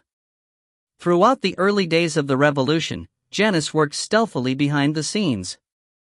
He gathered power, began to denounce former colleagues. We do not know how he gained possession of the Chronoptica, but at some stage he began experimenting with it. As a result, we believe that he created as many as 1,000 replicants, including several of himself. The youngest known is a 19-year-old self. It displays its original's cunning and ruthless nature. But it hasn't yet developed his full maturity of evil. Like all replicants, it appears to be immortal. Illegal Zeus transmission. For a start, she's not Piers's niece. I gathered that. Jake turned the stiff key in the lock of his father's room and opened the door. The room was dim, the curtains drawn. He crossed the room and dragged them open. Pale winter sunlight lit the bed, a neat dressing table, its shaving things set out carefully. A comb and brush, snagged with a few hairs, lay under a thin film of dust. He didn't touch them. Instead, he opened the wardrobe. "Yes, but I've discovered exactly who she is." Wharton sat thoughtfully on the bed. "And I have to warn you, Jake, this isn't good." He wasn't listening. The scent of his father hung in the clothes, it came out and seemed to enfold him, and the memories it brought caught in his throat like choked breath. The aftershave, the cheap French cigarettes, the indefinable musty mix that had made David wild. Always joking, always full of dire puns and stupid pranks. He reached out and touched the stiff, hanging clothes, the old tweed suit from some charity shop in Oxford, the check shirt, the black overcoat that Dad had thought made him look like a pre-electric Bob Dylan. Underneath, in casual pairs, his boots and shoes, his sneakers standing as casually as if he'd just stepped out of them. "Jake?" Wharton was behind him. "Are you okay?" He wasn't. The clothes blurred. He wanted to rub his hands through them, push his face against them, breathe in their scruffy, warm dadness. He wanted to go through the pockets and pick out every rolled candy wrapper, every torn train ticket that his father had touched. But he couldn't, not with Wharton here. That would have to wait. He said, "I'm moving into this room." "Well, I suppose Vin won't mind that." "But Jake, please.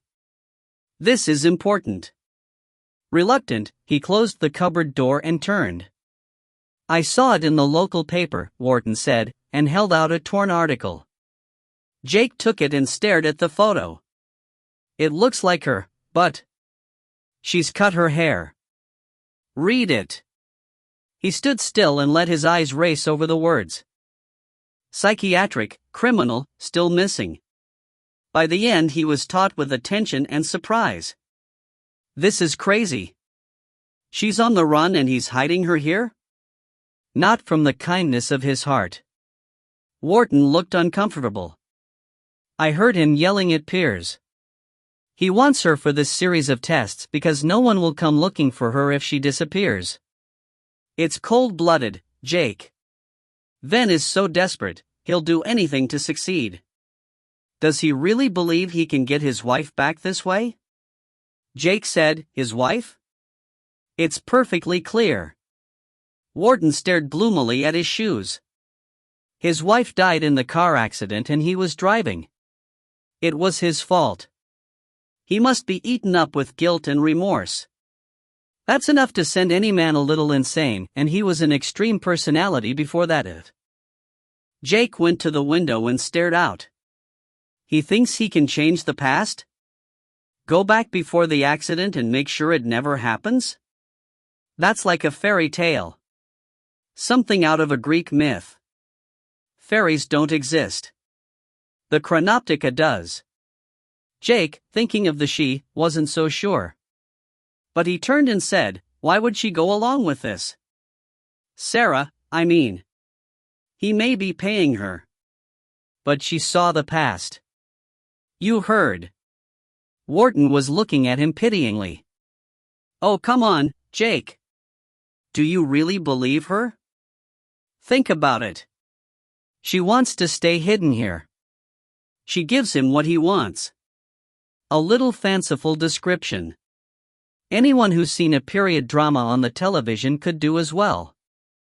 No, she's humoring Ven, and Pierce seems happy to go along with it all, though that slave of the lamp stuff is a mystery to me, I must say.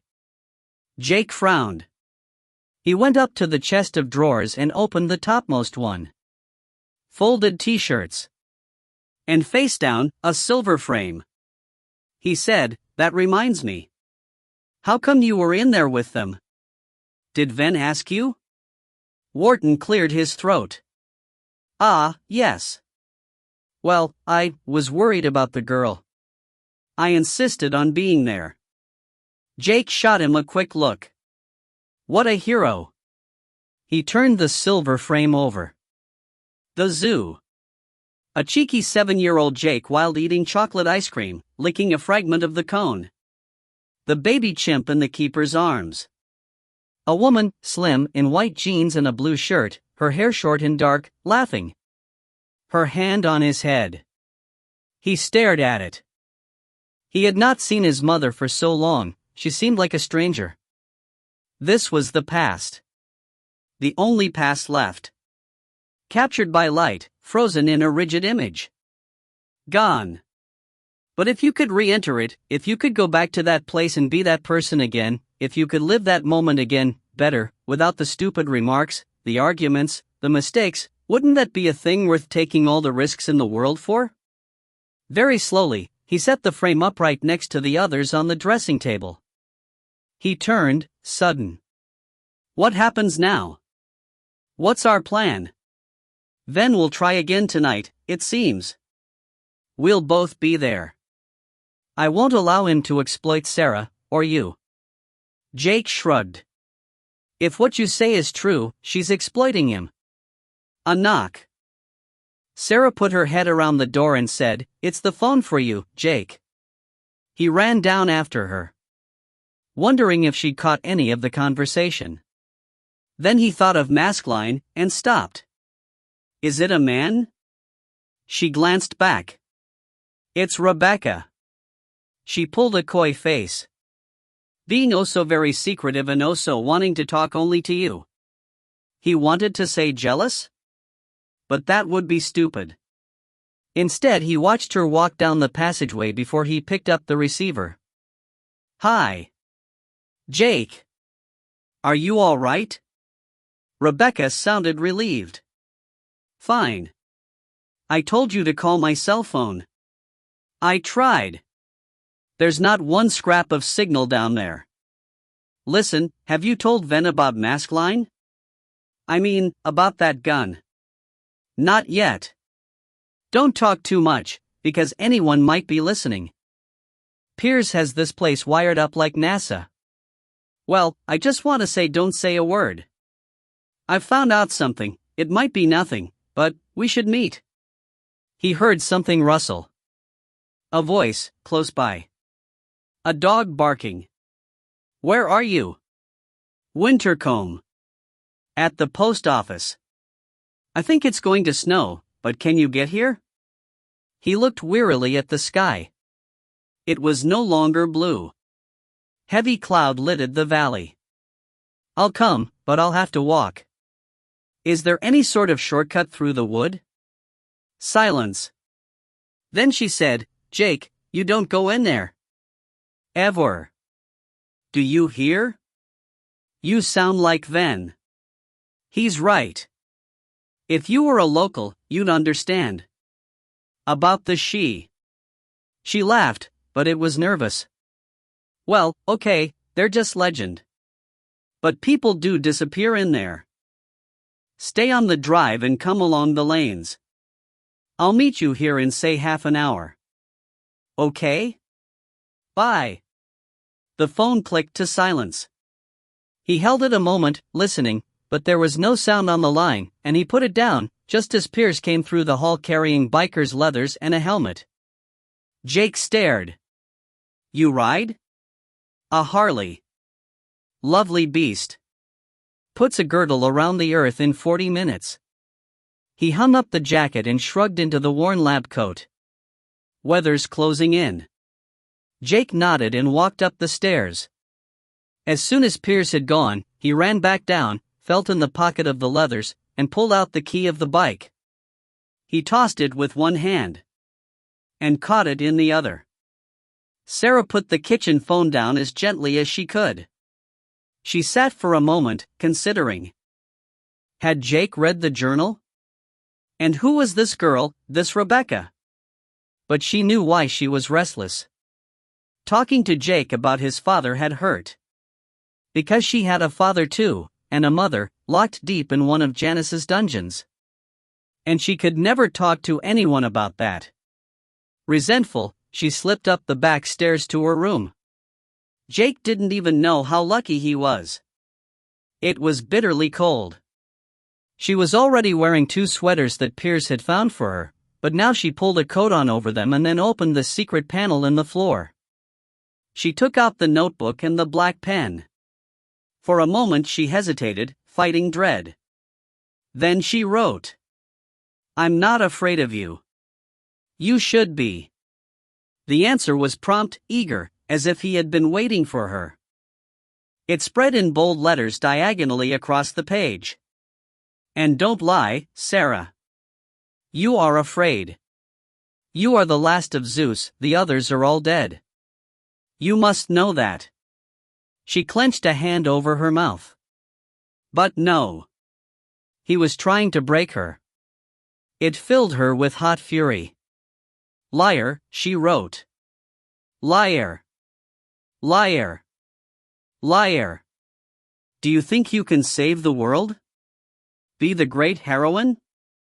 My replicant knows where you are. He will enter the house soon. You're all alone, Sarah. Alone and afraid and far from home. If you succeed in your plan, you will never see your parents or your world again. She wrote so fast, the pen tore the paper. I think you're the one who's scared. If even one of us is alive, you're in danger.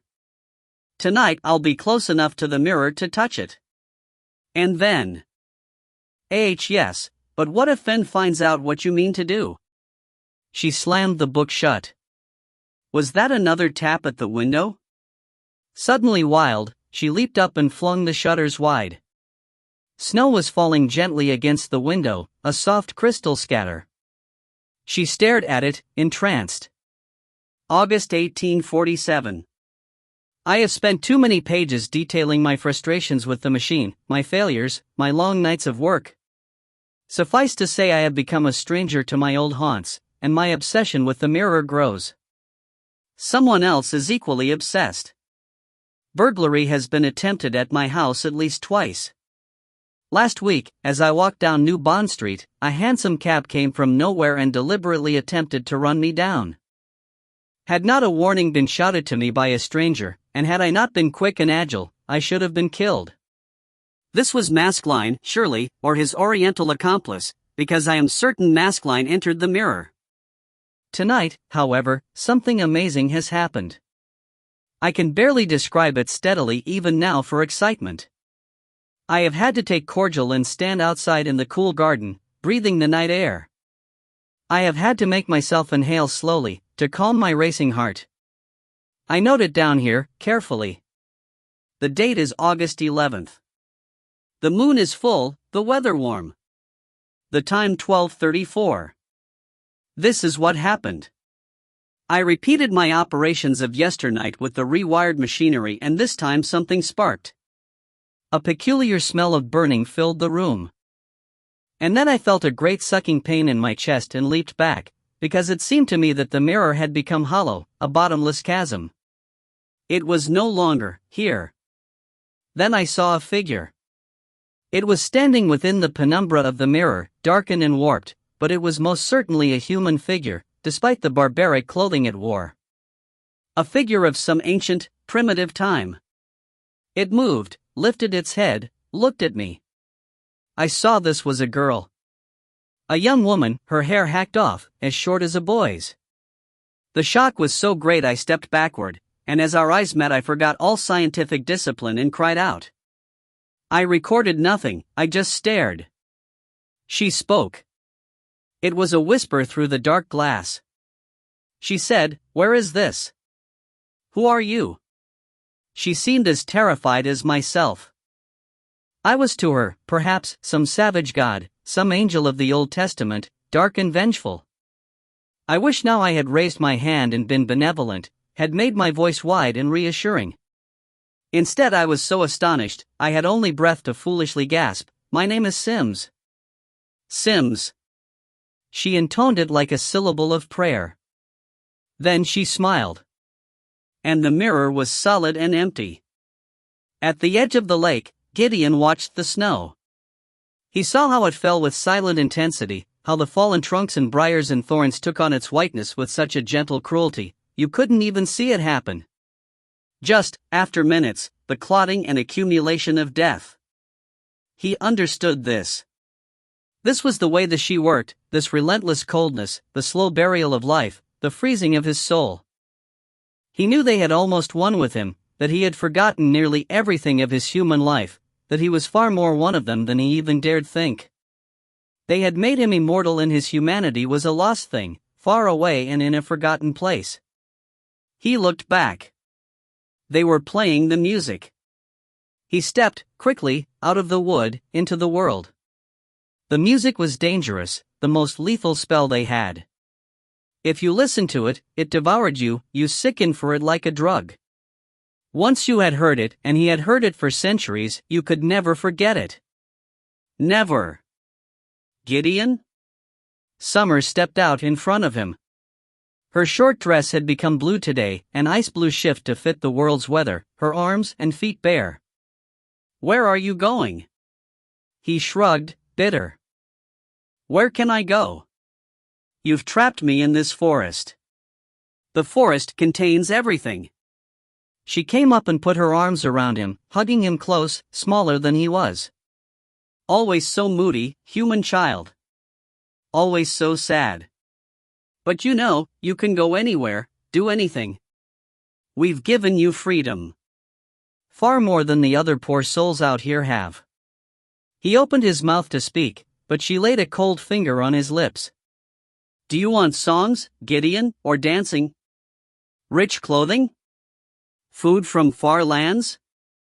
To fly with the jay and scurry with the mole? All that's yours. You'll never age, never be old, never be sick or corrupted with some cancer. You have the life that humans dream of in their religions and their myths. You have eternity. What more is there? He wanted to say love. Pity. But she wouldn't understand what the words meant. He wasn't sure that he did either. He wanted to shout out that it wasn't enough, that he wanted people with all their faults and irritations and compassion and arguments. He wanted a place where fear had boundaries. Instead he said, "Why did you choose me, Summer? Out of all the children in the world." She laughed, stepping back. You were mine from the start. We'd play our music to you even when you were in the cradle.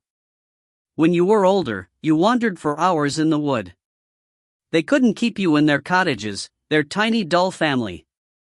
You were too bold for that. Too beautiful. Then I decided to bring you to me. To make you mine, Gideon. He remembered that day. The kindly girl in the green dress who had taken his hand and drawn him away, deep and deeper into the wood, and how tight her slim white fingers had been around his, and how at first he had turned because he could still hear his mother, fainter, always fainter, calling and calling his name. How he had tugged and pulled. How she had never let him go. Now he shrugged. Let me go back. You could, if. It's too late. She smiled at him, perfectly calm. Our time is not their time. Out there, centuries have passed. Your mother is dead, Gideon, your father, your brothers, anyone who ever remembered you. Dead for centuries. You've become a story. A legend. The boy who wandered away never to be seen again. A picture in an old book. A warning to mothers not to let their children out of their sight. She shrugged, a slight, careless movement. You can never go back. Take one step out of Ven's estate and you crumble into dust. To find desiccated bone. You don't exist anymore, Gideon. You are eternal, yes, but you are also long dead. She turned away. The subject bores me. Come and hear the singing. And later we'll ride out and hunt under the moon. She held out her hand. After a moment he took it. But as they walked into the wood he looked back through the snow and heard the roar of a motorcycle up the drive, and his eyes were sharp with recklessness. 13. The Wintercombe estate has been in his family for centuries. Orpheus Ven, a cavalier nobleman loyal to Charles I, reputedly received the land as a reward after the Restoration, and the family has lived there ever since. The valley lies between Dartmoor and the sea, and has a mysterious air. The locals believe the fairy host inhabit it, and that one of Ven's ancestors once had an amour with the fairy queen, and that the family are now only half human. When asked about this once at a book festival in Bremen, Ven gave his ice chip stare, snatched off the microphone and stormed out. His temperament is legendary. Jean Lamartine, The Strange Life of Oberon Ven. Rebecca watched the dusk through the twinkling lights in the post office window. I'm dreaming, the postmistress sang, of a white Christmas. Can I get you anything else? No. Thanks. She went out reluctantly onto the sidewalk, the shop bell ringing behind her, and stood looking up the street. The half an hour was long gone. Obviously, Jake wasn't coming. It was already getting dark, and the lanes would soon start to clog with snow. She idled down toward the bridge, seeing how the heavy lid of cloud was a weight on the village, how the old houses and the church and the pub seemed to cower down under it. It was colder than yesterday. Her breath frosted in the air, and the river, when she came to it, foamed over rocks that gleamed with frozen spray. She leaned on the parapet and gazed down. The Wintercombe was a haunted river. It drew her always, its dark peaty water emptying from the moor, cutting its vast, deep gorge to the sea.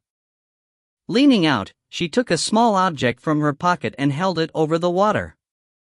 It was a memory stick, and on it were all her notes from university, all her seminars and assignments. A whole year's work. A whole year's absence. All she had to do was open her fingers. And let it go. Something touched her face. She gasped and jerked back, clutching the piece of plastic, but the touch came again, and as she stared up, she saw the long-expected snow had come at last. It fell in the silent, relentless way she so loved, and as the flakes landed on the stone parapet, they melted very slowly into stars of damp. Wintercombe would freeze tonight. Another movement. This time it was behind her, and she turned to complain at Jake for being so late. Instead, she saw a man standing on the bridge. He was a few feet away, wearing a dark coat and a hat that shadowed his face. In the glimmer of snow he stood still, watching her. The bridge was narrow. There was no way past him. She took one step back, and he said, "Rebecca." Snow blurred him. She glanced back quickly. The village street was empty. Is he coming? Maskelyne stepped closer. I don't think so, she said. Then, what were you thinking of? That gun. Are you stark mad? Probably. It was a desperate gesture, though it wouldn't even have hurt him. Have I scared him away for good? Impatient, she shrugged. Jake's not the scaring type. But you shouldn't be here. If he sees us together. He took the hat off and his dark hair was damp with the snow. Rebecca, what was that in your hand? In her pocket, her fingers tightened on the memory stick. Then slowly she took it out and laid it on the parapet. The wind edged it, he came and grabbed it quickly. Your university work. It's not important. Yes. It is. He gave it back to her. Don't give up your life for a dream. For me. Don't lose everything for a man who intends to leave as soon as he can. She shrugged, wordless. Maskelyne leaned on the parapet. Does Jake suspect you? No. Rebecca shoved her gloved hands deep in her pockets. But they might be stopping him from coming. Then might. Should I phone again? He shook his head. Then has the caution of a man used to danger. And if, as you say, the chronoptica even flickered with life last night, how agitated he must be. How eager to try again. He looked up. It will be tonight, because he thinks he can force the mirror with his guilt. With his pain. He has no idea at all of the damage he might do. And you do? None better. He turned his face and she saw the terrible scar that cut its jagged way down his cheek. She said unhappily, Jake thinks I'm his friend. I am his friend. I don't like. You don't have to blame yourself. He stopped. I should never have involved you in this. She saw how his eyes suddenly focused, sharp, over her shoulder. He said, listen. She turned. The village was lost in a soft blizzard. She heard nothing but the crisp hiss of falling snow. And then, oddly magnified, a sharp bark. Quick and stifled. Footsteps. The panting of some large fevered animal. Maskelyne grabbed her arm, and she saw the fear in his face. Come on. Quick. The raw urgency in his voice made her move. Before she realized it, they were running over the narrow bridge, their shadows shriveling under the solitary lamppost. In the center, down 3 steps, was the tiny stone lockup, used centuries ago for drunkards to sleep it off overnight. Maskelyne jumped down and flung himself against the ancient, gratified door. It lurched and split, and instantly he was in through the crack like a shadow, tugging Rebecca behind him. The space was barely big enough for them both, a pitch-black, stinking hole. Alarmed, she turned, but he was already jamming the door back fiercely with a plank. Help me. Before it gets the scent. She shoved the wood with her foot. Scent? A dog? A time wolf. He'd pressed back against the curved stone wall, breathing hard. Her heart pounding, Rebecca watched the faint slit of twilight under the door. Snow drifted, then she saw a flicker of darkness. Maskelyne's breathing stopped. They were both utterly silent.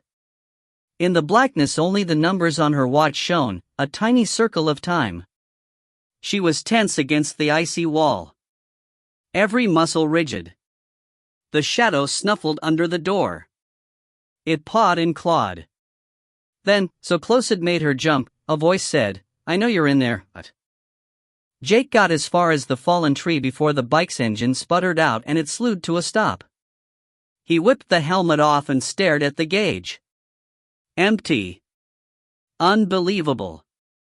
It had been full. He was sure. Snow fell on the glass gauge, he wiped it off, but the small red line was quite clear.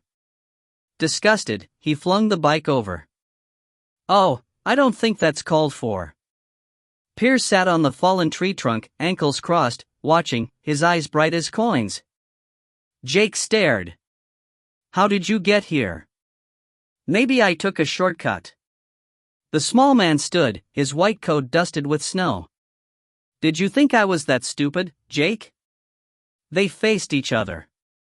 Then Jake breathed out, hauled the bike up, wheeled it around, and began pushing it back. Piers grinned. You're learning.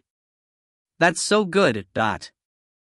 An hour later Sarah snapped, Of course I'm ready. She rinsed the potato knife under the tap and gathered the peelings into a tidy heap. Then she dried her hands, while Piers watched. The small man scratched his tiny beard. "I know it's a bit soon after yesterday's scare. If it were up to me, we'd wait, but," he shrugged. Sarah looked past him. "Some people can't wait. Some people have waited too long." Then watched from the archway across the kitchen. His eyes were on her. Ignoring Piers, he said, "This will be the last time for you, Sarah. If it works, I'll wear the snake myself. You'll be free to go." The dismissal alarmed her, but she smiled. "You're so sure. Try to describe what you see as it happens." "Piers will prolong the exposure as long as possible, until the web is under pressure. We won't risk losing you in there." "You mean you won't risk losing the bracelet?" She turned, bitter. "I know how much I'm worth." "You agreed to this," he snapped back. "I did. But what about Jake? It's personal for him." Ven didn't move. Then he said, "I'll find him." Piers picked up the tea towel and refolded it neatly. "Excellency, something else. The alarms. There was someone watching the gate earlier. We should be careful. If it's... I don't care if it's the devil himself." Ven turned. 5 minutes. And we test this thing to its limit." He went out. She stood, looking after him. Piers said quietly, "You've been reading Sims's journal." It was so sudden, she couldn't even bluster. "Yes, I found it. I haven't gotten to the end. I gave it to Jake. There is no end. It stops in the middle of a burned page. Sims vanished too, they say."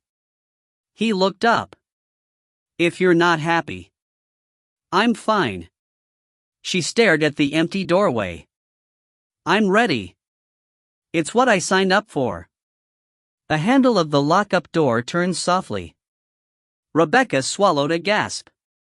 Maskline, an edge of shadow beside her, did not move. The wolf growled, a low sound. They saw its claws, long and sharp, slide under the door, its nose savoring their scent. Then it was dragged away. With a crash that made her heart leap, someone kicked the door. "Is that you, Sarah?" But then, how could it be? The voice was so close, Rebecca felt she could have touched the speaker if the door had not been between them. It was a young man's intrigued whisper. "The wolf smells you. Are you some village ghost? Some echo from the delay?" The door shuddered again. The wolf whined. "Are you some replicant? Or are you a journeyman, straying in time?" Maskline's fingers held her in silence. Yelps and scratches. The purr of a passing car. The tiny, tiny hiss of falling snow. Neither she nor Maskline moved a fingertip, because they both knew that the stranger was still there, listening, a faint dimness beyond the threshold of the door. Finally, after a long moment, his voice whispered, "If so, my advice is to journey away and do it at once. Because this time is not a safe one for strangers." Then there was just the snow. After 5 full minutes, Maskline whispered, "Gone, Dot." He leaned over and eased the plank away. When he tugged the door open, snow gusted in, and they saw that darkness had fallen on the bridge. He stepped out, and after a moment, beckoned. Climbing through, Rebecca saw that despite the chilly wind, the snow was thick. The bridge was white with it, the footprints of a man and a wolf rapidly filling, leading away toward the abbey. She breathed out. Who was he? What was that creature? He shook his head. That wasn't a man. That was the copy of a man. It seems I'm not the only one looking for the mirror. He turned to her, and she saw his worry. Apart from Jake and his tutor, is there anyone else at the abbey? Anyone at all? Rebecca shrugged. Just that girl. She frowned. Her name's Sarah. The door opened. Jake looked up from the pages of Sims's journal, his mind full of the scarred man and the mirror, over the scatter of his father's books across the carpet. Each was open, and he had out all the letters he could find, and notes, and photos, because he had begun by searching for anything about the Chronoptica and ended by just sitting and reading and remembering. Maybe the bleak loss showed in his face as he stared up, because Ven stood silent a moment, his glance around the darkroom swift with discomfort. "We're trying again. Now. If you want to be there." It was grudging. But Jake nodded. He pushed the books aside and stood up. "I'm surprised you want me." Ven shrugged. "I don't. But David would." 14. He conjured snow, he summoned ice. He frosted lakes and rivers. He killed the birds in the elderwood. He blackened toes and fingers. He said, "If I can never rest, then all the world will suffer. I will destroy both man and beast until I find my lover." Ballad of Lord Winter and Lady Summer. The silver snake closed around her wrist like an alien hand, but this time Sarah was ready for it. She stared into the obsidian mirror. In its convex darkness she saw the room, warped and unfocused, a blur of shapes in the gloom of the winter afternoon. She saw the soft, relentless snowfall outside the mullioned windows. They were all watching her peers at the computer, Wharton perched on a broken armchair, Jake leaning against the stone wall, his arms folded in rigid defense, after his bitter argument with Ven that it should be him. But Pierce had told them both to shut up, and he had clasped the bracelet on her wrist. Ven stepped back. "Anything yet?" No sound was muffled in the soft carpet. It was there to protect the mirror if it fell. She frowned. What if it did fall? Would that be enough? Ven turned on Piers. "Now. Less response than before. The temporal axis is steady. No fluctuations." Her hands were sweating. She stared into the mirror, willing it to change, praying something would happen to its stubbornly solid surface. Glancing at Wharton, she sensed the rising silence of his disbelief. He was a lot shrewder than he looked. Had he told Jake about her? The room was dim, woven with the dense web of cables between her and the Chronoptica. Its pillars rose into darkness, their capitals adorned with clusters of crumbling ivy leaves and carved acorns. Under some, the faces of green men peeped through bramble, tendrils of leaves sprouting from their mouths. They were watching her too. Piers sighed. "Nothing. Maybe we should take a break." "No." It was her own cry, echoing Ven's. "No," he said, walking around behind Piers. "We increase power." "I don't think that's wise, Excellency. It's already at the maximum. Don't argue with me. Just do it." Wharton was on his feet. "I don't think." Ven turned, lean and ominous. "No one asked you." He came and stood in front of Sarah. "Be ready. There might be a strong reaction. If you feel anything at all, just say. If you can't speak, raise a hand, and we'll switch it off. Understand?" Wharton said, "I want you to know I heartily disapprove of all of this." "Jake. What do you say?" Jake was looking at Sarah. Quietly he said, "We should go on. He knows." The knowledge flickered through her fear, her swift sight of Wharton's shock. "He knows I'm not who I say. And he'll sacrifice me if it means getting his father back." Ven was already at the controls, that mishmash of Victorian wiring and dials, roped with modern cables.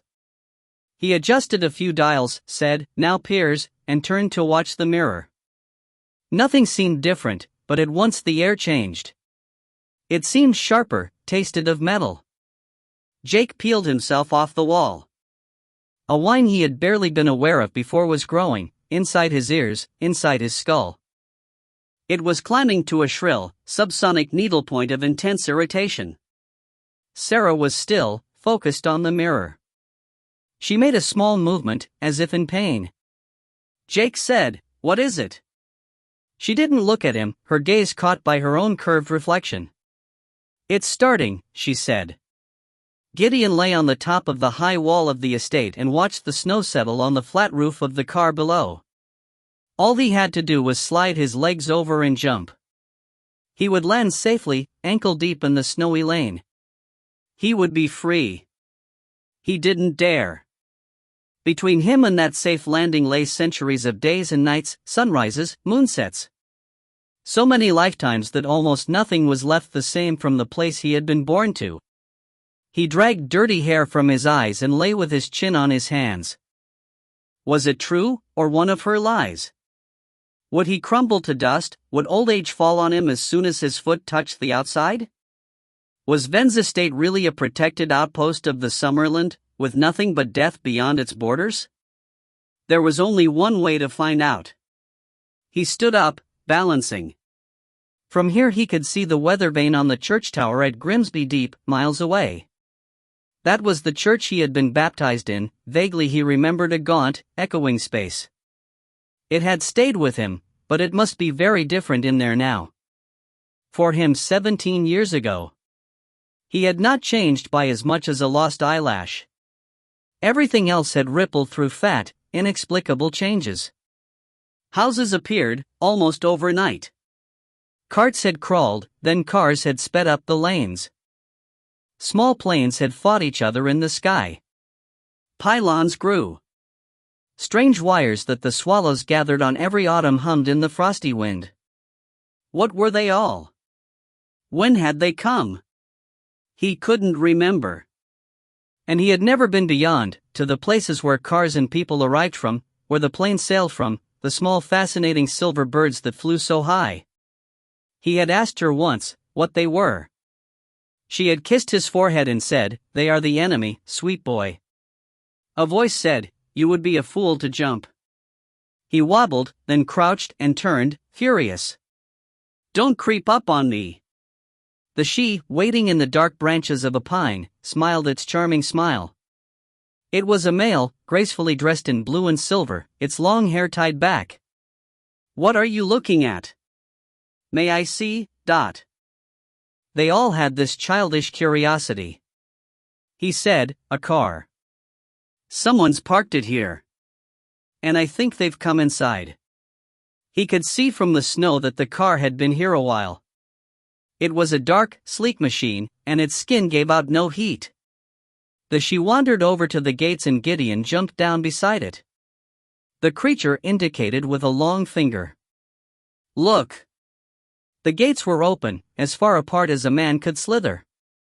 They swung, slightly, in the icy wind. The camera was already clotted with snow. Gideon said, "What is that thing?" "Ven's scrying device." The she gave a languid grin. "It will see nothing today. Not even these." They both gazed at the footprints that led through the gap between the snowy gates, and up the dark, clogged drive. A man's. And the splayed spoor of the wolf. The wine rose in Jake's teeth and nerves. It shivered down his spine. He wanted to yell for it to stop, but he forced himself to keep still, his eyes fixed on Sarah. She was gazing into the mirror. He moved so he was behind her, but saw only blackness. Nothing. Exactly. Ven's voice was breathless with triumph. Nothing. No reflections. Nothing. Sarah said, "A room. A man, thick-set, with a mustache. He's seen me. He's talking to me." The whine rose to screaming pitch. The web vibrated. Piers said quickly, shutting down. "No." Ven's eyes were on the mirror, searching. "Not yet. Not till I see it." "Where is it, Sarah?" "Where?" But she spoke, not to him but to the mirror. "Where is this? Who are you?" The answer came from no one in the room. It was a thin, pompous voice, oddly quailing. It said, my name is Sims." The she knelt and touched the footprints, sniffed them. Then it raised its hands to its ears. "What is that terrible whining cry?" Gideon was wondering that too. Is it the world freezing up? He had been with them so long, they had taught him to hear as they did. He could hear the cold night coming down, puddles on the gravel track hardening infinitely slowly, the icy crystals lengthening and creaking to a pitted surface. He could hear the birds edging on their frozen roosts, the blown barbs of their feathers, the blinks of their beady black eyes. He could hear the frost crisp over the window panes of Wintercombe. But this whine was worse than all of that. "Sounds like a human machine." The she rose, disgusted. Gideon nodded. The creature's aversion to metal still pleased him, even after all this time. It was their one weakness. The she listened, snow dusting its thin shoulders, its moon-pale hair glimmering. "Summer will want us to investigate." Gideon turned. The she's eyes went sly. "Enter the dwelling? Many have tried. Ven is too careful. For you, he is. But I might be able to. Summer forbids it." It was a risk. They were treacherous beings, this one would betray him in an instant. So he said heavily, "You're right. And after all, tonight, there's the feast." The creature grinned, as he had known it would. "The midwinter feast. I'd forgotten. We must get back, Dot." Its quicksilver mind would be full instantly of the promise of the music, the terrible, fascinating music of the she. The music that devoured lives and time and his own humanity, the music that enslaved him and haunted him and that he hungered for like a drug. "You go," he said. "I'll come later. I have to bring you." "She'll be furious." Its bird eyes flickered. He saw the small pointed teeth behind its smile. "I'll follow you. I just want to see where these prints go." It hesitated, tormented. Then nodded. "Very well. But be quick." It turned, and its patchwork of clothes ebbed color, a magical camouflage, so that now it wore a suit of ermine and white velvet, the buttons on its coat silver crystals of ice. It stepped sideways, and was gone. Gideon kicked the gates shut. He ran, fast and hard, toward the house. The screech ratcheted up the scale, a nightmare howl that made Piers snatch his hands back and swear. Sparks cracked in the dark. "Turn it off!" Wharton yelled. Sarah was sucked flat against the web. Behind her, grabbing her arms, Ven said, "I can't see him." "Is he there? What does he look like?" She screamed. "I'm falling. I'm falling." The mirror was gone. It was a wild, gaping rent in the world. A scatter of objects lifted from the desk, flew, and were sucked straight in. With a vicious crack, part of the web came free, one green cable whipping past Jake's head and vanishing with a bright blink like lightning. "Stop it!" Jake yelled. "Not yet." Ven shoved him off. "I've got you, Sarah." But she was fighting him, struggling back. Jake yelled, "Let her go." He grabbed her. A fusillade of rivets cracked past him, he dragged her down. For a terrible unbalanced moment he and she and Ven were one tangled person, dragged and flung forward. The green web held them against it, but the force of the whole was too strong, it pulled hair, hands, breath like an immense invisible magnet, and then just as Jake could feel the agonizing suffocation rise to his throat, the wine cracked, and with an explosion that flung him backward off his feet the mirror came back. He staggered. The room roared with smoke. Wharton was yelling, "Fire!"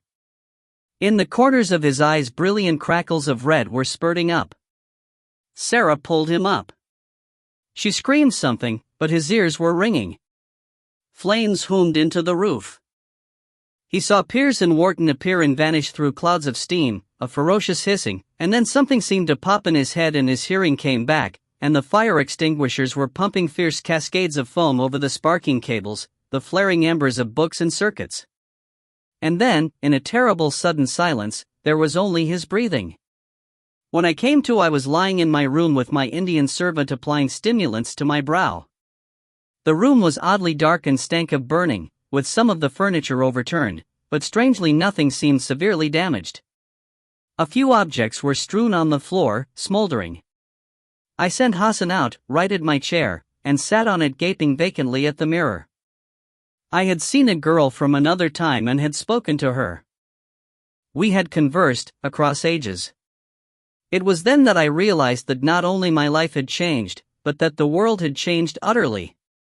Out there gas lamps were being lit, men were hurrying out to taverns to buy their evening meal, theaters were opening their doors, the vast populace of London was teeming in the rainy streets. Yet here, in this solitary room in a house among a million others, I, John Harcourt Sims, had broken open the boundaries of time and space. So when the brick crashed through my window, I almost screamed with the sudden shock of it. It landed on my mahogany desk, scattering papers and books, and I leaped up and ran to the smashed star of the window and stared out. In the dim shrubbery to the side of my gate a dark figure flickered and was gone. Hassan came racing in, with the men I had hired. "Get out there," I snapped at them. "And do your duty." Quickly I closed the shutters and picked up the missile. It was a half brick, and I shuddered as I thought how it might have smashed the mirror itself to pieces. Tied to it with a length of dirty string was a note, which I unfolded. It read, "You have stolen from us and we will have our payment. And until we do, you will never sleep soundly again." I crushed it in my fist and smiled. The poor wretch from the shop, perhaps. The first thing I would do was have him sought by the officers. And then, believe me, I would amaze the world. Soft steam hung in the dimness. Jake looked at Wharton, who stood breathless with his empty extinguisher, surveying the wreckage. Burnt-out wires glowed like cigarette tips. Ash drifted in an icy draft.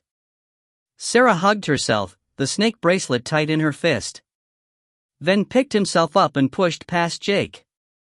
Ignoring everyone, he ducked through the safety web to the mirror, and when he reached it he put his hands against it, meeting his own contorted reflection. Tears came from the controls, a zigzag of soot on his forehead. "The mirror itself is undamaged," he said. It was almost a plea. "It's not the end." Venn was staring at himself. His hands, maimed by frost, gripped the black glass. For a second Jake was sure he would grasp it tight and pick it up and throw it to floor, shattering it in a million pieces. But all he did was stare into his own blue eyes, his hands flat on the solid, unforgiving surface.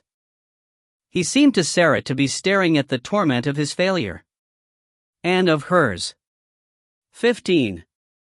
If a speculum is polished sufficiently, it becomes invisible. For it doth reflect all about it, so that the eye sees only that which is shown, not the device that showeth it. And if a man becomes hard as diamond, faceted and flawed, he too will show nothing of himself, only the fractured images of his world. From The Scrutiny of Secrets by Mortimer D. "I'll take it," Sarah said. Piers looked at her closely.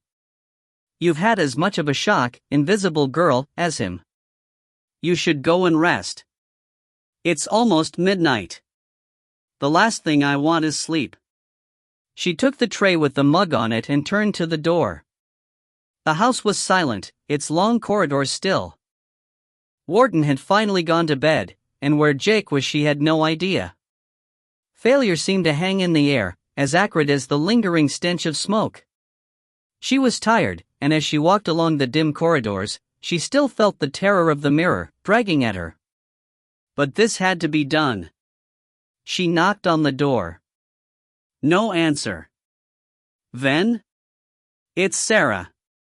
She knew he wasn't asleep. She said, "Let me in. Piers has sent you tea. He's worried stiff." She balanced the tray and groped for the handle, her wrist encircled with a white ring where the snake had grasped it. She eased the door open. His room. She had expected a mess, like Jake's, but it was Spartan. Nothing on the shelves, no clothes, none of his prized ceramics. The furniture was black, modern, glossily lacquered. In all its surfaces reflected snow was falling. "Leave me alone, Sarah," he said, his back to her. "You are so like Jake." "Anyway, you don't mean that. Part of you must be excited about what we did." "Must I?"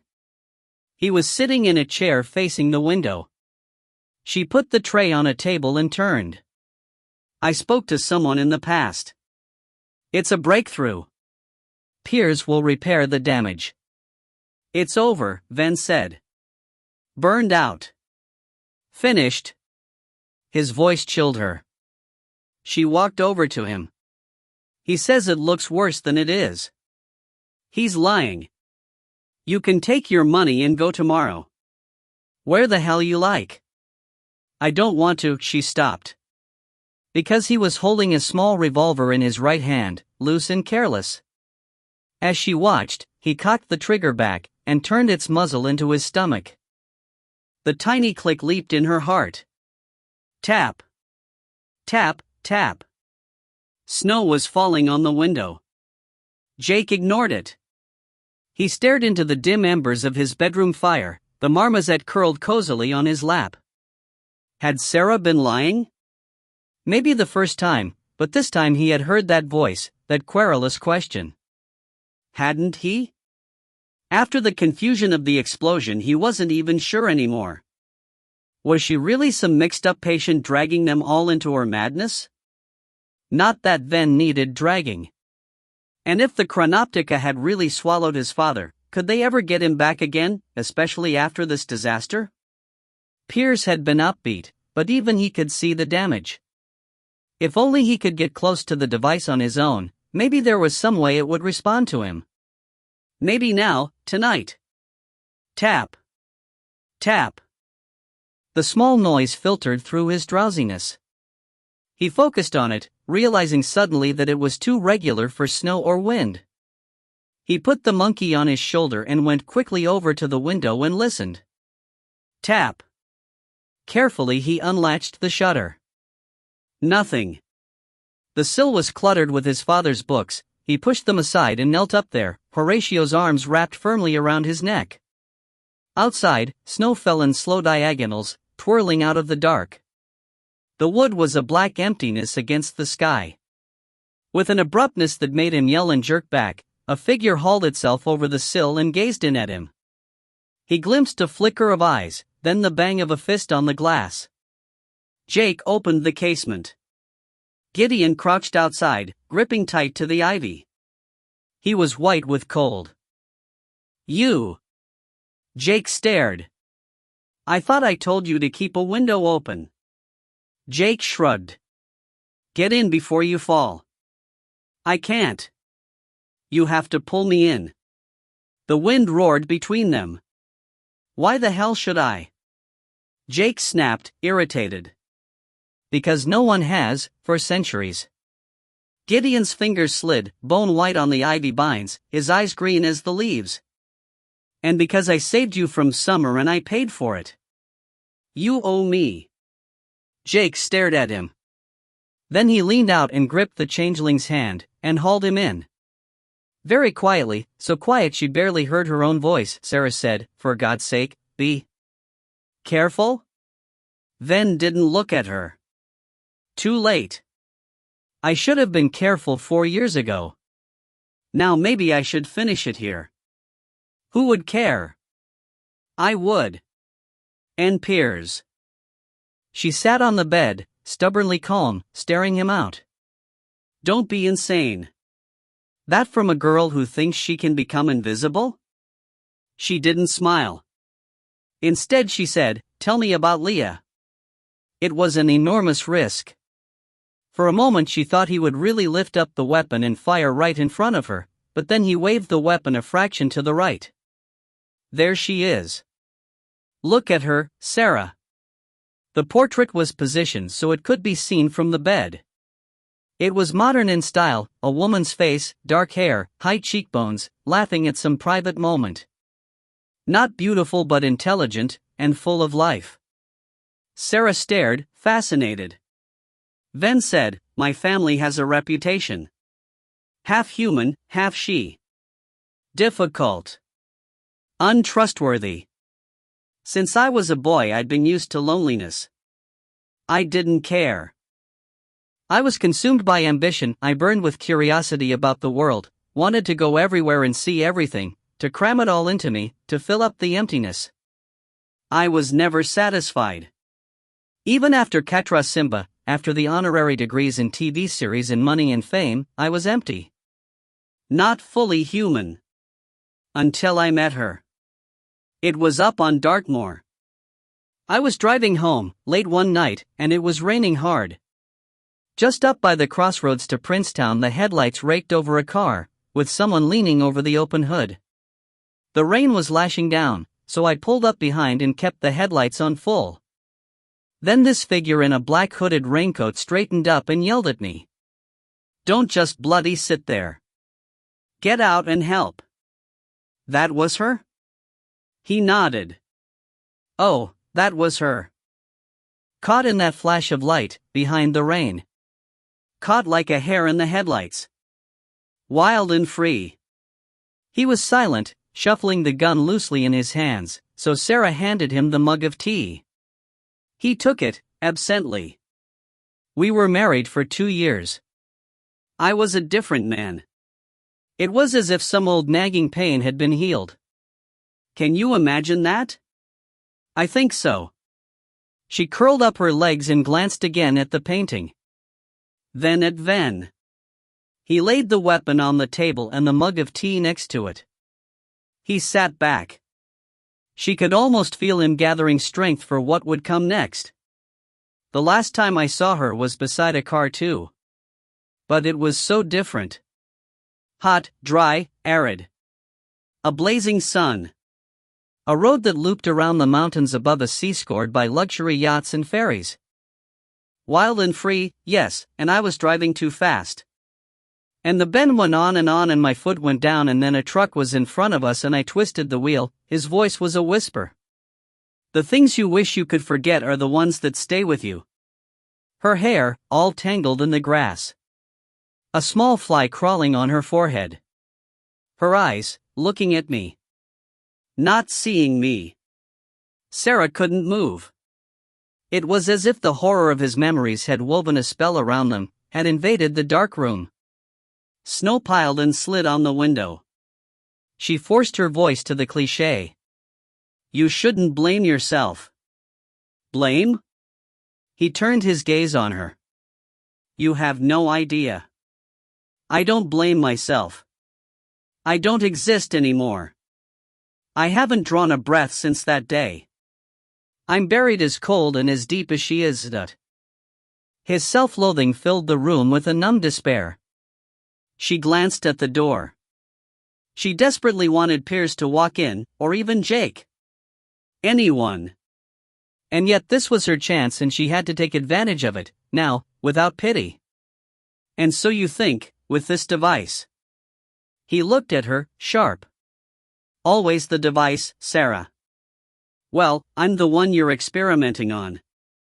Who made it anyway? This Sims, he wasn't the inventor. He shrugged.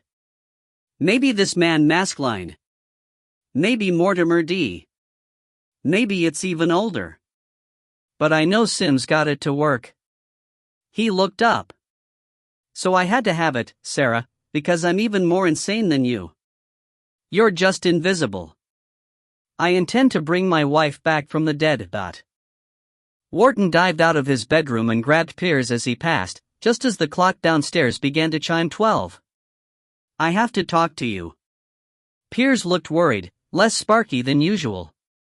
His lab coat was scorched. Tomorrow. Something's wrong, it looks like the gates are open. Maybe it's just the snow, but I know she's not your niece. I know who she is. What the hell do you think you're playing at? I have a good mind to phone the police myself right now, and that's another thing. Piers shook his head. The phone's dead.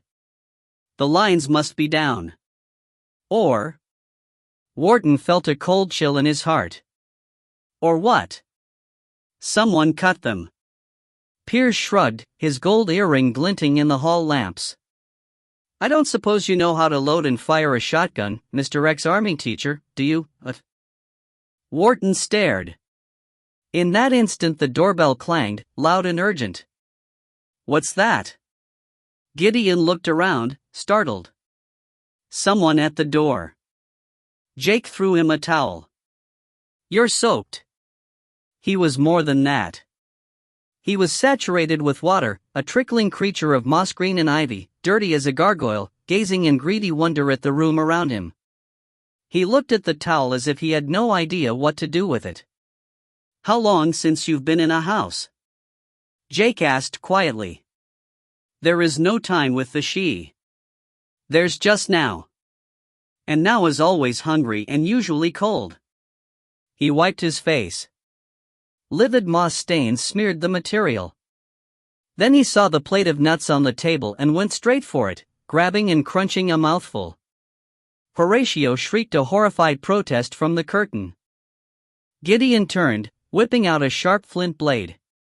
He leveled it at the monkey and hissed, a savage, eerie sound. What monster is that? Jake came and shoved the blade down. My familiar spirit. You're eating his food. Gideon stared. In truth? You're familiar? You're a sorcerer? Did he believe it? Jake shrugged. I am a sorcerer of great power. And maybe I can save you from the she. But first you have to do exactly what I say. Piers unbolted the front door cautiously and Wharton, behind, leaning on the banister with the shotgun ridiculously aimed at the rectangle of snow, saw a tall red-hooded figure duck inside, wipe its feet, and say, I thought you'd never answer. I'm sorry it's so late. She tugged her hood off. He lowered the shotgun quickly and came forward. Rebecca? What on earth are you doing here? However did you get through? She laughed. It wasn't easy. It's coming down in blizzards out there. But I had to warn you. Of what? Piers said darkly. She tugged off her coat in a shower of snow. A man and a wolf, she said. Then walked to the window, looking down. Call me insane. I am insane. But only the device has kept me alive. We all caught David's enthusiasm, and we worked like slaves on it. But there were so many setbacks. Losing David was the worst. He turned, his eyes palest blue. And yet it worked even though it cost me my only friend to find that out. A cruel exchange. But now, you've seen the damage. Now it's over. And all hope with it. He looked at the pistol, but she put her hand on it firmly. Don't give up. Don't stop. I told you, it's over. You'll succeed. I promise you. It was clear to her, quite suddenly, that she had to keep him alive. Her own mission needed this to work. Then, afterward, she would be free to act. He stared. How can you promise? I can. I know. A bang and a clatter downstairs. Then flicked a glance at the door. Then he came over to her. Sarah, who are you? Why are you here? She didn't answer. Instead, she reached into her pocket and touched the diamond brooch. She said, There's something I need to tell you. I'm not from this institute. I'm from another place altogether. You need to know about Janice. At that moment the door crashed open. Piers seemed to appear from nowhere. Trouble. Come now. Wait. Can't wait. Intruders in the grounds. We need to secure the house. Sarah turned in instant alarm. Who are they? Not sure. Man and a wolf, Rebecca says. Rebecca? Downstairs, shutters were slamming. She raced out and looked over the banister and saw Wharton and the girl she'd seen once before, the tall girl with the car, wedging a grate bar behind the front door. "Where's Jake?" Ven roared. In the Monk's Walk, Gideon stared around at the green web and whistled. "But I'm telling you, if Ven comes, I vanish. He'll tell Summer and then. Leave Ven to me." Jake shoved past him. "Listen. You stand there and push the switch when I tell you. Understand?" Gideon shivered with elegant distaste. "I don't trust these devices. She can't touch metal. They say it has demons inside. Jake ignored him, fastening the snake bracelet on his own wrist with feverish haste. Its clasp was icy and light. Okay, I'm ready. Quick. Do it now." The complexity of the machine had daunted him. He had switched everything on and there was a faint hum. So something was working. He ignored the safety web and the charred wires and stood directly before the mirror, hands clenched on each side of the frame. "Dad," he whispered. "It's me. I'm here. I'm coming."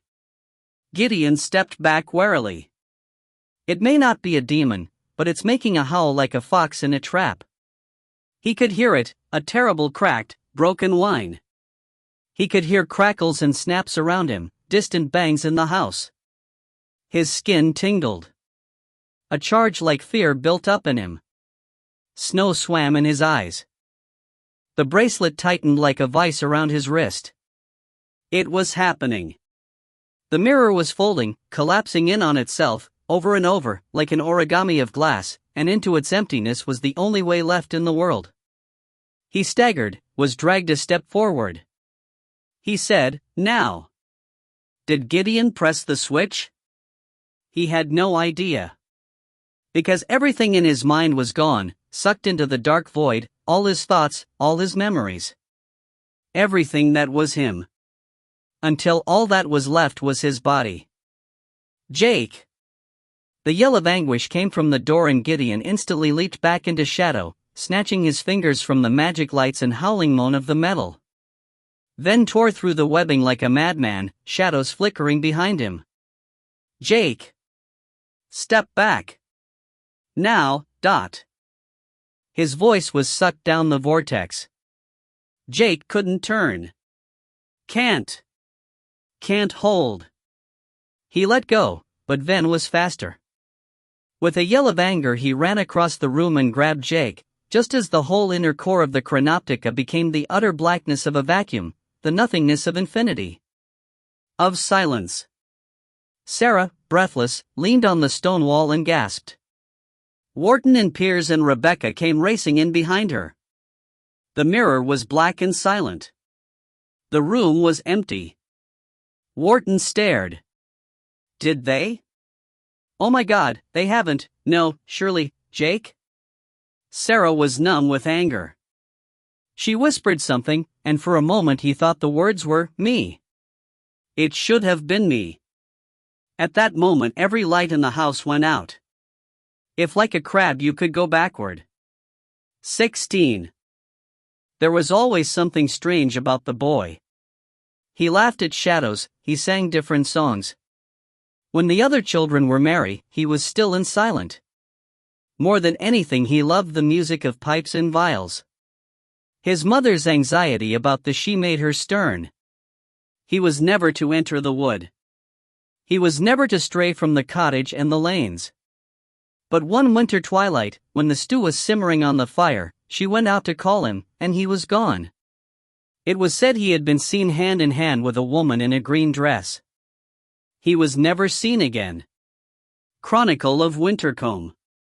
Jake lay crooked and sore against a slimy brick wall.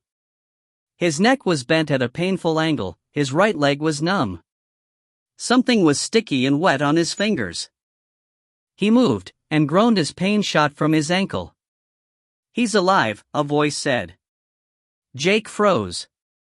His first instinct was to open his eyes, but what he saw made him close them at once and play dead. There were two figures bending over him, and one had a knife. He'd caught the dull glimmer of the blade, the dirty thumb on the hasp. He held his breath. Finish him. Hands grabbed him, hauled him over, rummaged quickly through his pockets and jacket, a quick rough search all over him. He felt something, his watch, dragged from his wrist. Useless. A coin jangled on the wet cobbles. Filthy 4 in 10. Take it anyway. The siller ring will fetch. Jake's fear was becoming anger. Then, sharp as a squealing rat, a whistle pierced the air. Peelers. The two men jumped up. Jake rolled instantly to his hands and knees and threw himself at the nearer, grappling for the knife that came slashing at his chest.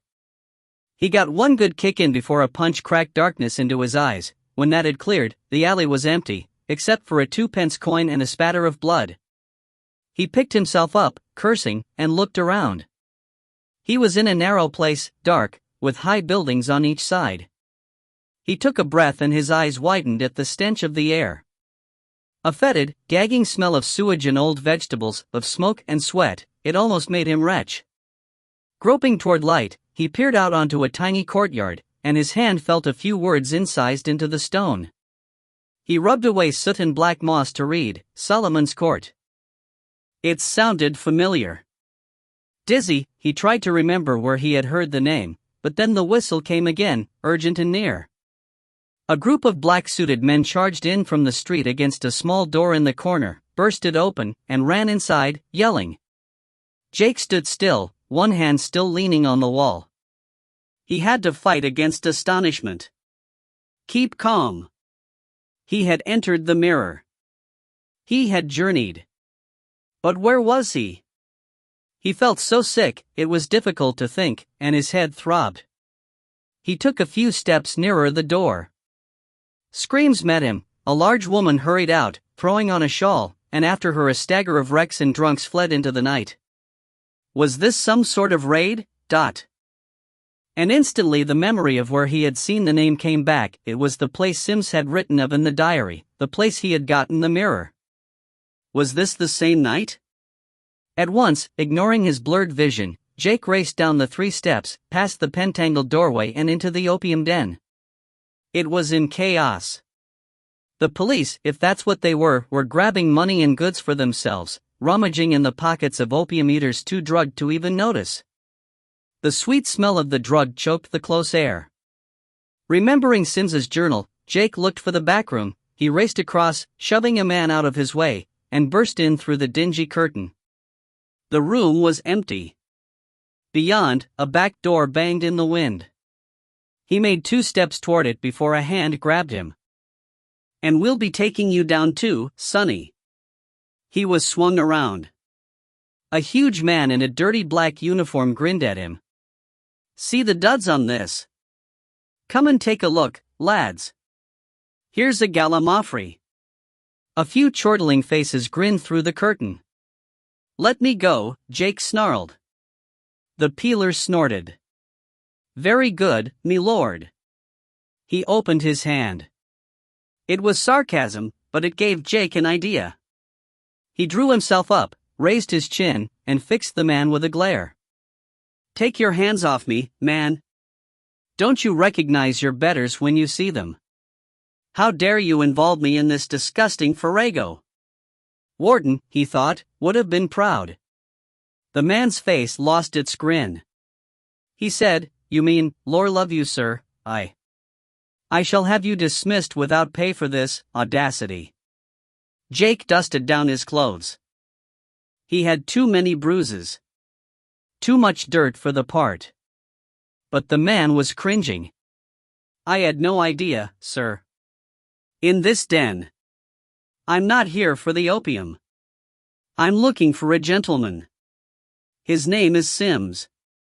John Harcourt Sims. Have you arrested him? We ain't nabbed no toff 'cept yourself, mister. Jake shrugged. Jake Wilde. Son of Lord Wilde, surely you know my father, man? The personal assistant to the Home Secretary? He had no idea if there even was a Home Secretary at this date, but it didn't seem to matter. He was rapidly understanding that just to be haughty and speak in his crisp 21st century English might be enough.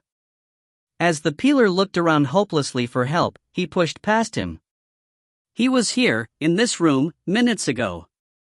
It was he who had you summoned. He can't have gone far. We come on a narc's word. Narc? Grass. Informer. Jake frowned. Sims had set up the raid, he would have been ready. He'd have already taken the mirror in the cab. He turned quickly, past the peeler. I have to find him. Ah, now sir, you can't just. But Jake was already out in the dingy courtyard. The rattle of hooves made him turn. He saw the quick glimpse of a cab rattle past the archway, saw in the flash of the gaslight a plump, rather smug-looking man settling down inside. Jake raced after the cab. Bursting out into the street, he saw it swallowed by fog. He took 2 steps after it and crashed into a small shape that burst from the alley and grabbed him to stop itself falling. He looked down and saw the dirtiest child he had ever imagined. The girl wore a ragged blue dress over trousers and worn boots. She screeched, "Let me go!" He dropped her, but the cab had gone. The fog was a silent, greasy swirl. He swore. Then he said, "Listen kid, what year is this?" The girl stared. Her eyes widened. "You from the Bedlam, mister?" He pulled out the 2-pence coin and tossed it. She caught it, bit it, and pocketed it in one smooth move. 4 in tin and no good. She grinned. "But as I like your face, I'll tell you. It's 1848. 2 years. Wrong raid." Sims had had the mirror for 2 years. Jake swore again. He said, "I don't have much time." "You live here?" She shrugged. 2 years ago a man came here. A gentleman. She rolled her eyes. They all do. Not for opium.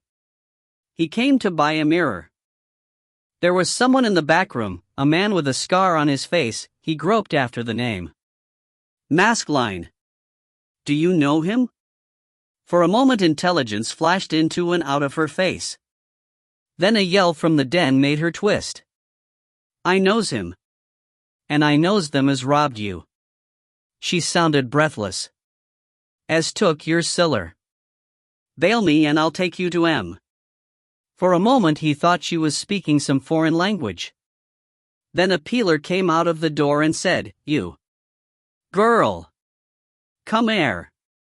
The girl snatched Jake's hand. "Bail me." The peeler came over and grabbed her. "With me, you." He dragged her away. She screamed, tugging and struggling, a small thin line of woe that set Jake's teeth on edge. He shook his head. Siller? What's siller? Did she mean silver? With a sudden terrified jerk he whipped up his sleeve and stared. The only thing around his wrist was a bare white ring in the flesh. The snake bracelet was gone. A small yellow flame cracked and flickered in the darkness and Pierce's high voice said, "Don't anybody move. I don't want any injuries.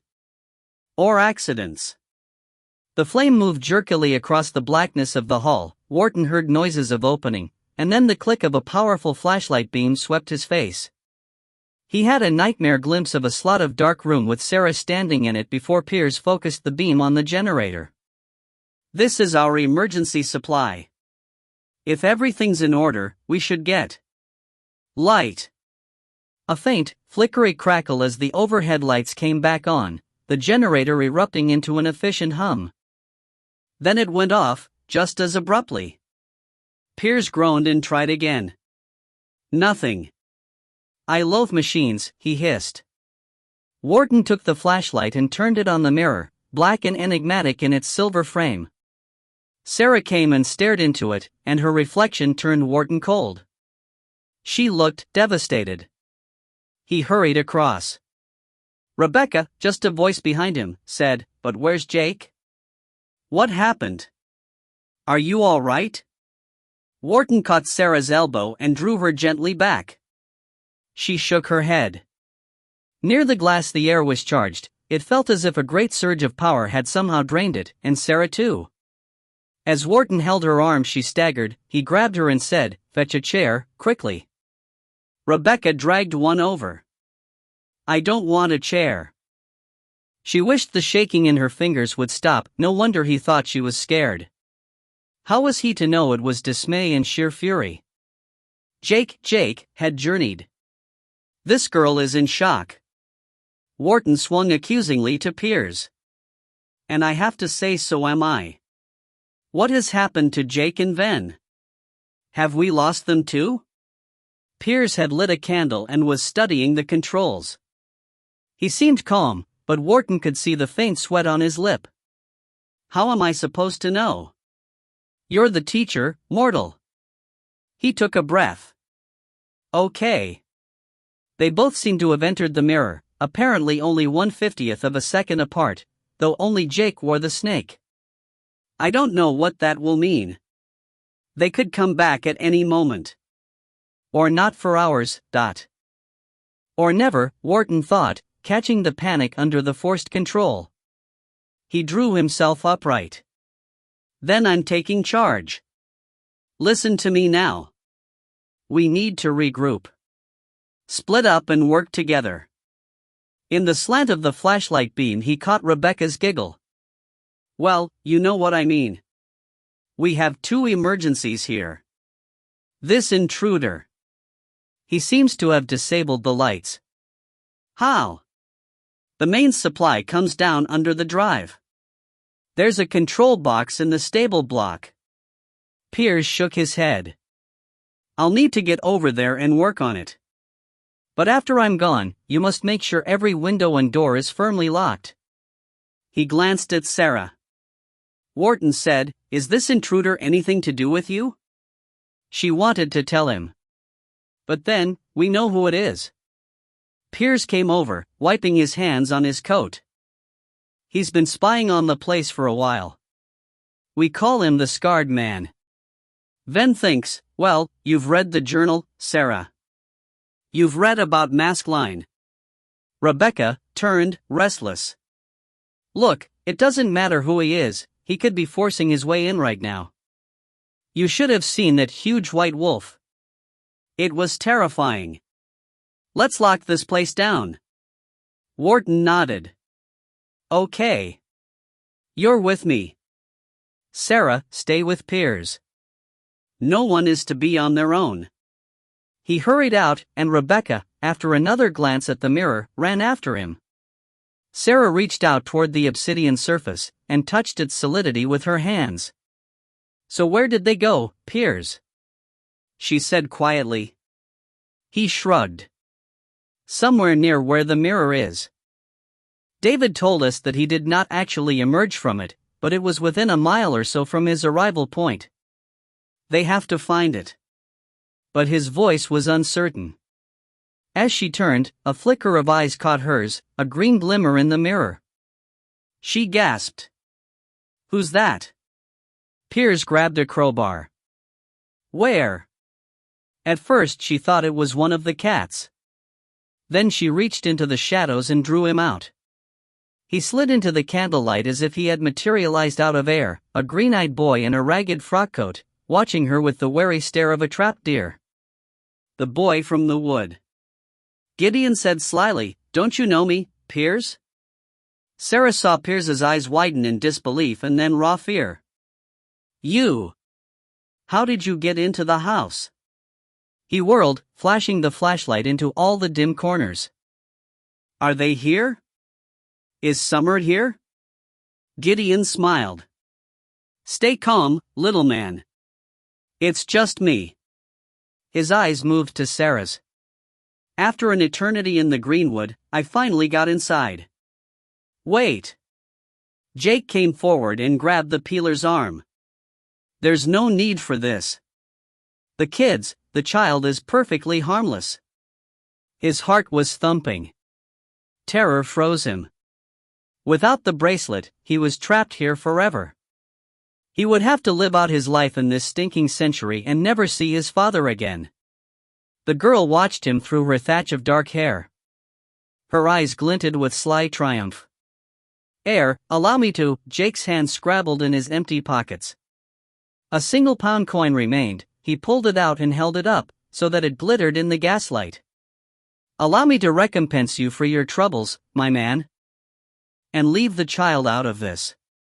He sounded like a bad actor in a worse period drama, but that was all he knew of the past, all anyone could ever know, the thousand clichés of film and TV. All the history lessons in the world couldn't help him now.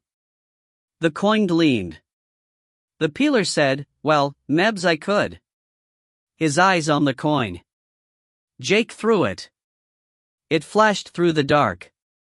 The man let the girl go and grabbed for it. Instantly she ran, past Jake, so that he had to yell and twist after her, over the slippery cobbles of the yard, under the arch into a street ripe with the refuse of the dark houses that overhung it. She was fast and fleet as a rat, and he was still aching from the journey, but he caught her at the corner and flung her around. "Wait, you little brat." Breathless, he held her off as she kicked and tried to bite. Then he held her in a firm armlock. She screamed. "Will you be quiet?" Jake looked around nervously. The fog masked the house's deep doorways. "Quiet. You said you saw them. The men that robbed me. I paid for your freedom. You owe me." She stopped struggling and stared at him. Then she said, "Leave off." He let her go. She looked up at him through her hair, poised to run. "You don't arf talk rum." "So do you. What's your name?" "Moll." He grinned. "I'm Jake." "Moll, I need to find these men and I need to find them now." Behind them in the fog, a whistle blew. The girl gave a quick glance and said, "Not here, mister. Too many rozzers. We'll go to Skimbles." Before he could argue, she was gone, running into the fog, and he had to follow, clutching at the pain in his side. Down dim streets lined with runnels of flowing sewage, through labyrinths of dark alleys the girl led him, and he followed, deeper into the warren that was London's squalid heart, totally lost among the courtyards and warehouses, the occasional flaring napped the light of a late shop or a tavern where shrieks and shouts echoed. Cabs clattered by him, dark figures in cloaks and tall hats, women with painted faces called at him from doorways. Every wall was a patchwork of peeling advertisements. Moll slowed to a walk, darted down a passageway between two derelict buildings and clattered down some steps behind a rusty railing. "Wait," Jake said, uneasy. "Why here, Dot?"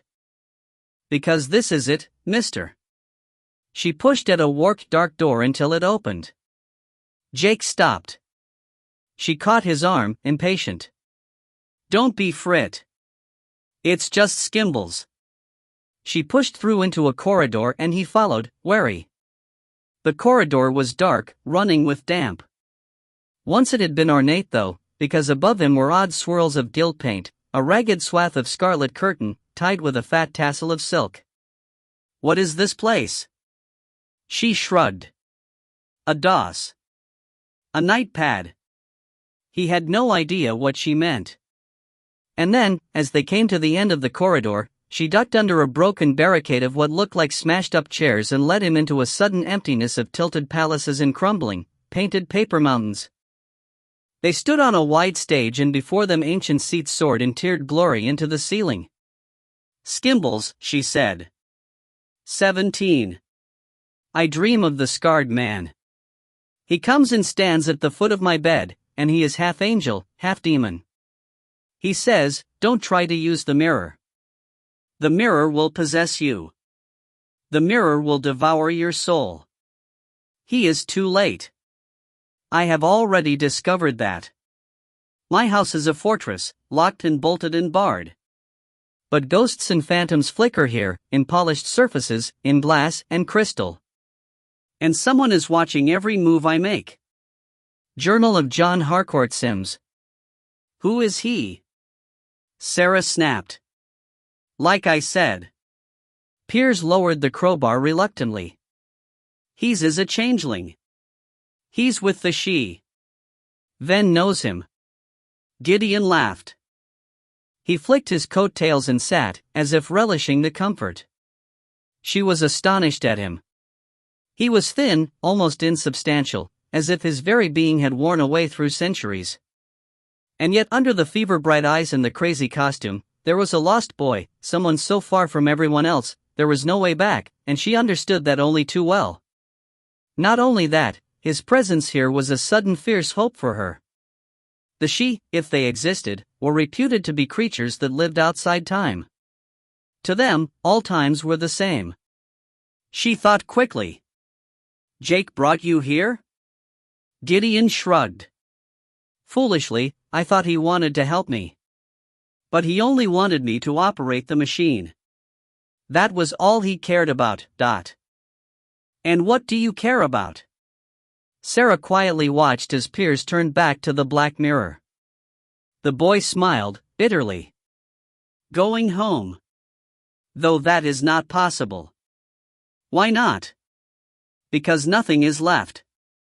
They took me centuries since. Now I can't leave the estate, so Summer says." "Summer?" "Their queen. She's told me many times. If I even set the toe of my foot on the unenchanted earth, I will dissolve into the dust I should have been 500 years ago. She taunts me with it. I have no idea if it's true, or if so much time has truly passed. Living with them, there's no day and night, no seasons. No aging. But, the wood, it's real. The edges are." He shrugged. "As you go in deeper, it changes. You come to a strange place, where it's always warm, the leaves are always green. Another world, not like this." She looked at him. "An ageless land of summer. It sounds perfect." Gideon allowed himself a small, hard smile. "You think so? These creatures, they're not like us. Like you. They are beautiful and they think only of themselves, their music, their cold laughter. No ambition, no future, no past. They exist, like the wind. They're like butterflies mostly, but even butterflies die. The she don't die. They don't fear death. They have no fear at all." She shivered. For a moment she had the briefest glimpse of how his life must be, the precarious never-ending balance between fear and boredom. And then understanding came, and she stared at him. "That's why you're here. You think the Chronoptica can get you home?" Piers turned. "What? The boy's green eyes flickered a warning. For a moment she paused. Then smooth as a snake she said, "I was saying the Chronoptica is our only way of getting Jake and Ven home. We have to do everything we can." "And you think I'm not?" Piers was weary and irritable. "I don't intend to be a slave forever. Come on, let me out into the stables and lock the door after me. And you, Gideon, go back to Summer before she finds you missing. No one here can help you, and the last thing I want is her causing mayhem. I can't deal with her. Not without Ven." He stood before the mirror, and they saw his warped, curved image stare curiously into its darkness. "Who may be dead for all we know?" Wharton slammed and locked the final window. The casements were ancient, the fastenings frail with rust. It would be so easy to break in. Though perhaps the siege of the snow was more to be feared than some prowling stranger and his hungry wolf. He turned to Rebecca. "Right. That's the lot. Go and check the cloister, though God knows what passageways and doors there are under this place. There's an old story about a tunnel from the abbey down into the river gorge." She turned, eyes bright. "Maybe we should explore. It's a way they might use to get in." Her eyes were wide with excitement. "She's acting," Wharton thought. "What about your family? Won't they be worried about you?"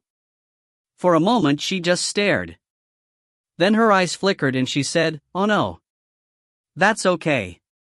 They won't worry. Phone them." "No signal." He nodded at the landline. "Use that." She seemed reluctant. But when she picked it up she put her ear to it only for a moment and then held it out to him, and even before he took it he knew what he would hear. Silence. He turned, worried. Go on. Check the cloister. Quick. When she'd gone, he crossed to the study and rummaged in the mess on the shelves till he found an object he'd glimpsed yesterday, a battered ancient transistor radio. There still seemed to be some life in the battery. He tuned it carefully, noticing with a shock how his breath clouded. With the power off, the house was rapidly getting colder. And he desperately needed to find out what was going on in the outside world. Suddenly a local voice blurred out of static. Whole of the West Country. Blizzard conditions have forced the closure of the M3, and all major roads across Dartmoor are severely affected. Motorists have been forced to abandon their cars and... The voice faded. Blast. Wharton rubbed his numb fingers and tried again. Emergency services. Police have advised, in outlying areas, not to leave home unless their journey is absolutely necessary. Great. It was clear they were trapped here. The drive would already be knee-deep. Other news. A young woman. His hand went to the off switch and stayed there, paralyzed. Missing for 2 weeks from the Linley Psychiatric Institute in Wintercombe, Devon, has been found. Sarah Stewart walked into a police station in Truro yesterday, and, memory loss, she has, Iving, uncle in Penzance. He swore, grabbed the radio. Shook it, stared at it. In a final dying whisper it said, "Today in Parliament the Prime Minister." Silence. Wharton sat back and breathed out a cloud of astonished breath. Then, to two of the black cats that sprawled on the desk, he said, "What the hell is going on here?" The cats blinked back at him. As soon as she was alone, Rebecca slipped through the cloister to the small outer gate and dragged it open. The snow was already falling heavily, every crack and crevice dusted with it. It blew horizontally into her face and the cold stung her eyes to tears. She wore a woolen hat pulled down over her ears, but still the blizzard sounded like the hissing of endless static. "Where are you?" She dared not shout. Wharton was too close. Beyond the gate was nothing but snow, all the overgrown lawns lost in it, the very trees invisible. And then he was there, a darkness darting out of that blinding white world, and he helped her drag the door shut and click the icy padlock, Rebecca dragging the bar across. Maskelyne leaned against the wall, coughing. He looked half-frozen, hunched up with shivering, his lips pale blue with cold. She said, "Sorry. I couldn't." "What's happened?" He hugged himself, numb. "You were so long. It's all gone wrong. You wouldn't believe. Ven and Jake have journeyed." "Isn't that what you say?" His scarred stare was so stricken, she had to look away. "Where? When?" "About half an hour ago." "No, I mean when. What interval of time?" "No one knows. Piers is scared stiff." So was he. He leaned forward and put his head in his hands, the thin fingers clutching the lank dark hair. "Rebecca, this is unbearable. To be so close, and to... You can still take it. The mirror. I'll help you. The mirror is no use without the bracelet." He shook his head. "I can't believe." "Rebecca?" Wharton's yell made them both jump. Maskelyne turned like a cat. He slipped out into the cloister and ducked behind the low wall just as Wharton ran through the inner door. "All secure?" "Yes." "Fine," she said, breathless. "Good. We need to get back. I want to talk to Sarah." He turned, abruptly and so tense with agitation, she said, "What's wrong?" "Apart from everything, you mean?" He shrugged, and she realized suddenly that even this big, bluff man was scared. Scared and angry. "I want answers, Rebecca. Because this whole bloody charade is getting dangerous. And I'm worried sick about Jake." He stormed into the house and she followed, glancing back at Maskelyne, who rose out of the cloister and watched her like a ghost. I am desperate to make my first public demonstration of the machine, but I must be so careful. I must do nothing until I am sure of its powers, or I will look such a fool. There are plenty of mule-headed bigots in the Royal Society who would scoff at my claims, so I must proceed with utmost care, and not ruin my triumph by impatience.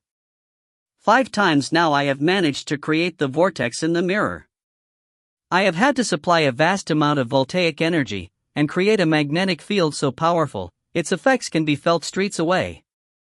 I have also destroyed 2 rooms in my house as the result of explosions and a recent fire. But wonderful things have happened. First, there is a terrible compulsion to enter the mirror. Rather like Odysseus, I have resorted to tying myself down in my chair before beginning the experiment and fastening the chair itself with chains to a pillar in the basement. Even so, the drag yesterday snapped the ropes and I was hurled forward with such force, I bloodied my head, and only my hand leaving the controls saved me. Who knows in what time or place I would have found myself? I see such things in the obsidian glass. I have seen a green meadow, backed by wooded hills and a small blue lake. Perhaps Cumbria, perhaps Wales. I have seen a room so dark, it might be underground, and heard singing there, in some tongue I could not identify, and then a figure garbed in some cloak, for an instant, before the void. I have tossed in meticulously weighed samples of minerals, wood, vegetative matter. All have vanished. None have returned. I have analyzed the variations in gravity, the harmonics of the mirror's curve, the strange alterations in its weight and mass. And today, I shall make my first experiment with a living creature. The dog is one I picked up from the streets. The alleys of London swarm with such curs. It is of some mongrel variety, terrier-like, with a black ear and a great black blob on its flank. A trusting creature, it allowed me to scoop it up and bring it back in the carriage. It ate hungrily of a whole plate of beef and then composed itself for sleep. Now it lies snoring and snuffling. But someone has just knocked on the door.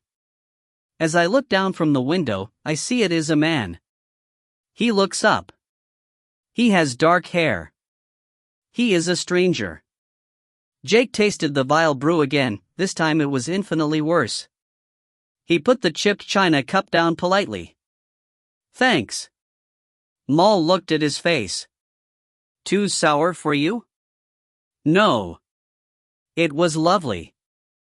Thanks. Eat, then. She waved at the selection of faintly rancid pastries, obviously stolen from the bins of some bakery. He picked one up and took a cautious bite. He had no idea what it was, and didn't want to ask. They were sitting on the floor of a tiny space that Moll called her crib, a heap of dirty blankets and possibly clothes, and they were taking tea. He wasn't sure if the girl was playing some game of make-believe or was deadly serious. Certainly her pride in having him there seemed only too real. The crib was a small balcony or box, high up on the side of the theater. If he stood up, he would be looking down into where the front rows had once been, but now that space was a makeshift squatter camp of flimsily constructed shelters, tents, even small buildings made of poles and partitions and props and scraps of once bright theater curtain. On the wide stage itself men sat and drank, women roared with laughter, dogs and babies fought. It stank of gin and ordure, the roof greasy with candle soot. It was a vision from a nightmare. Look, he whispered. I don't have much time. These men. Filchers. Okay. These filchers. I need to find them. Fast. He had sudden fears of the men selling the bracelet in some dingy pawnshop, of it tossed among a heap of useless metal, slithering unnoticed to the bottom of the pile. I told you. I know them and I'll show them. Infuriatingly complacent, she was eating what might have been half a sausage. She gave a quick sideways jerk of her head. They're down there. But watch they don't see you. He turned and peered down. On the stage? With the drabs. The what? Drabs. Trolls. The tarts. She slipped up behind him and jabbed a thin finger, and he saw them. Two men, one thick-set, the other, the one he'd kicked, a skinny ferret-thin man. They were sprawled among a pile of broken scenery drinking. One had his arm around a frowsty-looking woman in a torn red skirt and not much else. "Right," Jake said. "I get it. But the stuff they stole, the bracelet, where is it?" She wriggled next to him and waved the sausage past his nose. "They'll have the stash up there, where they keep all their stuff. See, look, hanging." He saw. High up, suspended from the rickety walkways above the stage, looped with ropes and pulleys, a leather bag swung high and safe. "No one can get at it there," Moll said thoughtfully. "Leastways, they don't think so." Jake frowned. The men were drinking immediately below. "Including me." He shuffled back and turned around. "But I have to get it back, Moll. I have to." She pushed the dirty cup at him. "It's fine. Don't fret. Drink your tea and sleep for a bit. I'll keep watch, and soon they'll be snoring. And then, you and me, we can climb up. See? I'll show you a way. Easy as kiss me hand." Jake took another absent slurp of the brown liquid. Below, the raucous shouts of laughter broke out even louder. Wharton stormed into the kitchen. Sarah turned. "This is Gideon. A friend." The boy's presence threw Wharton right off track. Who was he? How had he gotten here? He felt for a moment as if the whole tangle was a dream, that he would wake up soon in his narrow bed in the school and see the fresh white Alps behind the pile of books to be marked on the windowsill. Behind him, Rebecca came in, a little breathless. She stared at Gideon. Then Wharton said, "Never mind him, Sarah." "Who are you?" "What?" She had that wary, careful glance he was beginning to recognize. "I don't. You've been lying to us since the start. You're not this escaped patient. I just heard on the radio that girl's already been found. That was just some story you used to get in here." "What?" Rebecca said. "It's true. Look at her face." Sarah knew she was pale with dismay and frustration. Rebecca came and stood by Wharton, folding her arms. Gideon perched on the table, feet dangling, watching with interest. Rebecca said, "Is this true?" Suddenly she was tired of pretense, of being alone among them. "All right. So what if it is, Dot?" Wharton came up to her and stared in her eyes, and his hurt would have made her ashamed if she had let it, but she had to think about Zeus now, about the others who were lost, about the black hole Janus would make of the world. "Is that all?" he said. She shrugged. "I can't explain. Not to you. To Ven." She expected anger, but instead, very gently, he reached out and turned something hanging at her neck, and she realized he had the half-coin in his fingers, that it had slipped out of her scarf and that he was staring at it in strange disquiet. He dropped it and stepped back. "Lock the door," he snapped. Rebecca ran and slipped the bolt, standing with her back to it. Wharton's eyes were steely. He faced Sarah without moving. "I want to know exactly who you are, lady. Where you came from, what you want here. No lies, no excuses. And I want to know now." 18.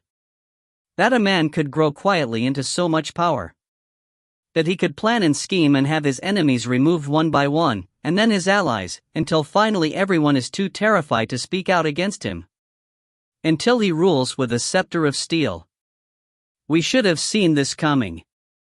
This is history, it has happened again and again.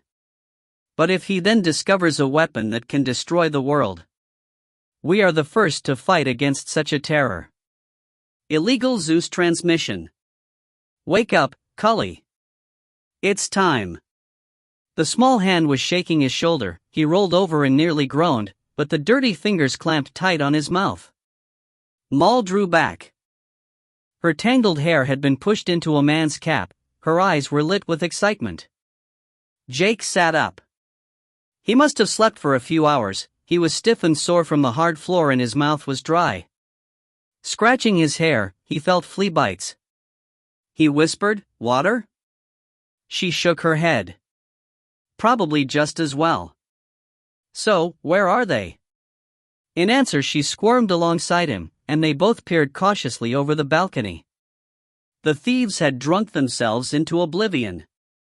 They lay sprawled on the cluttered stage, one on a bench, the other curled in a heap of old coats and cloaks, only his head showing.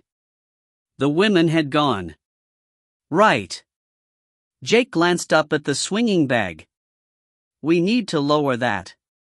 Are there some pulleys?" She looked at him sadly, as if he were the child of 10.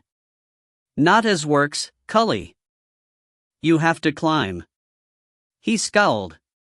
Silently, she pushed him through the door out of the balcony. The sleeping theater was a nest of rats. They scattered in rustling scutters as the small girl led Jake, her hand in his, along the rotting corridors. Ancient posters hung in rags, layer upon layer of lost comedy acts and forgotten singers, of plays mildewed into obscurity. The backstage area was a maze of bedding and rubbish. A woman squatting in a corner turned and stared at them, and Jake saw she held a baby, swaddled tight to her chest. Moll put her finger to her lips. The woman stared, blank with weariness. What had once been the wings stank now. Pools of what Jake hoped was water ran on the boards, some of which had been ripped up for firewood. He paused. The bag of loot swung overhead. It was at least 15 meters up, and the rope had hung from snake down and was firmly tied around the big thief's waist. Jake swore, silently. Moll tugged him down, her small lips tickled his ear. "Look there. You'll have to climb." Slung next to it was a thicker cable, rising in a great loop. He gazed at it, then at the men. He said, "Right. You stay here. If they wake, they mustn't look up. Do you understand?" "Clear as muck, Jake." He took the cable in his hands. It was filthy, and the fibers creaked, but it was strong, and as he tested it carefully he knew it would support him. He slid his hands up, gripped with his feet, and began to climb. Hand over hand he hauled himself up.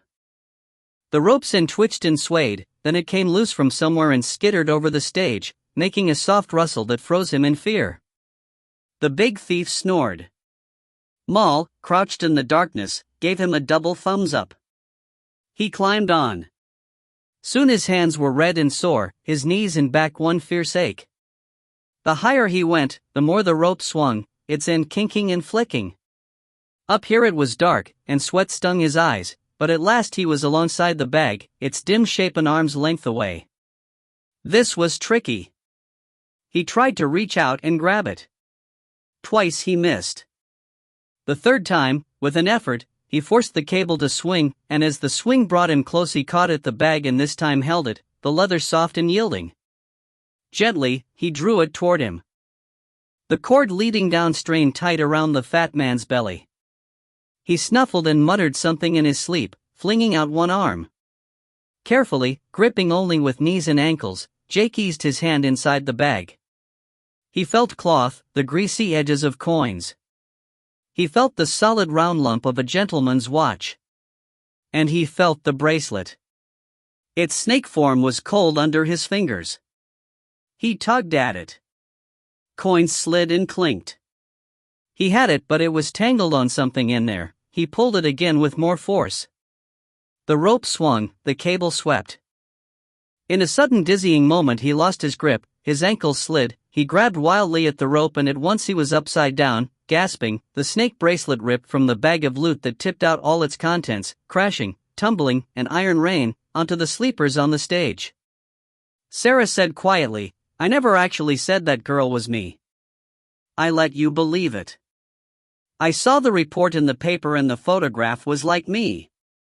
It was too good a chance to waste." They were all gazing at her as if they didn't know her anymore. It was hard, but she pushed the cropped hair behind her ear and floundered on. "My name is really Sarah, just not Stuart." Wharton pointed to the coin. Explain that. In the journal, Sims is given it as a token. Zeus. Why is it significant?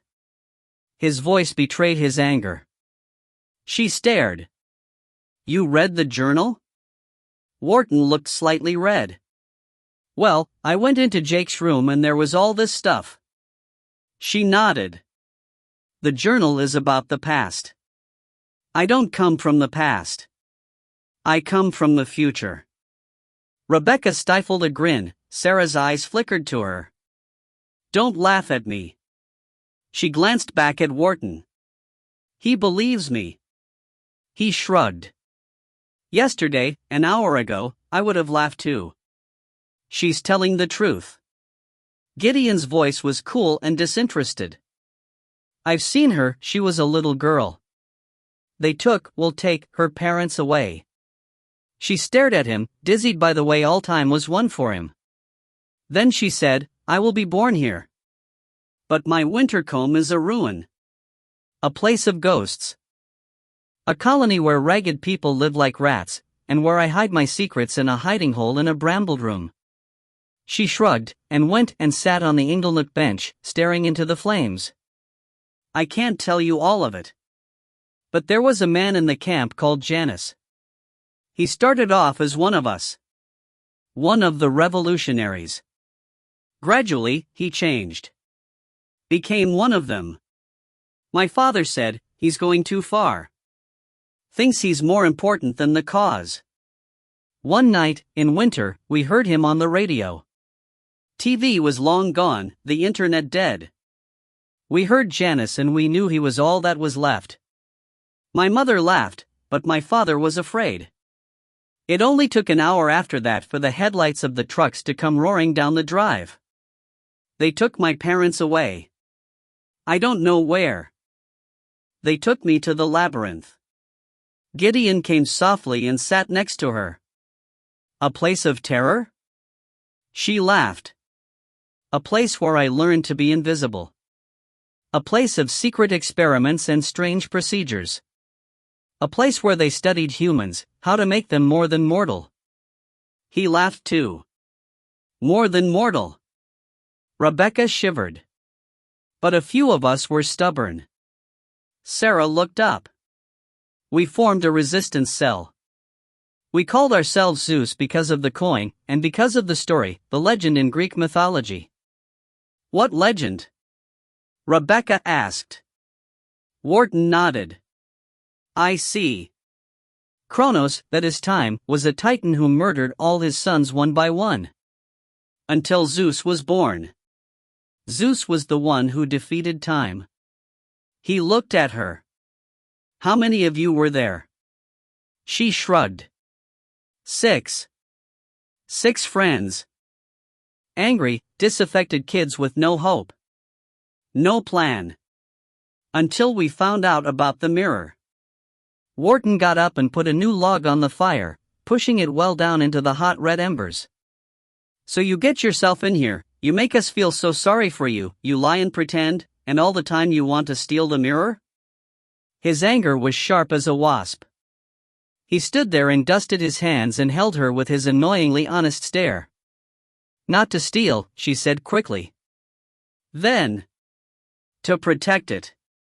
From Janus ever getting it. She glanced at Gideon. He sat in the inglenook, watching the crackling fire. His hands were around his knees, his whole body twisted away from the ironwork. He was listening intently. She hurried to escape the lie, maybe too quickly. He's experimented with it. We don't know details, but we do know that it works and that he's journeyed because of the replicants. Wharton said, all this is fascinating, but... No, please. Listen. She turned to him, her blue eyes fierce. This is important. If a journeyman makes a mistake, if you come back at the wrong time, that is, if you come back before you leave, don't you see? There will be 2 of you. We call it replication. Janus must have done that, because he has at least several replicants. One of them is here, outside, in the grounds. Now. And the wolf, Gideon said. Don't forget the wolf. He breeds them. They smell out the tracks of a traveler in time. Wharton frowned. But the snow won't stop him. He'll use it. He's already cut the power. Rebecca shook her head. All this, it sounds crazy. Who asked you? Sarah swung around, irritated. What are you doing here anyway? The tall girl shrugged. I came to warn Jake. Why? Sarah said, suspicious. About Janice? Then how did you? Look. Wharton's voice was sharp. The house is secure. Any minute now Piers will get the lights working. No one can get in. I assure you. The crash silenced him. He stared at Sarah. Then they were both out of the archway and running down the frosty corridor, under the bells. Hurtling into the hall, Wharton stopped dead, seeing the front door had been burst wide open, the lock still smoking. Snow swirled over the black and white tiles of the floor. Behind him, Sarah said, he's inside. She turned to him, her face pale. Get to the monk's walk. Quickly. Or we're finished. Oh, I intend to. But not you. Wharton blocked her way. I'm afraid you're not going anywhere near that mirror, Sarah. Because everything you've told us could still be a pack of lies. Deep in the lightless house, Maskelyne heard the crash. He had crouched, shivering, trying to rub feeling back into his arms and shoulders for long minutes, then he had explored carefully, opening doors, peering into rooms, working his way silently into the heart of the ancient building, its scents of wax polish and old lavender. He knew the device was here. In some inexplicable way he could sense its waiting presence, feel its tingling aura in his nerves. The mirror recognized him. He moved toward it, down passageways, up stairwells, treading stealthily down the empty expanse of the long gallery. The crash stopped him, under a portrait of a long-dead Lord Venn. Someone had forced open the front door. For a moment he heard the blur of anxious voices, then he ran, up a narrow spiral stair that led to the first floor. He walked stealthily down the corridor and turned a corner. Piers was waiting for him. The small man smiled, satisfied. So, it is you after all. He stood in his grubby white coat, the red waistcoat bright under it, his small feet planted firmly. He had no weapon, but Maskelyne knew he didn't need one. This was no human servant. He stopped. You know me? You're in Sims's journal. You're the one he stole the mirror from. His voice was conversational. Piers strolled down the corridor. I've seen you on the cameras. You've been trying to get in here for months. He came up to Maskelyne, curious. Did you journey? Did you come straight from that night in the opium den? Curiosity. The bright eyes were wide with it. It was the one weak point Maskelyne understood. He let his shoulders slump, allowed exhaustion to cross his marked face. He said, I'm lost in this time. I just want the mirror. My mirror. There was a small blue and white ceramic pot on the wide windowsill. That would do, if he could reach it. Quickly he drew the slim glass weapon from his pocket. Piers laughed, as if surprised. That won't hurt me. He came right up to it, let the barrel rest against his chest, almost friendly. I'm not the sort of being that can be destroyed with a weapon. Maskelyne nodded. I know that, he said. Then he spoke, so fast, so low, the whisper was barely intelligible, a rapid spell in ancient Latin and lost Celtic, the words garbled backward, forward, inside out, and opposite, a web of knotted sound, a rattle of power. Piers gasped. He looked down at himself, howled a syllable of rage, flung out both spidery hands. Maskelyne sidestepped, made a sigil of his fingers. Piers was an outline, a glimmer. He was a faint afterimage in the air of the corridor. He mouthed curses, but no words came. Maskelyne took the jar and lifted the lid. It smelled of the ghosts of roses. He stopped the spell, took a breath, and commanded. Enter. Piers, faint as dust, fixed him with a furious glare. And then he was gone, though Maskelyne felt scorched, as if that wrath had burned right through him. Hands shaking, he put the weapon away, fixed the lid on the jar, and stood it on the sill. Then he sat down beside it so fast, he felt as if his legs had given way, and put his head in his hands. He had not made such a dark magic for centuries. He was surprised to find he still had it in him. The noise was terrible. Coins fell like rain, bouncing and rolling, rattling on the bare boards. The thieves were awake in seconds, Moll screeched, and Jake only managed to stop his fall by grabbing the twisted cable so tight, the snake bracelet bit into his hand. Hot rope scorched him. The men saw him, they swore and yelled. One of the smaller ran and grabbed the end of the rope and jerked it so ferociously, Jake could hardly hold on. If he fell, he was finished. If they had a weapon, he was finished. Then Moll struck. She came out of the ruined wings like a spitfire, kicking, spitting venom. She had some sort of cudgel of wood. She cracked the thin man from behind across the back of his knees so that he staggered and fell, howling. She dragged her weapon up and turned, but the big man was there. With one backhanded blow, he floored her. Jake roared with rage. Forgetting safety, he slid down the rope, hitting the stage so hard, his knees buckled. In seconds he had the thick cable looped around the man's throat and was hauling him back, throttling, dodging the flailing fists and clutching fingers. The thief made choking, animal noises. He scrabbled desperately at the rope. Jake clung on, but the man's strength was too much.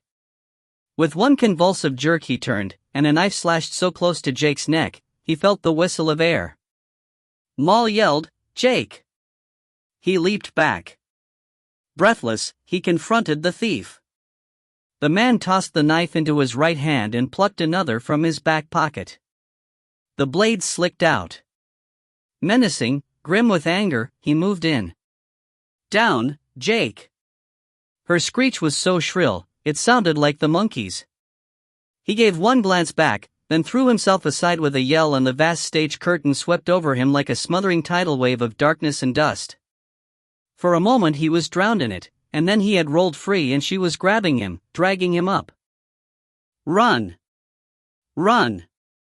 Half blind, he crashed into the ramshackle scenery, through lopsided battlements, through a tilted doorway cut in a cardboard cottage. Behind, the big thief roared and floundered under the curtain, swearing death and revenge, but already they were fleeing through heaps of painted graves, tombs adorned with skull and crossed bones, through flimsy flats of gnarled trees and fairy rings and a vast sprouting beanstalk. Moll giggled. "You're crazy," Jake gasped. "He could have killed you. He never. And he won't." She grabbed him away. "Down this way. Smart now." A narrow grating in the wall. She had tugged it open and was swarming through. Jake slid after her, feet first into a pitch-black stinking space, a slit barely wide enough to squeeze inside, descending at a steep angle. As they scraped themselves down and down they slowed, gasping in the fetid air, until at last they stopped, and Jake heard, far behind, the big man slamming at the tiny grid with chilling rage. He heard a small creaky sound in the darkness beside him. Moll, it seemed, was laughing. He realized he was sore, one hand badly rope-burned. But the bracelet was safe. He touched it, in the dark, then shoved it deep in his inner pocket. The thought of how close he had been to losing it forever turned him cold. He gazed up the filthy tunnel.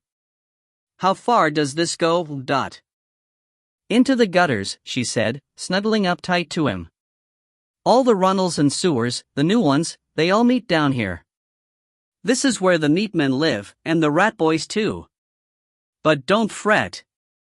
I knows a way up that will bring us near the posh streets, the ones you want."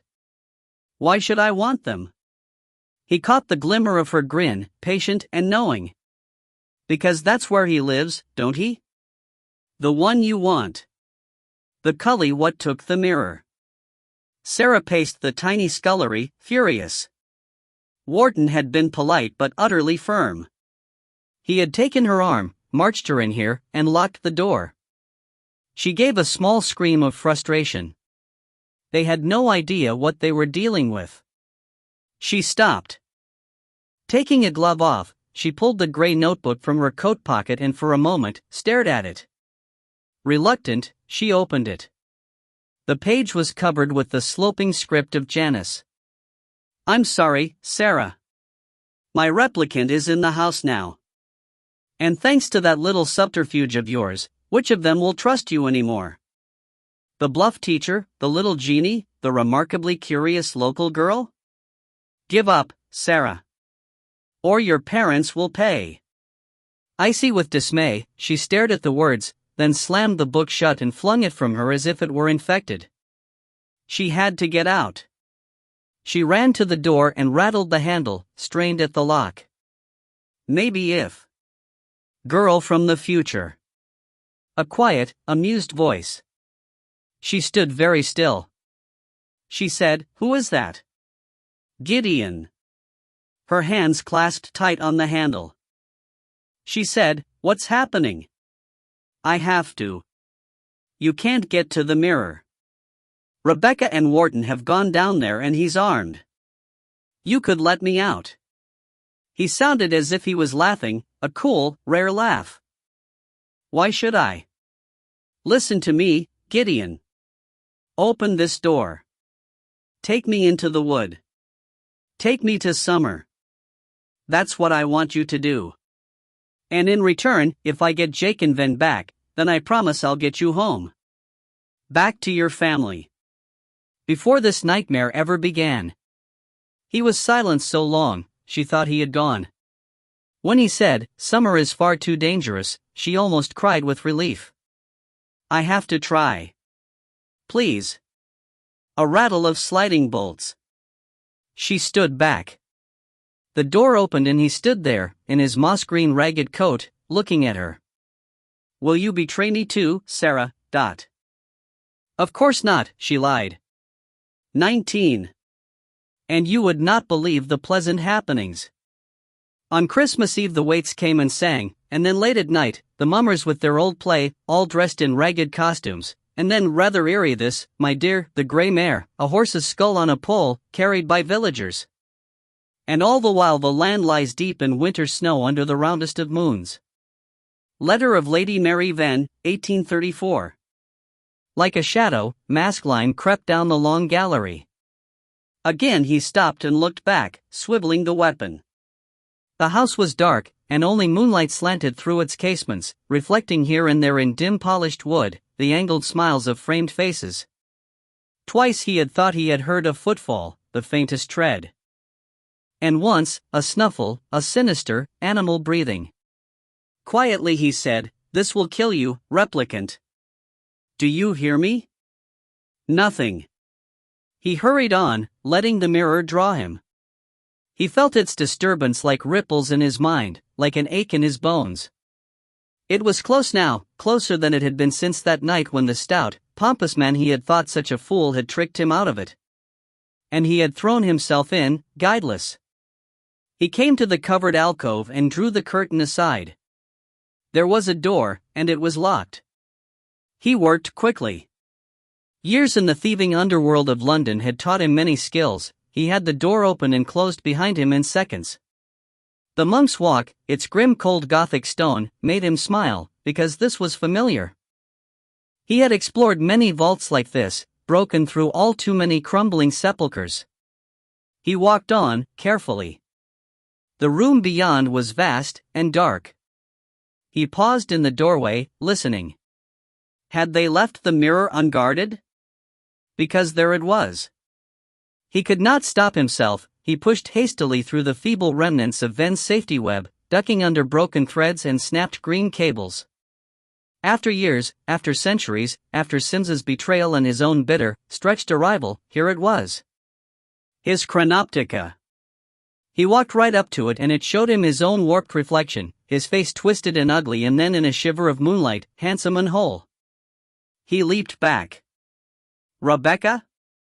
She had been there, a slant of anxious eyes. He turned, saw her, took one step toward her when a voice said, "Stand perfectly still and drop that weapon. Or you get both barrels." The big man, Wharton, had a shotgun pointed right at him. Maskelyne took a breath. He crouched and slowly laid the glass weapon on the floor. "Move away from it," Wharton barked. He took one step. "Rebecca! Get it!" She slipped out from the shadows and ran and picked it up, gingerly, as if it were hot. "Now!" Wharton came forward into the light, cradling the shotgun. He took the weapon from her and looked at it, grim. "I want to know how you got in here. And who the hell you are." Maskelyne was silent. He felt so weary, he wasn't sure if he could speak. It was Rebecca who spoke. Facing Wharton, she drew herself up and she was nearly as tall. "Actually, he's sort of from the past. And he's with me." Sims's house was a large one, in a wide London square. From the darkness of the gardens opposite, Jake staked the place out, noting its pillared porch, the black railing servants' area in front with its worn steps, the lofty windows, one, on the first floor, cozily lit behind its looped curtains. Moll breathed noisily at his back. They had crossed a London of nightmare that he had barely recognized.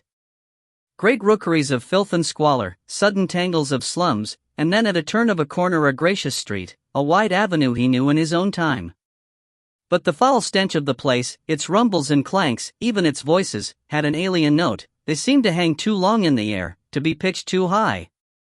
The books he had read, Sherlock Holmes, even Dickens, had not prepared him for the sheer brutality, the hundreds of horses, the opulence of the women's dresses, the scrawny crossing sweepers with their sickly, pocked faces. Now he looked down at Moll.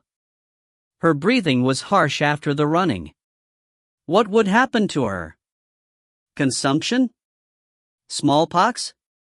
He had a sudden mad idea of getting her back through the mirror with him, seeing Pierce's astonished alarm when she said, "He's got a visitor." He turned. The house front was lit by a solitary gas lamp. In its cone of light he saw a man walk along the street and pause at the steps, then stride up and rap impatiently at the door knocker. "Closer," he muttered. They crossed the road. Tree shadows from the gardens rustled over them.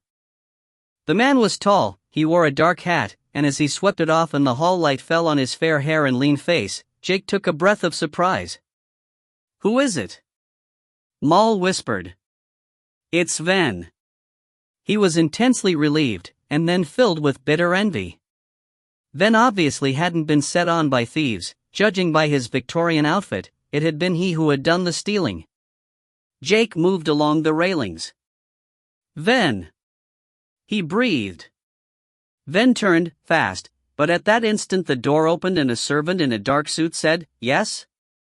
Ven swung back. "My name is Oberon Ven.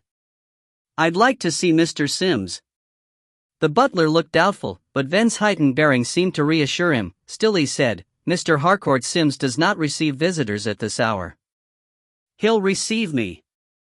Ven took out a small card and wrote something on the back. "Give him this. Tell him it's urgent I speak with him now."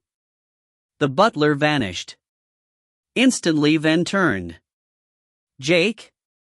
Where the hell have you been?" "Where have I been?" "Getting robbed, beaten up." Ven's icy glare took in Moll. "Listen. Get inside. Through the servants' entrance. I need to look at Sims's setup for the mirror, and..." The door opened, he turned. Jake shrank into the shadows. "Mr. Harcourt Sims will see you, sir." Ven flashed one look back into the dark street. Then he ran up the steps and the door closed behind him. Jake turned, against the damp railings. He breathed out in anger. "How am I supposed to get inside?" Moll looked at him, pitying. "Watch and learn, Jake, love. Watch and learn, dot." The wood was a network of ice. Frozen branches crisscrossed above Sarah's head. In the black sky, the stars were brilliant as jewels. Gideon looked back. Not far now. Are you cold? No, she muttered, sarcastic. He grinned. They had slipped out of the house and run. Though she was wearing a coat, gloves, and Jake's school scarf, she was still shivering, hugging herself against the terrible, knife-sharp winter. It was Christmas Eve, but here in the deep tangle of greenwood, it could have been any time. A pre-pagan Neolithic silence of cracking branches and crunched puddles of ice aslant the path. She gasped, "How do you stand this?" "I don't." He reached back and took her hand, leading her through the briars. "I live in the Summerland." See. Between a step and a step, the world changed. She crossed a threshold that wasn't there, and the wood was green, the sky blue. Bees buzzed in the throats of flowers. Warmth enfolded her, a relief so deep, she wanted to cry out with the delight of it. Incredible! She turned, staring. It's like paradise. Where are we? And yet there were rooms in it, and buildings, that seemed to obtrude at crazy angles, corners of temples and museums and libraries, slabs of castle. As if these places began in some other dimension and ended here. As if they had slid in here, coming to a halt in the tangled wood, snagged in brambles, held by honeysuckle. He didn't answer, and she saw he was gazing over her shoulder, with a dismayed, defiant look. She turned. Summer stood there in a dress of red, a brief, floaty thing. Her feet were bare. She smiled, charming. "Who have you brought me this time, Gideon?" He shrugged. "She brought me."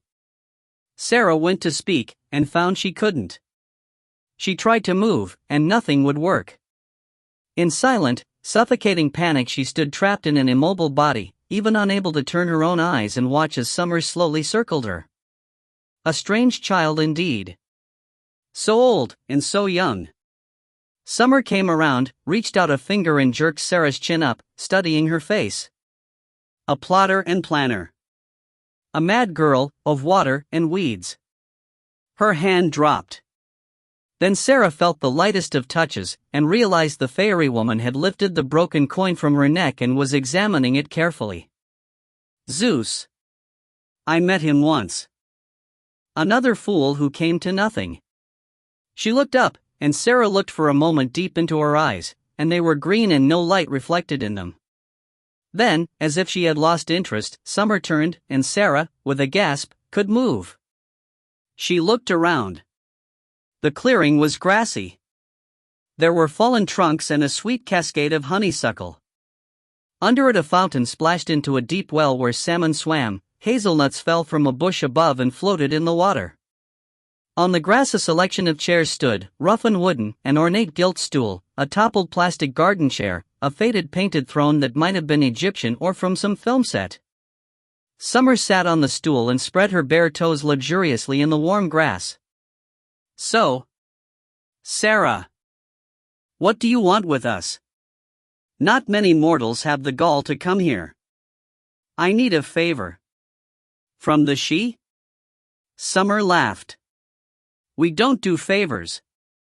Bargains, perhaps. Is this about Ven? She nodded, trying not to sound too anxious because she sensed already how this creature seemed to feed on that.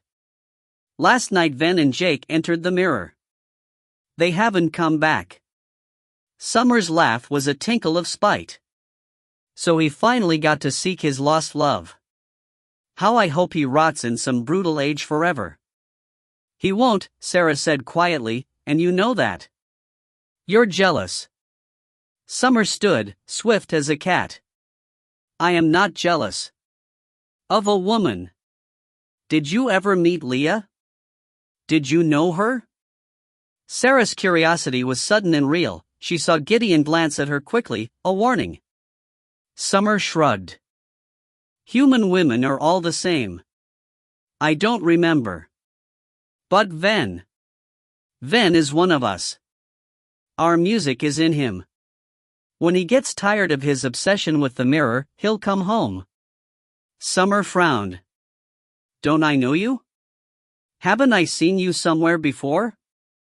Among the ruin of Wintercombe maybe, the burnt hall, the ashes of the gallery? No. I think I have. Sarah went and righted a garden chair and sat on it. It was yellow plastic, from some cheap supermarket. Angling it to face summer, she said, you seem to know about the past. All times are now to us. Sarah nodded. This was a huge risk, but she had to take it. Do you know Janice? She said. What do you mean, he's with you? Baffled, Wharton lowered the shotgun. Rebecca eyed the slim glass weapon. I'm sorry. It was me that let him into the house. He stared. Even her voice was different. He and I are friends. It's a long story. But I know about the mirror, and well, Maskelyne's not dangerous. He just wants what's his. Don't we all? Wharton took a step closer. He looked closely at the man. I remember you. You were on the plane. You followed us here. I did. Are you really the one in the journal? All that time ago? Maskelyne shrugged. He looked wary. Well, then you can operate this thing. Get Jake back? Maybe. At a price. They exchanged a long glance. Wharton said, I have no idea what to do here. They're all gone, even Piers seems to have vanished. There's only me left to guard this thing, and I don't know the first thing about it. I need help. Maskelyne faced him. His eyes were dark and troubled. If I get them back, I take the mirror. It will be best for Jake and Ven. They won't think so. Wharton frowned, blew out his cheeks, glanced at Rebecca. I must be mad to trust you too, but do it. Do what you can. Rebecca laughed in relief. Maskelyne said, I'll try. Wharton turned. Where are you going? Rebecca said, alarmed. To get Sarah. I think we need to be all together. Ven walked into the drawing room and saw a stout man in a red dressing gown standing before the fire in a hastily adopted pose. His mustache was bushy, his face florid. He held the visiting card in his hand. Ven said, Mr. John Harcourt Sims? Who on earth are you? The voice was peevish and suspicious. Sims held up the card. What is the meaning of this? This is the card of a fellow member of the Royal Society. I know him well, and you, sir, are an impostor. My name's Oberon Ven. We're not acquainted. I'm an explorer and some say, a man of science. Well, I've never heard of you, so... I've come about David Wilde. Sims stopped in mid-bluster. He stared at Ven and then, as if in a sudden weakness, groped for the chair behind and lowered himself slowly into it. Bless my soul, he whispered. Are you from, that is, have you journeyed? Ven nodded. I also have 2 companions with me and by now they're probably causing havoc in your servants' hall. Could you have them sent for, please? It was a command. Sims seemed helpless with surprise. He rang the bell, and even as the butler entered, Ven caught Jake's voice from far off in the house. You have some people down there, Ven snapped. Bring them.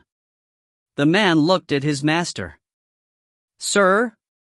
These are an urchin from the streets and a young man in the most bizarre clothes. The girl at first pretended to be ill, and so... Fetch them, Sims growled. Do it. While they waited, he said, I would appreciate just a few words of description. Your time, how has London changed? Are there flying machines? Do women have the vote?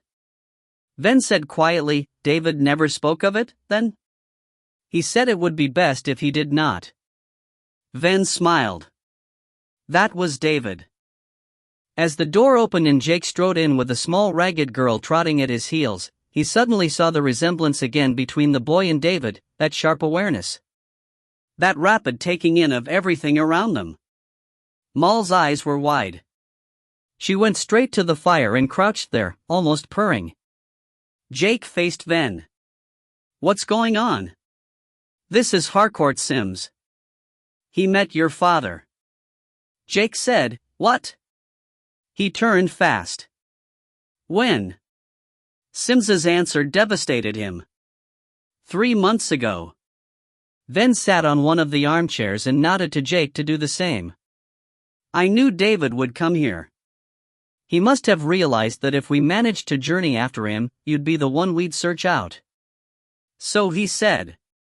Sims seemed a little more at ease. He settled comfortably in the chair, and began to talk, and Jake caught the self-satisfied tone of the man that he had read in the journal. I obtained the mirror and worked on it for 2 years with limited success. It was obviously a portal to some other existence. I sent inanimate objects through, and then a rat and even a dog, but I dared not use it on a human, least of all on myself. A scientist should perhaps be bolder, but... Jake couldn't wait. Dad came through the mirror? Oh no. Not at all. In fact, like you, he simply knocked on my door. Moll's fingers slid over the table and took an apple from the bowl. She began, quietly, to crunch it. It was last May. I saw a thin, rather worn man of premature age. My father was 45. Jake stared at Ven. How could? I don't know. Ven's impatience was savage. We don't know how long he'd already been living here. Let him talk. Anguished, Jake sat back. His father was young, lively, always laughing. A joker. The thought of him growing old and alone in this squalid, noxious city, desperate and lost, was terrifying. He told me he was a traveler from the future, from the 21st century, which I scoffed at, until he showed me a small object which he called a mobile telephone, and which, quite frankly, I found amazing. It did nothing, but he said that in your time he could speak to distant people upon it, and certainly I had seen nothing like it. Still, he might have been a Bolshevist or a Prussian spy, so I was about to hand him over to the police, when he described my mirror. My mirror, in my study upstairs, my greatest secret. That convinced me. Ven nodded, bitter. David can be convincing. He explained his plight. He wanted to get home, as he put it. He promised me access to untold secrets if I would help him do it. He said his son would be worried about him. Sims glanced at Jake. I assure you, you were all he thought about. Jake couldn't speak. Moll whispered, told you. What happened? Ven's voice was dark, as if he guessed. We worked together for 2 months. He did many things I didn't understand. Finally he said the mirror was ready. He gave me a sealed paper and made me swear not to look at its revelations until he had gone. Then, we activated the device. I shook his hand, we were quite friends by then, and he strode into the black vacuum of the mirror. Into the silence he said, he has not come home. No. Ven sat still a moment, then lifted his head. The paper? Ah yes, the paper. I had fondly imagined it a list of the secrets of the future. It was nothing of the sort. Sims got up and limped gaudily to the sideboard and opened a drawer. He brought the paper, but instead of giving it to Ven, he handed it to Jake, who snatched it and read it avidly and then was silent so long, Ven's patience ran out. What is it? Jake looked up. His face was lit with a bitter happiness. A letter. To me. 20. Part of the charm and the fascination of the man lies in his obsessive nature. His great friend David Wilde once said, Ven is like one of those ferocious jungle snakes that won't let go once they bite. You have to kill them to get them off. He's like that. If he wants something, he gets it. If he loses something, he'll move heaven and earth to find it. If you're his friend, he'll never betray you. Dr. Wilde's own whereabouts at present are something of a mystery. Jean Lamartine, The Strange Life of Oberon Ven. Summer showed no surprise on her pert pretty face, but Sarah knew the word Janice had hit home. she said quickly. You remember him? The god who looks both forward and back. The two-faced one. I know of him. All at once, without a sign or a shiver, the she were there. They were sitting in the trees, on the garden chairs, on the grass, leaned in the crazily angled rooms. Their silver beauty was a mask, their eyes examined her incuriously. Sarah felt alone among them. Gideon, sprawled at Summer's feet, lay silent, gazing up at the featureless blue sky. Then you know how dangerous Janus is, she said. Well, he's here. At least a copy of him. A replicant. Ven is missing and in danger. All of them are, if you don't help. Summer laughed. We don't help. We take, we give, we sing, we feast. What can you even offer me? This. Sarah put her hand in her pocket and brought out the diamond brooch. As she held it up, it caught the sunlight and the flash of the gems was brilliant. All the bird-sharp eyes of the she fastened on it, and she felt their instant greed. In fact, she was banking on it. They were lethal, but they were childish. Bright jewels, gold. What else would interest them? Summer had not moved, but her gaze was on the brooch. You would give me that? Sarah shrugged. It's a great price. But you must. Summer stood. Don't tell me what I must do, human. Her eyes slanted to slyness. I don't want your trinket. Then what? I'll give you anything. Gideon sat up, his whole lean body a warning. Anything. What a foolish thing to offer. Summer turned, a small graceful pirouette on the grass.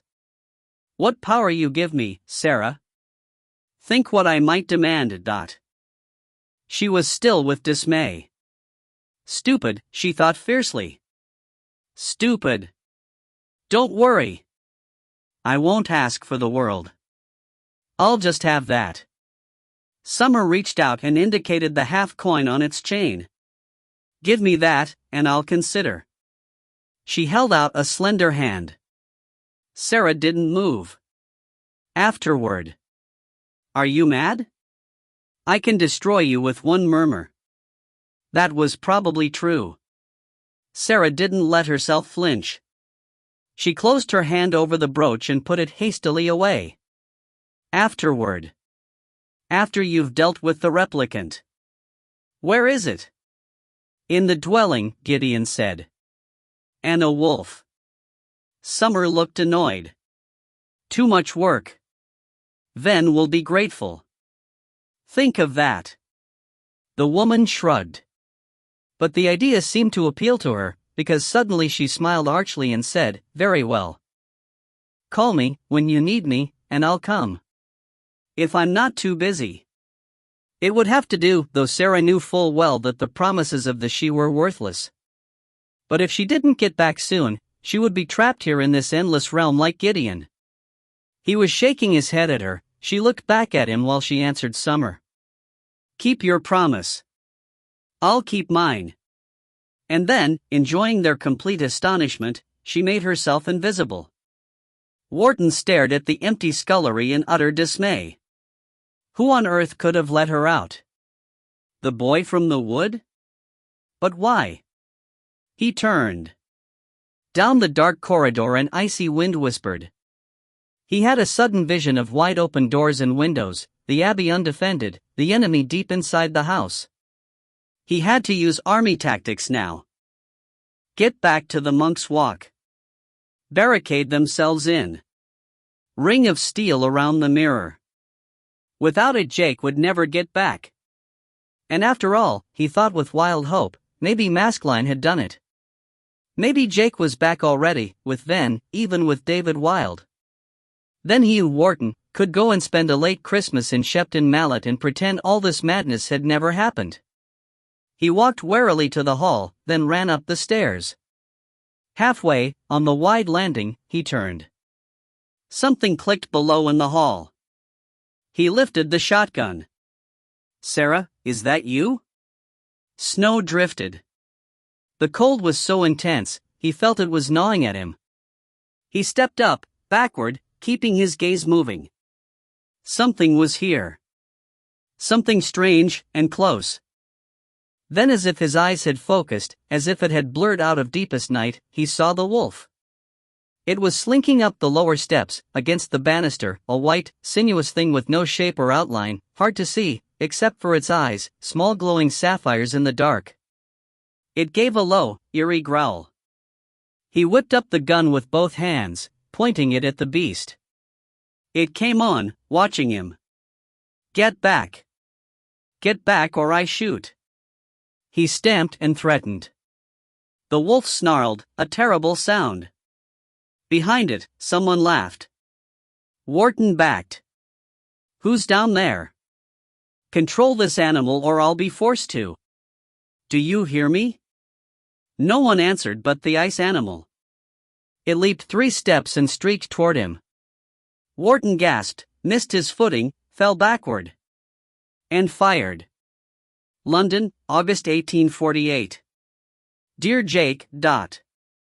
I hope you finally get to read this in some archive of Sims's papers, sometime, if it survives. I just want you to know that I'm okay, and I'm still trying to get back. I know Ven will be trying to find me, but I didn't want either of you taking stupid risks. When I found myself in 1840s London, I knew Sims was my only chance, but I'm honestly beginning to think this thing only works one way. I mean backward. If I try again, I may well just shunt myself back even further in time away from you. But I have to try. I don't have any choice. Till then I have calibrated it to the 2nd and the 12th. I don't know if it's even enough. Look kid, have a good life, or if you're an old man now, I hope you had a good life. I hope you haven't/didn't/won't waste it worrying about me. I hope you find a good woman and have kids and that someone, I'm a grandfather. I love you, Jake. Tell O to forget me and find Leah. Tell your mother I'm sorry. Your lost, lonely, loving dad. David Wilde. Jake watched Ven fold the paper slowly, his face bleak. He said, "Jake. Don't talk to me about how sorry you are."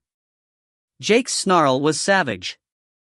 You got him into this with your stupid, selfish obsessions. He would never have. It was his idea. Ven turned. He was as keen as I was. Only because he couldn't stand to see your guilt. And you let him go. Don't fool yourself, Godfather, you'd do anything, sacrifice anyone, to get her back. Me, Dad, anyone on earth.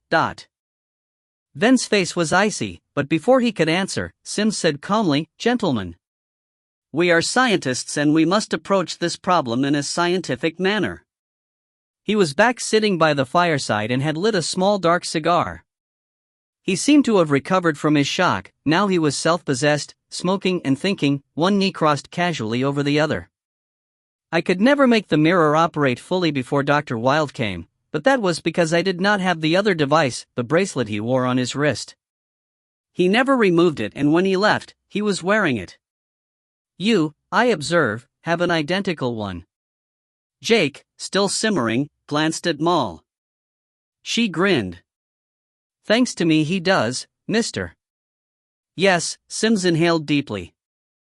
So, with it, you may perhaps be able to re-enter the mirror and go home. Without my father? He is not here. I need to know how the mirror was calibrated. Ven came and stood over Sims, looking down at him. I must see it. Now. In the silence, the rattle of cab wheels was muted, the stench of the streets a faint tang. Sims tapped ash on a glass tray. Then he squashed the stub in and stood up. Very well. It's in the cellar. He tied the dressing gown cord firmly and glanced with sudden distaste at Moll. Not the urchin, though. Surely we have no further need of her. Jake muttered, she saved me, and the bracelet. Nevertheless, Sims looked at Ven. I don't intend to give beggars a tour of my house and valuables. I'm not a bleedin' beggar. Moll snapped. We know you're not. Ven searched in the pockets of the stolen clothes he wore and pulled out a heavy handful of florins and shillings and pennies. Here. He dumped the lot carelessly in her hastily cupped hands. Take it. Go and get yourself some good food. And some shoes. Moll looked staggered. She had probably never seen so much money in her life. Jake wished he had something to give her too, but all he could do was wait until she had stashed the cash and take her small grubby hand and kiss it. She giggled. Just like a lady. You are a lady. Thank you, Moll. I hope we get to meet again, sometime. Sims looked baffled, then amused. He rang the bell, and the butler came smoothly in. Show this child out. The man went to put a hand on her, but she twisted away. She smiled at Jake, a wistful grimace. I hope you get back home. And find your pa.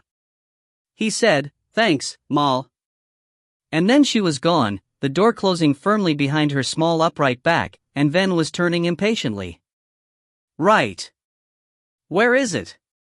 Sims took a small key down from a hook on the wall and unlocked a door that was almost hidden in the paneling. It opened straight onto some wooden steps twisting down. Wait. We need light. As he crossed to a small oil lamp on the table, Jake caught Ven's eye.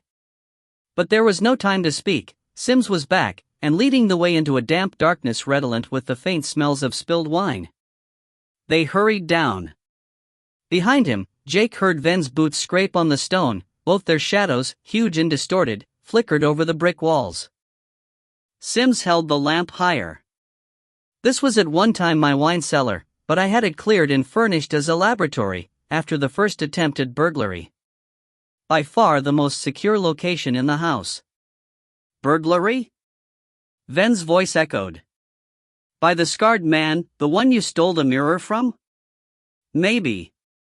But I did not steal it, Mr. Ven, I rescued it.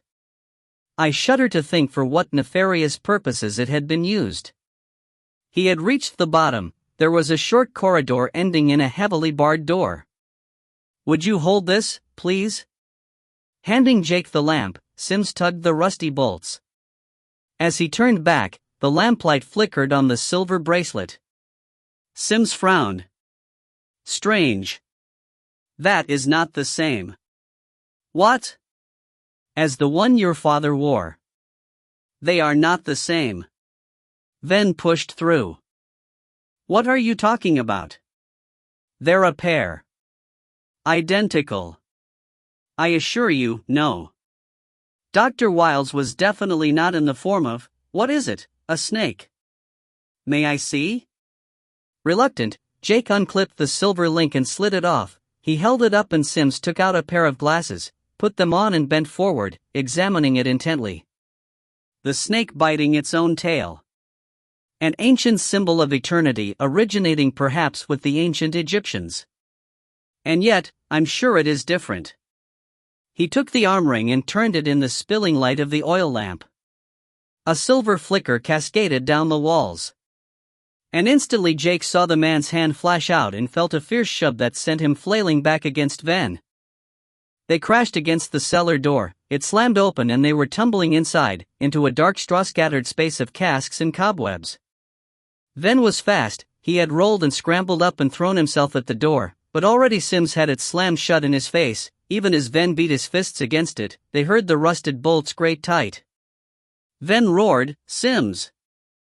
You can't do this. The answer was mild and unapologetic. I wish I could say I was sorry, Mr. Ven, but that would be a lie. You cannot possibly know how I have longed, these last months, to find another of these rings. How I have scoured the antique shops and flea markets of this city. And you have come in out of the night and put one into my hands. Ven closed his eyes. Jake, still kneeling in the straw, sank slowly down. I am not a criminal, however, not a thief. I simply intend to experiment for a short while. Some days. Then I promise you, I will do all I can to help you return. Sims, listen to me. Ven's hiss was savagely restrained. "You'll break it. You'll wreck it. That is a device of such sophistication, for God's sake, you have no idea. Hassan will make sure you're reasonably comfortable, given the circumstances." "I'm so sorry, gentlemen. Perhaps you should both think of it just as a little delay." They heard his footsteps, in the soft slippers, go up the stairs. The door at the top was noisily locked. Ven turned, slid down with his back against the door, and stared at Jake. They were both silent with despair. There was nothing left to say. The recoil from the shotgun sent Wharton slamming back. In the confined space of the stairwell, the report sounded like an explosion. The wolf took the full force. It went straight through the beast's chest and splintered the painted canvas forehead of a Ven of some distant century, thudding into the wood behind. The wolf landed astride Wharton. It was completely unharmed. He gave a great yell, as much of astonishment as of terror. The creature's eyes were snow shards, its teeth dripped saliva, and its growl was so close, he could smell the sickening hot stench of its breath. He kept utterly still. He could not even breathe, because if he did its teeth might snap, meat in his raw flesh. For a second of inhuman terror he did not even seem to be in his own body, as if he had shriveled up somewhere dark, far inside. Something rattled, down the stairs. The white wolf looked up, behind him, over him. Another rattle. The world came back with a crash of noise. Rebecca was shouting. He smelled the acrid flare of flame. The wolf put its head back and howled, a sound so loud, it made Wharton's whole body quiver with shock. Then it slid off him and turned, yelping and growling, twisting, and he saw a sudden rain of sparks was falling from somewhere above, onto the beast's fur, on his hands, the stairs. Wharton gasped and wriggled back. Before he could realize it, the wolf was gone, tumbling and yelping furiously down, and the darkness was back. "Get up!" Rebecca's voice hissed in his ear. "Quickly!" She had him, she was heaving him up. He felt her stagger, then she had an arm around him and was half carrying, half dragging him away. He wanted to say stop, I can walk, but for some reason his voice had dried up in his throat, and all that emerged was a croak. Up the stairs, back along the long gallery. "What?" he gasped. "Candles. All I had."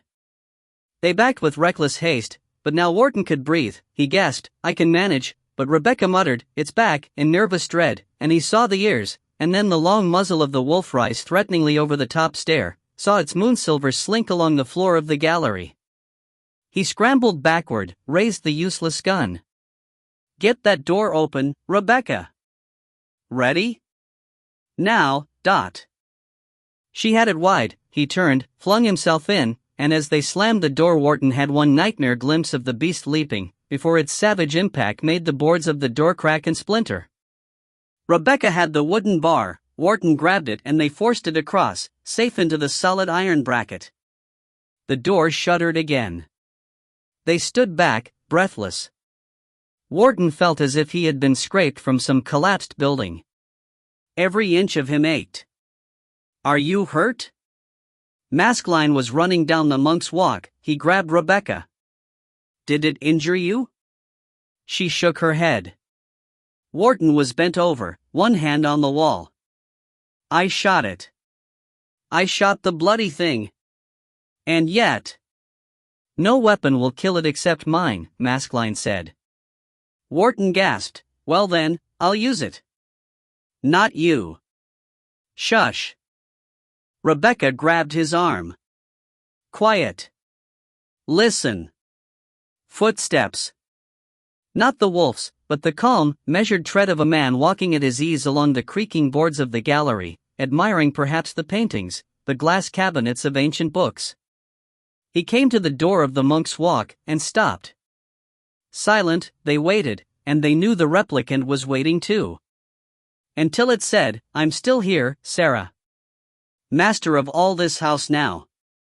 And you're the ones trapped in there. How long, do you think, might it take me to starve you out?" Wharton growled, "We have supplies." It was a lie. Really? A scrape, as if the Janus image was drawing up a chair. Wharton imagined it sitting, propping its feet up on the locked door. Then you had better eat them quickly. I wish you a very Merry Christmas. You have until exactly midnight to crawl out of your bolt hole and hand the mirror over to me. If you don't, on the stroke of 12 I will set fire to this ancient wooden house with all of you locked firmly inside it. And when the black mirror is the only thing left whole among the ruins and the ash, among the charred remains of your dreams, I will come and take it for myself.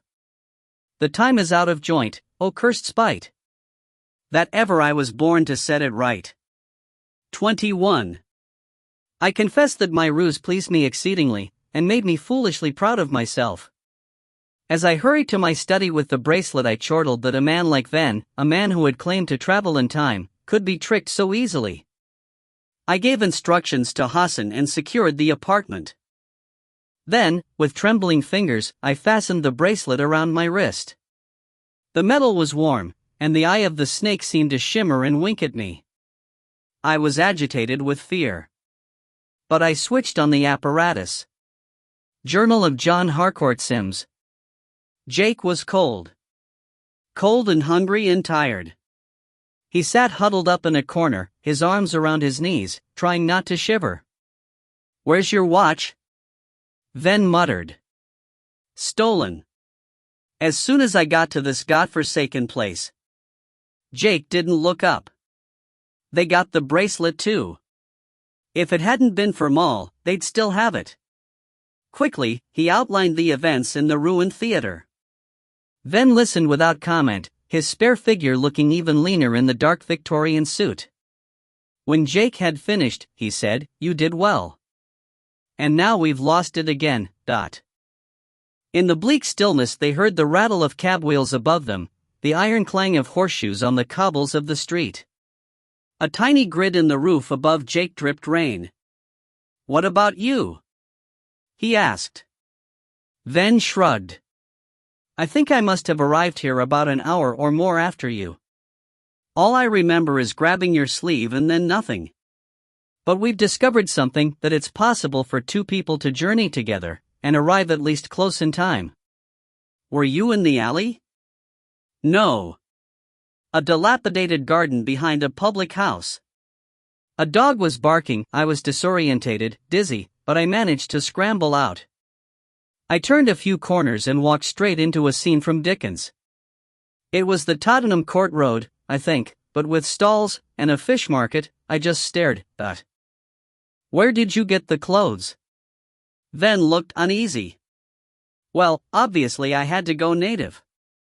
There was a, shall we say, very drunk gentleman trying to find a closed cab. I whistled one up and helped him into it. When I got down a few streets later I was wearing his clothes. I did leave him mine. In a neat pile." Jake couldn't help a grin. Ven met his eyes. For a moment they were both laughing. Then, abruptly, dismay rolled back. Ven said, "Sims could be doing anything up there." Jake glanced at him. His godfather's face was suddenly taut with anxiety. He stood and paced and kicked in convulsive rage at the door. "A pompous, smug fool, and we let him do this to us. He could wreck everything, he could just vanish like David and leave us stuck here. We have to get out, Jake. Don't waste your energy." Jake uncurled and stood. "That door is solid." Ven looked upward. The damp bricks of the roof oozed lime-white secretions, mold blossomed in green velvet clumps. "The pavement can't be far above us. If we had some sort of lever, some tools." "We don't." Ven swung around, his patience snapped. "Can't you say anything useful? If you hadn't had the stupid idea of entering the mirror, neither of us would be here. I didn't want you to come. You could have stayed. Are you mad? David would never have forgiven me if... Don't talk about him as if he's dead." Jake's frustration ripped out too. "You don't care about Dad. All you care about is your guilt. Ending the way it makes you feel. Maybe you don't even care about Leah, It was said before he knew he'd said it, and even in his cold fury he was appalled at himself. Ven stared stricken, disbelieving. For half a second the very darkness of the cellar seemed fractured, as if a stone had been thrown that had cracked the black glass of the world. Then, in a whisper, the roof said, "Jake. Can you hear me? It's me. Moll. Jake, where are you?" He rushed to the corner where the grating was, stupidly grateful. "We're here." "How did you know?" "Oh, you really have got no idea," her voice said, acid. He could almost see the pitying shake of her small tangled head. "Did you think I'd just scarper with the dosh? No chance. I waited outside just to see if you'd come out. I didn't trust that cove Sims. Too smarmy. Too cocksure. Well, you were right. He's got the bracelet and we're locked in down here. Can you get us out, Moll?" She laughed. "Watch and learn, Jake. Remember? Listen, don't get yourself hurt." But she was already gone. He turned. Ven was leaning against the wall, watching him. "As if Moll had not even spoken," he said, "do you really believe that? That my selfishness could be so gross? Is that what you think of me, Jake?" Jake frowned. "I didn't. You must have really hated me. Far off, in your comfortable school in Switzerland. You had your obsession. I had mine. I thought you'd killed him." He looked away. "I had to blame someone. You were there. You were responsible. There was no one else." Ven nodded, slowly. He said, "I see now that I failed you. I never really thought about you. I just wanted you out of the way, because I couldn't have interruptions. But you're wrong about Leah. Yes, it will ease my shame and guilt, and believe me, Jake, they are terrible. But I'll move hell and heaven to get her back, no matter who tries to stop me, or who gets hurt. Because Leah is a part of me. She's my soul, Jake. They say the Vens have no souls, that they are half she, without remorse, ruthless. I was like that. Leah changed me. I'll force the whole world and time and fate to do it, but I'll get her back." His hubris was breathtaking. But for a moment Jake almost believed a man could do that. Then, with a small scrape and rattle, the door was unlocked. They spun around. Moll stood there, hugely proud, hands on hips. "Can't I leave you alone for a second, you poor sods?" Jake grabbed her and swung her up. "You're a wonder." "What?" A crash interrupted him. A vast, echoing crash, high in the house. Ven leaped for the door. The mirror! Sarah ran through the wood. Even in her invisibility its power snagged at her. In the corners of her eyes were fragments of places that could not be here, the edge of a plowed field, the tilted plane of a city street. When she looked at them, they were gone. She was in a kaleidoscope, a place of pieces, a broken universe, all in random order. She felt terrified that some great upheaval would rearrange everything in seconds. This was like that old story of the girl who had gone through the looking glass into a world where cats grinned and eggs talked. But going through the looking glass was the one thing she hadn't managed to do. Breathless, she stopped. As she bent over, gasping in air, she wondered why the she weren't following her, even trying to find her. Surely their curiosity would be intense. Around her the wood waited, silent. And then, very faint and far away, she heard it, the sound that she had most dreaded. Even before she cried out in shock and clasped her hands tight to her ears, she knew it was too late, that in that sharp, brilliant instant the damage had been done. The music was piercingly sweet. A single note, high and enchanting. She screamed, "No!" and ran, hands crammed against her ears. If she stopped, if she listened, she was finished. It would haunt her forever. She crashed through bushes and brambles, ducking under two leaning oaks, and suddenly there was no ground but only water, and she fell forward, headlong, into it. Bubbling, airless dark. She came up with a scream, coughing, weeds plastered to her face. Between its strands she saw Gideon. He was standing on the bank, watching. "Help me!" she screeched. Then she sank again, and there was no bottom. Long ribbons of weed tangled her, water slopped into her nose, down her throat, her cry was a gurgle of terror. "Gideon!" He stood on the brink. "I can't. If I touch water. Help me." "I can't," Summer says. "You're not she. You're human." She grabbed a branch, it snapped. Crowflowers snagged her clothes, daisies and nettles, long loose strife, like dead men's fingers. She fought desperately to stay up, to swim, but they had never taught her that in the lab, and every movement dragged her down to gulp and choke, and in the pain of no breath she saw herself in a nightmare mirror, lying dead in the flowers. A hand. It was close and tough. It grabbed her hair and hauled. She moaned, but the hand had her now, around shoulders, around waist. Her foot stumbled on soil, then they were out, bursting into air, crawling up the bank, grabbing the hanging willow boughs to pull themselves up. Icy air burst into her lungs. Painfully she coughed and choked and vomited out water and weed. When she could speak she said, "You did it." He sat, dragging his hands back through his streaming hair. Some of the green lichen had washed from his pale skin, he looked different. Less lost. Grabbing her arm, making her turn, he said, "That's you and Jake. You both owe me a life now." The she never keep their word. So show me that humans are different. Get me away from her, Sarah. The intensity that broke through his usual languid carelessness made her nod, silent. He dragged her up. "Come on. Before you freeze." Between one step and another they raced into winter, a bitterly cold whiteout of horizontal snow that stung her eyes to water. The roar of the blizzard was ferocious. Sarah and Gideon stumbled through shoulder-high dead bracken and the crashed trunks of ancient elms, snow-whitening their hair, their lips, the whole world a wall of snow coming straight at them, and as Sarah leaped aside into the path, her ankle twisted, she fell sideways with a screech, hands down in the frozen drift.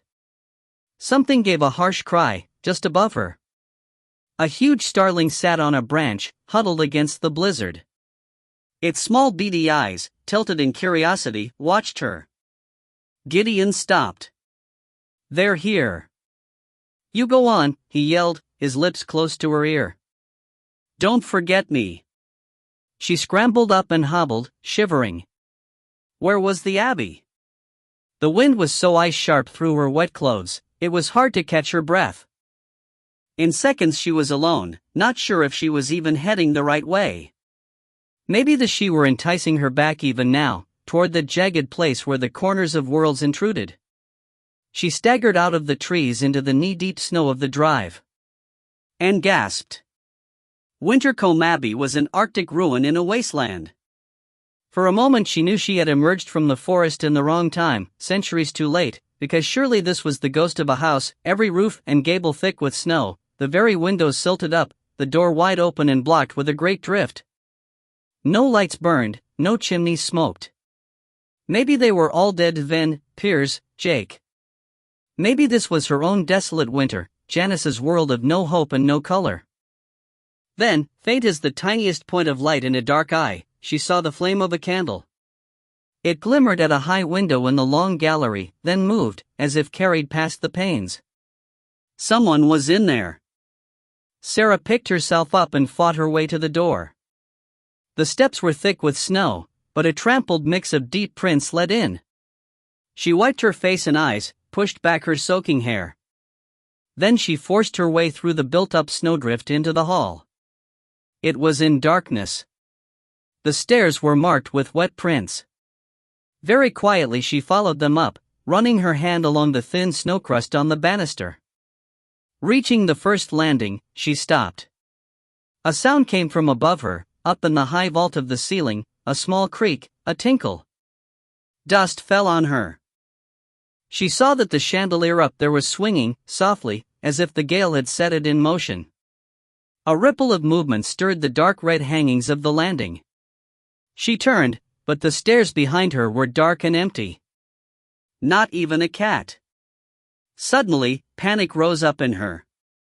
She turned and ran, heedless, breathlessly up, because she had to get back, find the mirror, find Ven. She hurtled into the long gallery, and almost crashed into the replicant. It was sitting with its feet on a chair, and it was so young. A slim soldier, hair tied back now, thin lips drawn in a delighted smile. It was on its feet and had tight hold of her before she could twist away. "How lovely to see you, Sarah," it said. The mirror stood in a fortified zone.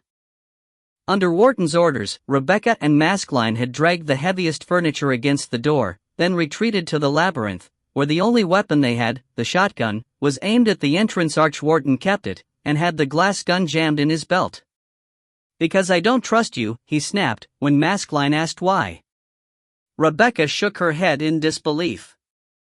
"If that thing gets in here, it wants the mirror. Not us." They sat, crouched in silence. Wharton breathed heavily. Rebecca glanced at Maskelyne, a shadow in the darkness. She knew he was looking at the mirror. He had realized with sickening speed that there was nothing he could do without power. To be so close to it must be so tantalizing for him, she thought. A torment. She said, "Can you feel it, Dot?" "I can hear it." His scarred face turned in the darkness. "I hear it sing. A single high note, beyond sound. So strange and far off, like a voice from eternities distant. But I can hear it, Becky." From behind, Wharton said gruffly, "I never got to hear how you two know each other." Rebecca was silent a moment. Maskelyne said, "Tell him, if you want." Wharton heard her sigh. "I don't know how to. It started so long ago. I was maybe 6, 7 when I first saw him. In dreams. A man falling and falling through dark space, a rectangle of sky. He was calling out to me, but I couldn't understand what he was saying. I told my mom, but she laughed at me. Nightmares, she said. Slowly, he came to earth. I began to see him land, crashing in slow mo. Between dreams a month apart he might only have moved a millimeter. I got used to it. I stopped telling people, because they thought I was strange. But I used to lie awake on rainy nights, worried, in case he would get wet." She grinned at him. "Then one night, he was there, in my room. He was see-through, like a ghost. He sat on my window seat and whispered, 'Don't be afraid. I'm a friend.' No one else saw him. When my mom came in to wake me the next day, she walked straight through him. He wasn't there." Maskelyne said, "It was a drastically delayed manifestation." "Talk English," Wharton muttered. "Time, stretched out like elastic. I was coming through the mirror, but it was taking years." "What?" Wharton stared, appalled. "Might that happen to Jake?" "Jake has the bracelet. I had nothing. I was lucky even to survive." Rebecca smiled. "I didn't know any of that then. He was just my secret friend. He lived in my house and no one knew about him. Sometimes he was there and sometimes not, all over the farm, in the barns, in the fields, in the place down by the stream where I used to play." She laughed, soft, in the dark. "I wasn't scared of him. I liked him. Half beautiful and half ugly, like a man put together from pieces. He came out of my books, he was Heathcliff and Rochester and all those dark heroes. He was my shadow. I waited for him. For me," Maskelyne said quietly, "her entire childhood was only a few frail moments. I was there, then gone, and when the world flickered back the girl who lived in it was a month, a year older, and it was summer, or a sudden autumn. I realized what must be happening, but what could I do? I was trapped." Rebecca said, "Do you remember the day I was 10, and there was a party?" I had all these kids around, and it was fun, but then suddenly Maskelyne was there, in the middle of them, sitting like a ghost at the feast, among balloons and music, and no one could see him but me. He looked so weary. I pretended to be sick and everyone got sent home. And then I made him go to sleep on the sofa. Wharton looked up. Listen. They froze. After a while he said, "Sorry. Thought I heard something." Still fascinated, he glanced at Maskelyne. "How long before you arrived fully?" In Becky's time, 8 years. By the time she was 14 I was here constantly, barely flickering. Then it got difficult. I took to living in an old mill house on the edge of her father's farm, up on the edge of the moor, because by then I needed food, warmth, sleep. Slowly, I became a real person, not a ghost anymore." He was looking at her, smiling sadly. She said, "He told me about the mirror. So we started to research. We knew it must be close by. Then we realized Ven had it." Maskelyne said, "I went to Switzerland and found Jake and you on the point of leaving. I followed you onto the plane and phoned Rebecca from London. She got on the train. I think you know the rest." Wharton gave him a hard stare. "So you want the mirror for yourself?" Maskelyne glanced quickly at Rebecca. She said, "It was his. It belongs to him. And when he goes, I go too." Astonished at the change in her face, Wharton looked away. She wasn't at all the ditzy girl who had nearly crashed that car. She was a young woman in love with a ghost. Then Maskelyne said, "There it is again." Wharton wriggled out of the labyrinth and inched his way to the door. Now he was leaning against it, his ear to the ancient wood. He looked up. "I can hear voices. Someone's out there, talking to him." He turned his head and listened again, and his face darkened. He said, "I think it is. It's Sarah." Then he took the glass weapon and held it out. Maskelyne's fingers closed around it. "Thank you," he said. 22. If a man be replicated, can his soul accompany him? Without a soul, is he even human? And if he is not human, what evil may inhabit him without hindrance? Does my black mirror open the world to vile spirits? Is it a pathway for demons? And therefore should I shatter it or bury it deep in the earth? Alas for my dreams then. From The Scrutiny of Secrets by Mortimer D. Sarah stood rigid. The replicant's smile was charming. It held her arm in a tight grip. "You're a little wet," it said. She threw a quick glance behind it. The door was locked, hopefully barricaded. But she was the one putting them all in danger. "Let me go. Both of us having come all this way?" It shook its head. "I don't think so. I have to say, I'm surprised. I presumed you were locked safely in there with them, the worthy teacher, and Ven's clever genie." She looked stricken, but she thought fast. Ven and Jake weren't back. But she couldn't afford to wait for them. It would have been a shame to burn the place down. It tipped its head sideways and smiled again. All this ancient timber. It took its hand out of its pocket and she saw it had a small lighter. A tiny blue flame flickered. "I mean, look," the replicant wandered away to the curtain that hung over the door. "So much dust, so many old fabrics. What an inferno, Sarah." Carelessly it held the flame close to the curtain. "Don't." As soon as she said it she knew it was a mistake. Janice's hand did not move. It said, "You could ask them to open the door." "They won't. They know you're here." "Yes, but now you are too." It watched the edge of the curtain. With a shiver of fear she saw it had begun to smolder. "Tell them to open the door, Sarah. Put that thing out first." Behind the spectacles, its eyes flickered to her. "Don't defy me. Don't pit your will against mine. Tell them to open the door." Smoke was rising from the worn fibers of the curtain. In an instant it would whoosh into fire. She clenched her fists. Put the flame out. Then I'll talk to them. The replicant did not blink. Its hand did not move. Red fire spurted in the damask folds. Sarah ran. She snatched at the curtain and dragged it down, the worn cloth tearing as easily as tissue. Even as it fell, it was already a mass of flame, small wisps scattered, scuttering down the bare wooden boards of the gallery. She stamped and beat at it, gasping, jerking back, heat on her face. Sparks danced around her hair. The replicant watched her. As she dragged the singed cloth into a hasty heap, she saw from the corner of her eye how it lounged, waiting. When the last spark was out, she whirled around. It was even faster. It had her arm and had dragged her close, hauling her over to the door, and she felt the small silver click of the lighter, jerked away in terror from the hot glow under her ear. Listen to me, in there, it yelled.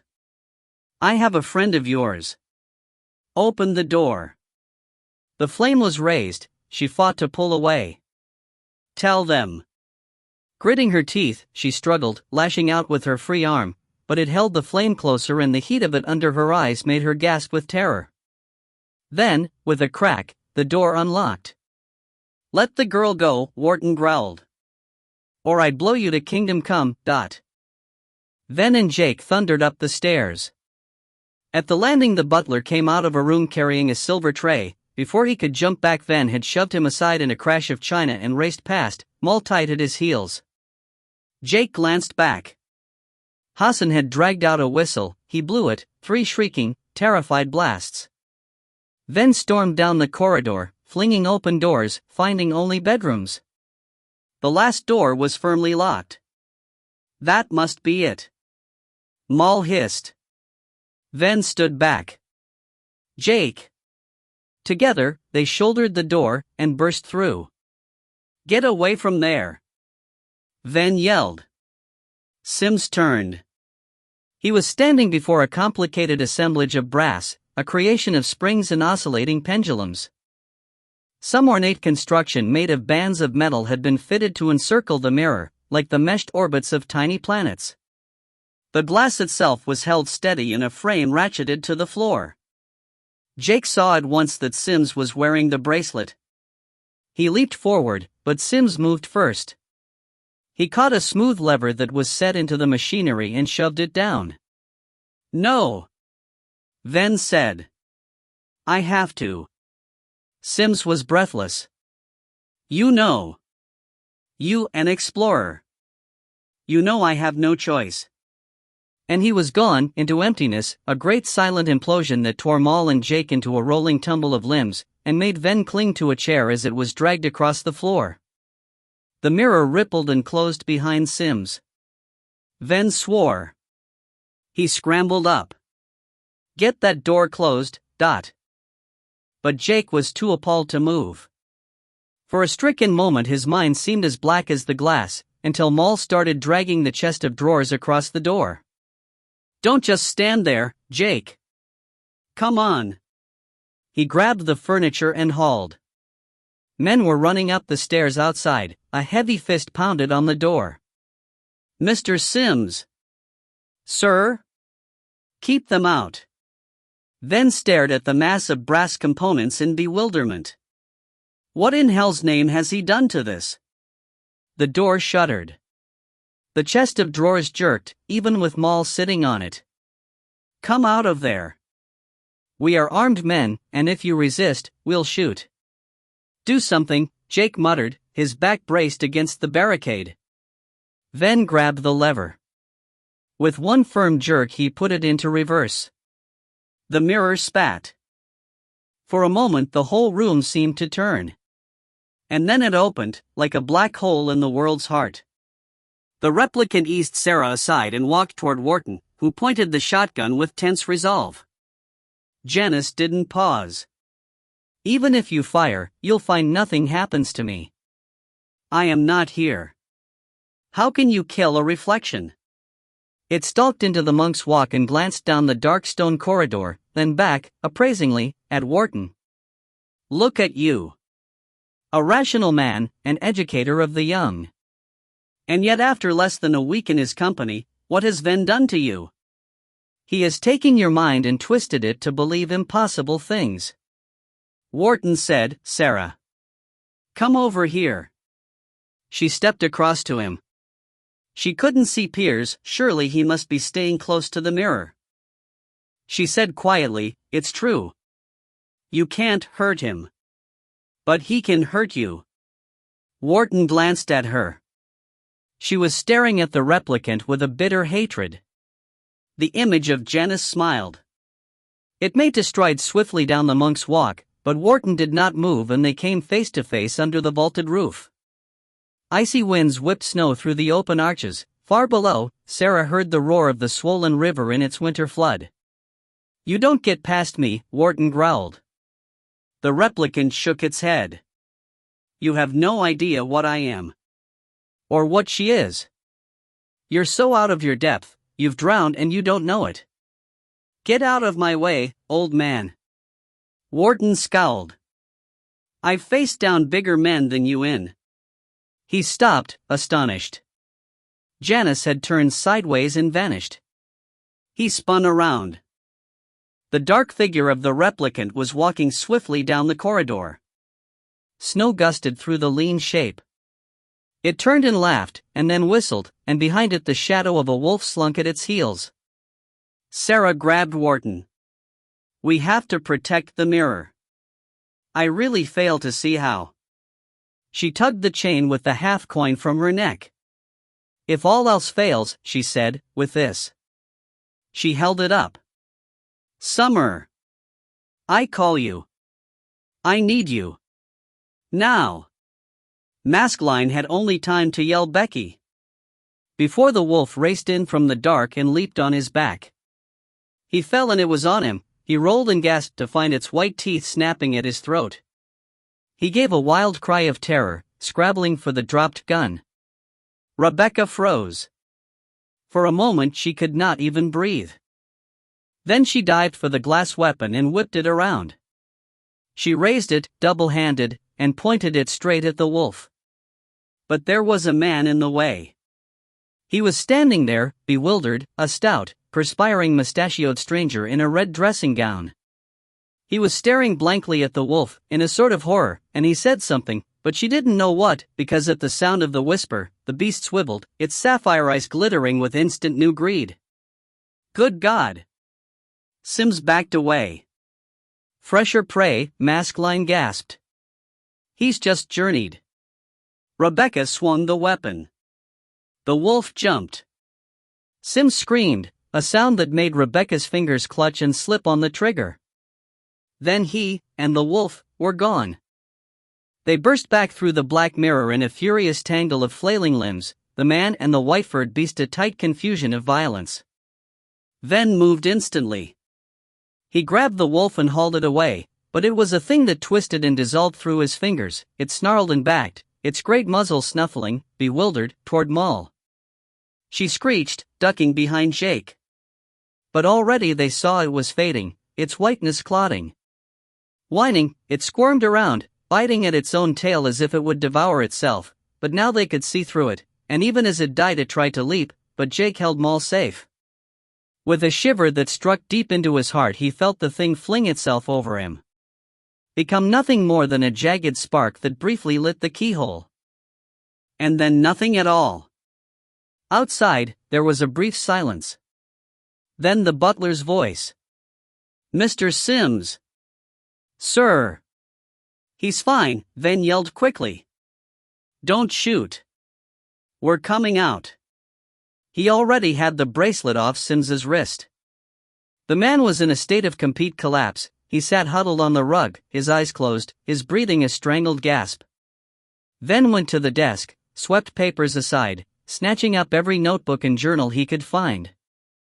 Jake picked himself up and helped Moll to stand. Even her composure was shattered, her eyes were wide and terrified under her tangled hair. Come on. Ven grabbed Jake's elbow and hauled him toward the vacuum of the mirror. No. Wait. That wolf must have been in the Abbey. Yes, I know, But what about Moll? He dragged to a stop. Then clasped the snake tight on his own wrist. Not our problem. She'll be fine. We take her with us. Don't be ridiculous. Jake stared at her, she smiled back, One. Don't worry, Jake. You can come back and see me anytime, can't you? Numb, he nodded. He had a sudden understanding of her misery here, saw she would probably die young, in some stinking cholera-ridden slum. Her faith in him made him ashamed. He turned to Ven. Take her. Come back for me. For no more than a second Ven's ice gaze flashed over her. Then, without a flicker of pity he said, No. He's right. Moll was moving backward, to the door. I won't let you. I'll be out under the Rozzer's arms and running, Jake. No worries. Tears stood in her eyes. I can't, he said. Course you can. Go on. Go now, Dot. Come out of there. The voice in the corridor thundered. With a great lurch, the chest of drawers was shunted away, the door shuddered its way inward. Ven said, Goodbye Moll, and his cold clasp hauled Jake headlong into the mirror. He looked back, but the room was already so incredibly distant, she was tiny as a doll, her face lost in shadows. I'll come back, he breathed, but she was gone, and for a moment that had no measurement he was alone in a terrible, dimensionless space, alone and desolate, a small spark of light in an immense, whirling star field. Which was suddenly snow. He gasped in the bitter cold. He and Ven were standing knee-deep in drifts before Wintercombe, under a sky of breathtaking stars, and out of the wood, Gideon was walking, and he carried, high on a pole, the skull of the grey mare, its white jaw clacking in the howling gale. Behind him, in a rustling, ramshackle flock, came the host of the she. 23.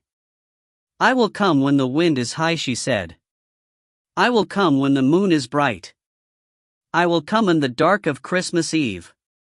When the beasts kneel in the night. My fairy troop I'll bring to you. My magic songs and raiment. And should I save your ancient house, your heart shall be my payment. Ballad of Lord Winter and Lady Summer. The cats came into the long gallery. 7 in a line, their tails high, they patted and prowled down its silent length.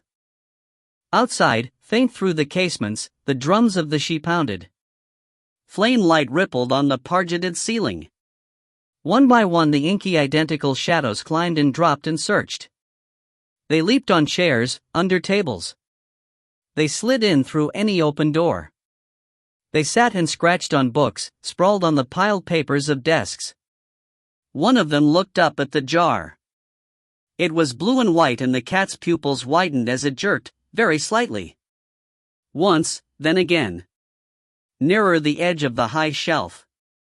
The cat climbed quickly up, patted along the tops of buckling books, and crouched. It lay in a flat slant of fascination, its fur bunched, its tail fat. When the jar shuddered again it reached out, one swift, exploring paw. The jar toppled. It slid and rolled. It crashed into porcelain slivers and the cat bolted to the safety of an armchair, green eyes wide. Piers, dusty, hot, and irritated, stood on the floor and spat out shards of pot. Then he glared at the cats. What the hell took you so long? He snarled. Maskelyne picked himself up. Rebecca said anxiously, Are you hurt? But he didn't answer her, he was gazing at something behind her. She turned, fast. The replicant smiled at her. As Sarah and Wharton ran in they saw Rebecca whisk the glass weapon quickly behind her back. Sarah glanced around. Where in God's name was Piers? Casually pushing through the broken remnants of the web, the replicant walked right up to the obsidian mirror. It stood and looked at its reflection in the glass, the lank hair, the neat dark uniform, with a mild, humorless smile. The mirror rippled.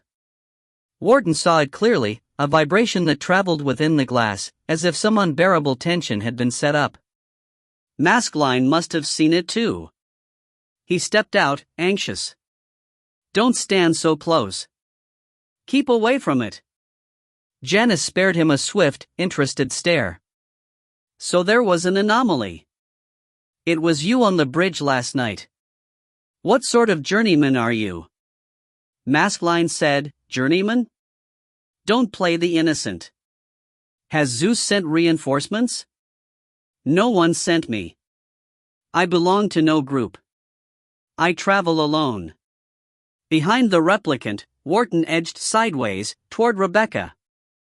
From the corner of his eye he saw that Sarah was standing just inside the open doorway. She was listening intently. The creature seemed intrigued. Alone? How?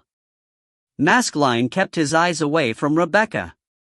He seemed for a moment to be subtly altered, his dark hair longer, his face unmarked, but as he moved into the light, the scar was back, the jagged violence of it aging him. You wouldn't understand, he said, quiet. And then, step back. The mirror is troubled at your presence. It rejects you. How do you know? I know. I can feel it. The replicant stepped forward, calmly. Can you? A wretched scarred thief from some lost stinking city? Don't tell me you really think the mirror is yours. That it has some sort of loyalty to you. That's a common delusion for journeymen, did you know that? A slow, helpless fall into insanity. Unless, of course, you're different. A glimmer of fascination lit its eyes behind the blue lenses. Are you different? Was it you who created the mirror? Maskelyne came forward too, so that they both stood before the glass. Perhaps the mirror created me, he whispered. And even as Wharton heard Sarah's indrawn breath, he saw it too. All of them were reflected in that obsidian darkness, all except Maskelyne. Where his reflection should have been, there was only the smooth image of the room. The replicant looked as astonished as any of them. There was a confused envy in its voice. Now that is interesting. Suddenly it caught Wharton's stealthy movement and turned. Wharton froze, so near to Rebecca, he might have touched her. Behind his back, he felt the cold grip of the glass weapon as she slipped it into his hand. Janice swung back to Maskelyne. In fact, you're wrong about me. I have no intention of harming the Chronoptica. Quite the contrary. You see, I'm not the enemy. She is. It pointed a bitten fingernail at Sarah, where she stood alone, in the shattered web. Me? She said. Of course you. The Janus image shook its head, looking around at the others, its thin face tilted with false astonishment. Do you mean she really hasn't told you? Wharton was watching her. Sarah glanced at him. For a moment he knew she was afraid, in some silent plea to him, but he said it anyway. She's told us enough. The replicant smiled. It took its glasses off and polished them on its sleeve. About her mission? Why they've sent her. She is part of a rebel organization that calls itself Zeus, but... We know about Zeus, Wharton snapped. Really? It put the glasses back on and gazed at Wharton through them. And do you know that she's here to break your precious mirror into 1,000 pieces? She looked at Wharton. Appalled, he said, Sarah? Her face was pale, her lips pressed tight. And she was silent. Jake said, "What's happening?" Ven didn't answer. He folded his arms and stood silent and grim on the steps of the house. Behind Gideon, the She were flocking from the wood. They carried bells and chimes, many beat drums, and the deep, throbbing rhythm made starlings rise from the trees and call to each other across the sky. The snow had stopped falling, now it lay deep and still, and the clouds were clearing. High above, like a dust of diamonds on black velvet, the stars were coming out, shards and slivers of brilliance, eerie over the frozen wood and the blue-white hummocks of the lawns. The She wore white and silver. Jake stared at them, astonished. They were a wild army of Gewizers, mummers, gaberlunzies, masked and costumed with the remnants of ancient Christmases. He saw a ragged St. George, a black-clad Moor, a creature tailed and spined like a capering dragon, white fire flashing from its mouth. He saw Morris men and caparisoned knights on skeletal horses. Tall beautiful beings like women walked out of the trees and turned their emerald eyes on him. Behind, in the depths of the wood, stealthier things moved, jewels and scales caught the starlight. Shapes slunk like wolves. He said, "Where is she?" Ven's voice was rough. "There."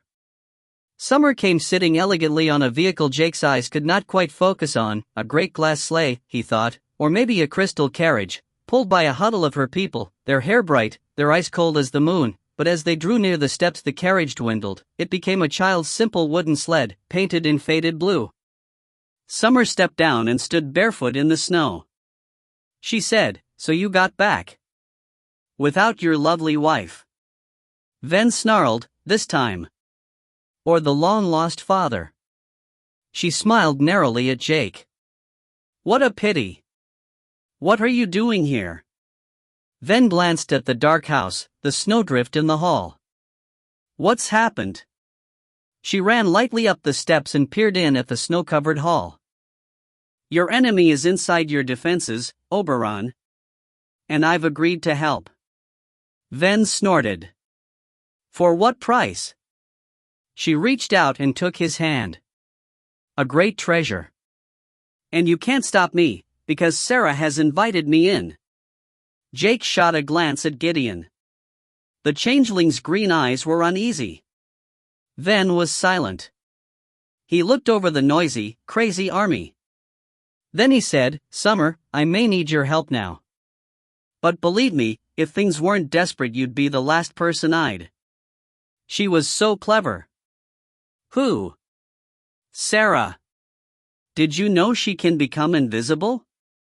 He stared at her, as if nothing she said could be trusted. He said, "I've spent years keeping you out." She touched his fingers. "Then it's time things changed." Jake watched, not sure what was happening. Summers seriously scared him. Finally Ven said, "All right. But just you. You don't need this rabble to deal with Janice." She laughed. "So true. But they'll wait in a ring around your house. There'll be no way out for this replicant." She made a signal to Gideon to stand aside. He didn't move. "Let me come with you." She laughed. "Why should I need you?" "Stay here." She pulled the string and the mare's jaw clacked. "Stay and play, like the rest." She turned away, and swept past Jake, and he saw how Gideon looked after her, a look of pure hatred. Ven led Summer into the abbey. As she passed over the iron set into the threshold, Jake saw how she shivered, but Ven held her white fingers tight, and then they were inside, hurrying through the ice-cold stillness of the empty rooms. Jake looked back. "Don't do anything stupid." Gideon turned the gray horse's skull to face him, and moved its jaw. "I'm under a spell, Jake," it clacked, in a sour, bony voice. "There's nothing I can do." "But is it true?" Wharton snapped. "What he says." "You told us." Sarah shook her head. "It's not that simple. He's trying to turn you against me." She glanced around, desperate. She was cold and shivering, despite Wharton's coat, which he'd draped around her shoulders. Where was Jake when she needed him? Where was Piers? "You've lied to us all along," Rebecca said. "You can talk." "No. Listen to me. Janice is the future. A possible future. It all depends on what Ven does with the mirror." Maskline, standing between the glass and the replicant, stared at her as if he no longer knew whom to trust. "What do you mean?" "What she means," Janice said, smiling, "is that if Ven succeeds in his plan to bring back his wife, it will have wider repercussions. The mirror will become a priceless artifact, and there will be no way he can keep it secret. In about 100 years from now this faction that calls itself Zeus tries to." "He's lying." Sarah stepped up to Wharton. She shook her head, furious. "He knows I can't tell you." I dare not tell you. Wharton said quietly, you have to. How can we understand otherwise? Sarah looked at Maskelyne, then at Rebecca. She felt suddenly so tired, she just wanted to crumple somewhere and rest, but then in the black depths of the mirror something moved, and she caught a brief flicker in the corner of the room. She stopped. Rebecca gave a gasp of delight. Wharton turned. Ven and Jake were standing in the doorway of the Monk's Walk. Just behind them was an astonishingly pretty young woman wearing a simple black dress, and, Wharton noticed in surprise, no shoes. Jake! Thank God! What happened? Jake said, too much to explain now. And your father? Wharton glanced at Ven, who shook his head. The woman came in. She walked in a strangely delicate, girlish way, and her smile was so sweet, Wharton felt oddly troubled by it.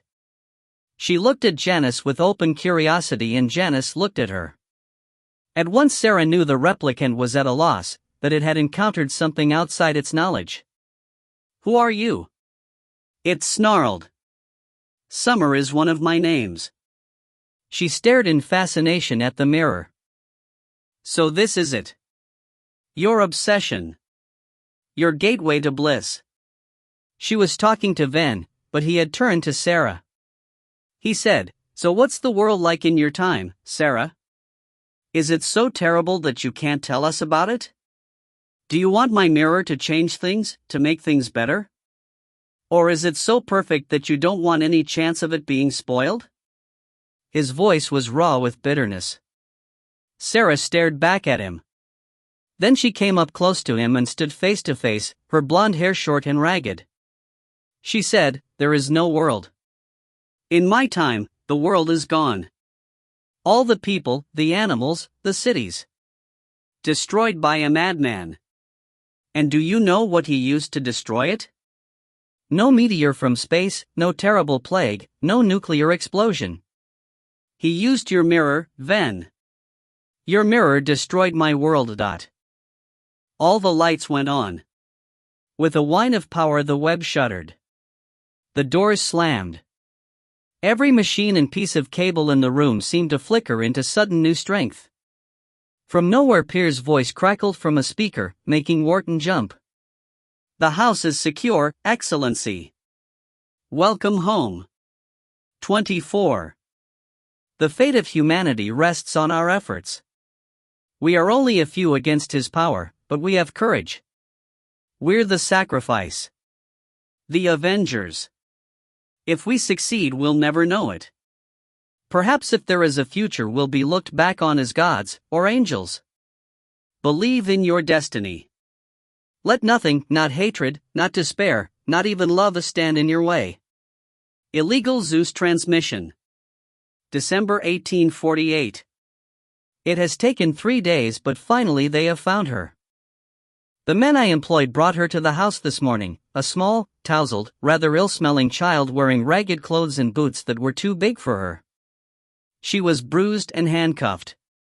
I fear my agents may have been a little too free with their fists. She examined the room, stared at me, and altogether showed quite remarkable spirit. She said, never thought I'd be in this gaff again. Her eyes fixed, as if drawn by fascination, on the mirror. I have restored the order of the room. The rifled mess Ven had made of my desk is now neat again, and the gleaming brass machinery is silent. In the 3 days since he and the boy vanished, I have not been able to obtain any sign of energy from the device at all. Release her, I commanded. She's greased lightning, Gov.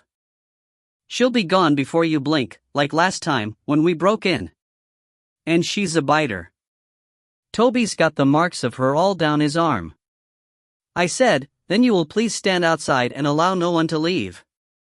You, Toby, will be compensated for your, injuries. After they had gone, taking the cuffs with them, the urchin sat herself in a chair and looked at me with a fixity that made me uncomfortable. Cost you, didn't I? More than you could guess. I sat opposite. So, Moll, isn't it? Might be. Look here, Moll. I have a proposition to put before you. How would you like a warmer gaff for a while? Plenty of food. New clothes. She said, here? Yes. I ain't no troll, mister. I blushed. I was appalled. For a child of, 11? Her knowledge of the seedier aspects of the world was startling. My dear child, I assure you, good heavens, no, please, let me make myself clear. I need information. I simply need to know everything possible about Van and the boy Jake Wilde. Everything. Where you fell in with them, what they might have told you. Did they speak about their future world? About flying machines? About traveling to the moon? About cures for diseases? About investments? She eyed me, and I realized in my enthusiasm I had slid forward and was perched on the edge of the chair, my voice hoarse with excitement. I cleared my throat and drew back. But I had already shown her what such knowledge was worth. Jake said a lot of things. She shrugged, careless. Like, you was a pompous old git. Did he? I tried to smile. And other stuff. Such as? She wriggled back in the chair and placed her muddy boots one by one deliberately on my velvet footstool. That depends. I suppose I wouldn't mind staying for a bit. Skimbles is too leery these days. They know it was me what stole the bracelet, they've been through my stuff, and if I go back there, I'll get a lammering. Or worse. I had no idea what she was talking about but smiled brightly. And for a brief moment sensed the precariousness of her life. A hot meal. Some fresh clothes. And then you will begin to talk and I will take detailed notes. Because I must discover this bracelet of theirs, Mull. Do you see, it may also be here, in our time. And I must discover more about Maskelyne. Will you help me? She gazed at her feet. Wages too? We might consider a small stipend. She looked up. I saw the light of greed in her eye, and confessed to a slight doubt as to who would be the shrewder negotiator in this bargain. With a great show of consideration she said, okay. I beg your pardon? Okay.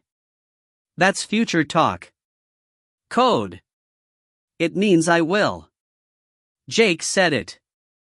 She glanced at the mirror among its gleaming, useless levers. He'll come back here for me, you know. Jake. He said so. That was also my most secret hope. Tea. Cake. Plenty of cake. She sat back. And I'll tell you all the other secrets what I know. I was pleased, but I sighed as I touched the bell. This was going to be expensive. And it was not I who was in control here. Moll grinned. She really is quite an intelligent little thing. She will run rings around me. No one moved. In the new harsh light Sarah saw they were all staring at her. It was with almost an effort that Wharton said, "No world?" In July of 2104 a disaster will destroy the earth. She kept her voice calm. There will be no warning. Janus, his origin, she pointed at the replicant, is to blame. He built the labyrinth, a government research establishment into heightened human abilities, deep under London. Zeus, knew he had some device of extraordinary power. Every time it was used, we detected power spikes of terrifying intensity. She shook her head. I was part of the group. I joined because, my parents were lecturers in the academy, until they were arrested. She frowned. I shouldn't talk about any of this. Arrested? Jake whispered. She hurried on.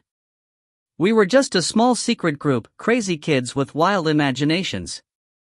They had given us strange abilities, so we used them. Those that survived. It got so that there were only a few of us left, and we were scared, because time was running out and no one was listening. So we made a plan. We would break into the heart of the labyrinth and get evidence that the world couldn't ignore.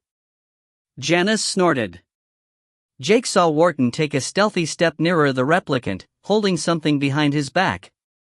6 of us got through the wolves, the razor wire, the security. We found, linked to a network of computers, an ancient, black glass mirror. Then came up to her, fascinated. It still existed? Yes. But it was brittle, dangerous. She glared at Janice. He had been using it, burning it out, replicating himself in vain journeys. Speculating, forestalling inventions, making himself rich. But there was a price. It was clear to us that the mirror wouldn't last much longer. It had begun to break down, and it was sucking matter and light into itself at a terrible rate.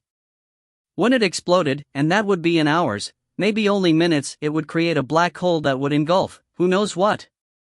The world, the solar system, the universe? Because whatever the mirror is, it holds a terrible darkness at its heart. She looked at Jake. It was too late to destroy it then. Don't you see? We had to enter it, to go back. To get some time. Each of us made a vow that we'd enter the past, there and then, with no guidance, no safety, no bracelet, and wherever we found ourselves, in whatever time, we would seek out the Chronoptica and destroy it. So that there'd be no replicants. No Janice. None of it would ever have happened. Ven said, "You can't." She shook her head, fierce. They were my friends. My only friends. We shook hands, we kissed. I was the last to go. Alarms were ringing, the wolves were out.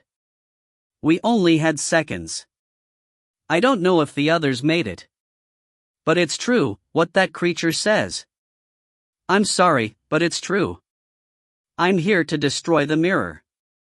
Jake shook his head, struggling with the paradoxes. But if you do, in the future it won't exist, so how could you return? A small sharp laugh interrupted him. Summer sat on a stool, knees up. What fools you are with your reasons and your fears. So, all in a straight line. We could tell you about time. Time is a circle, Jake. An eternal now. A drop of dew falling from the bracken. Time is only there if you say it is. Jake stared at her, then back at Sarah. He was so devastated, he couldn't think. How do we know it's true? She shrugged. You don't. But if it is, what's finding your father or Leah, even against the fate of billions, Jake? Think about that. He couldn't. He wouldn't. The replicant smiled, mild. Well. Perhaps we can make an arrangement here. It took a step toward Ven. Let me deal with her. Take her off your hands. You. Don't move another step, Wharton said. If you think some crude shotgun can, the replicant turned and saw the glass weapon. It stared, curious. What is that? Some sort of primitive Victorian firearm? Do you really think it can injure me? I know it can. It was Maskelyne who answered. He moved past Rebecca. Because it was designed just for that purpose. To kill replicants. To obliterate reflections. Did Janice believe it? Possibly, Jake thought. He edged forward. You can't kill me, fool. I'm not even here. I'm 300 years in your future, sitting in a steel-lined bunker under the ruins of Parliament. It moved, turned, grabbed Sarah and pulled her in front of it. She struggled, but the wiry strength of its hands held her tight. Fire it, Maskelyne shouted. Wharton stared. I can't. She. It won't hurt her. Only him. Fire it, now. Wharton glanced at Ven. He raised the gun. His finger tightened on the frail trigger. Sarah stared at him, frozen in mid-fight, the weapon pointed straight at her heart. His hand trembled. I can't do this, he thought. Instantly, out of nowhere, a small dark object swung from the shattered webbing, snatched the glass gun, and swung away with it, screeching with delight. Wharton yelled. Jake stared up. Horatio! The marmoset leaped from cabinet to vault and down to the ropes of the web. It clung on with its tail, hung upside down, and with one long arm brought the weapon up and sniffed at it. Oh God, Jake gasped. Don't! The shot blasted out like a white laser. It cracked across the room and they all leaped aside. The beam hit the mirror and instantly with a great snap it was reflected everywhere, a vast spider of light that exploded across the room. The mirror shuddered from its frame and fell, with a terrible crash, glass down. Then grabbed Rebecca and pulled her away. Wharton hit the floor chest first.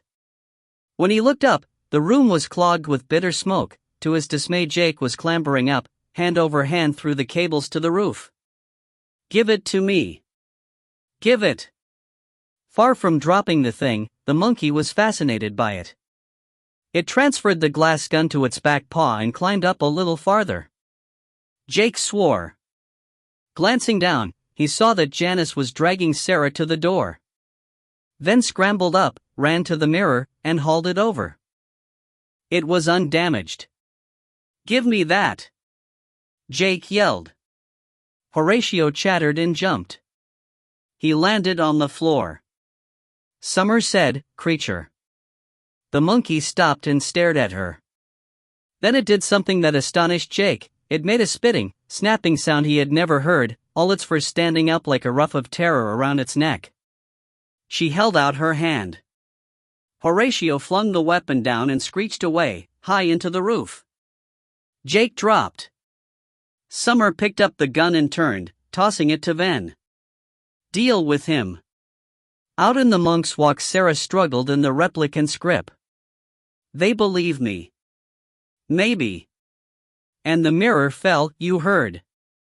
It laughed. Its small eyes behind the glasses were close to hers. There is so much you don't know about the mirror, Sarah, that. It dragged her to the stairs, stopped. What is that noise? She stood triumphant even in his tight grip. You can't get out.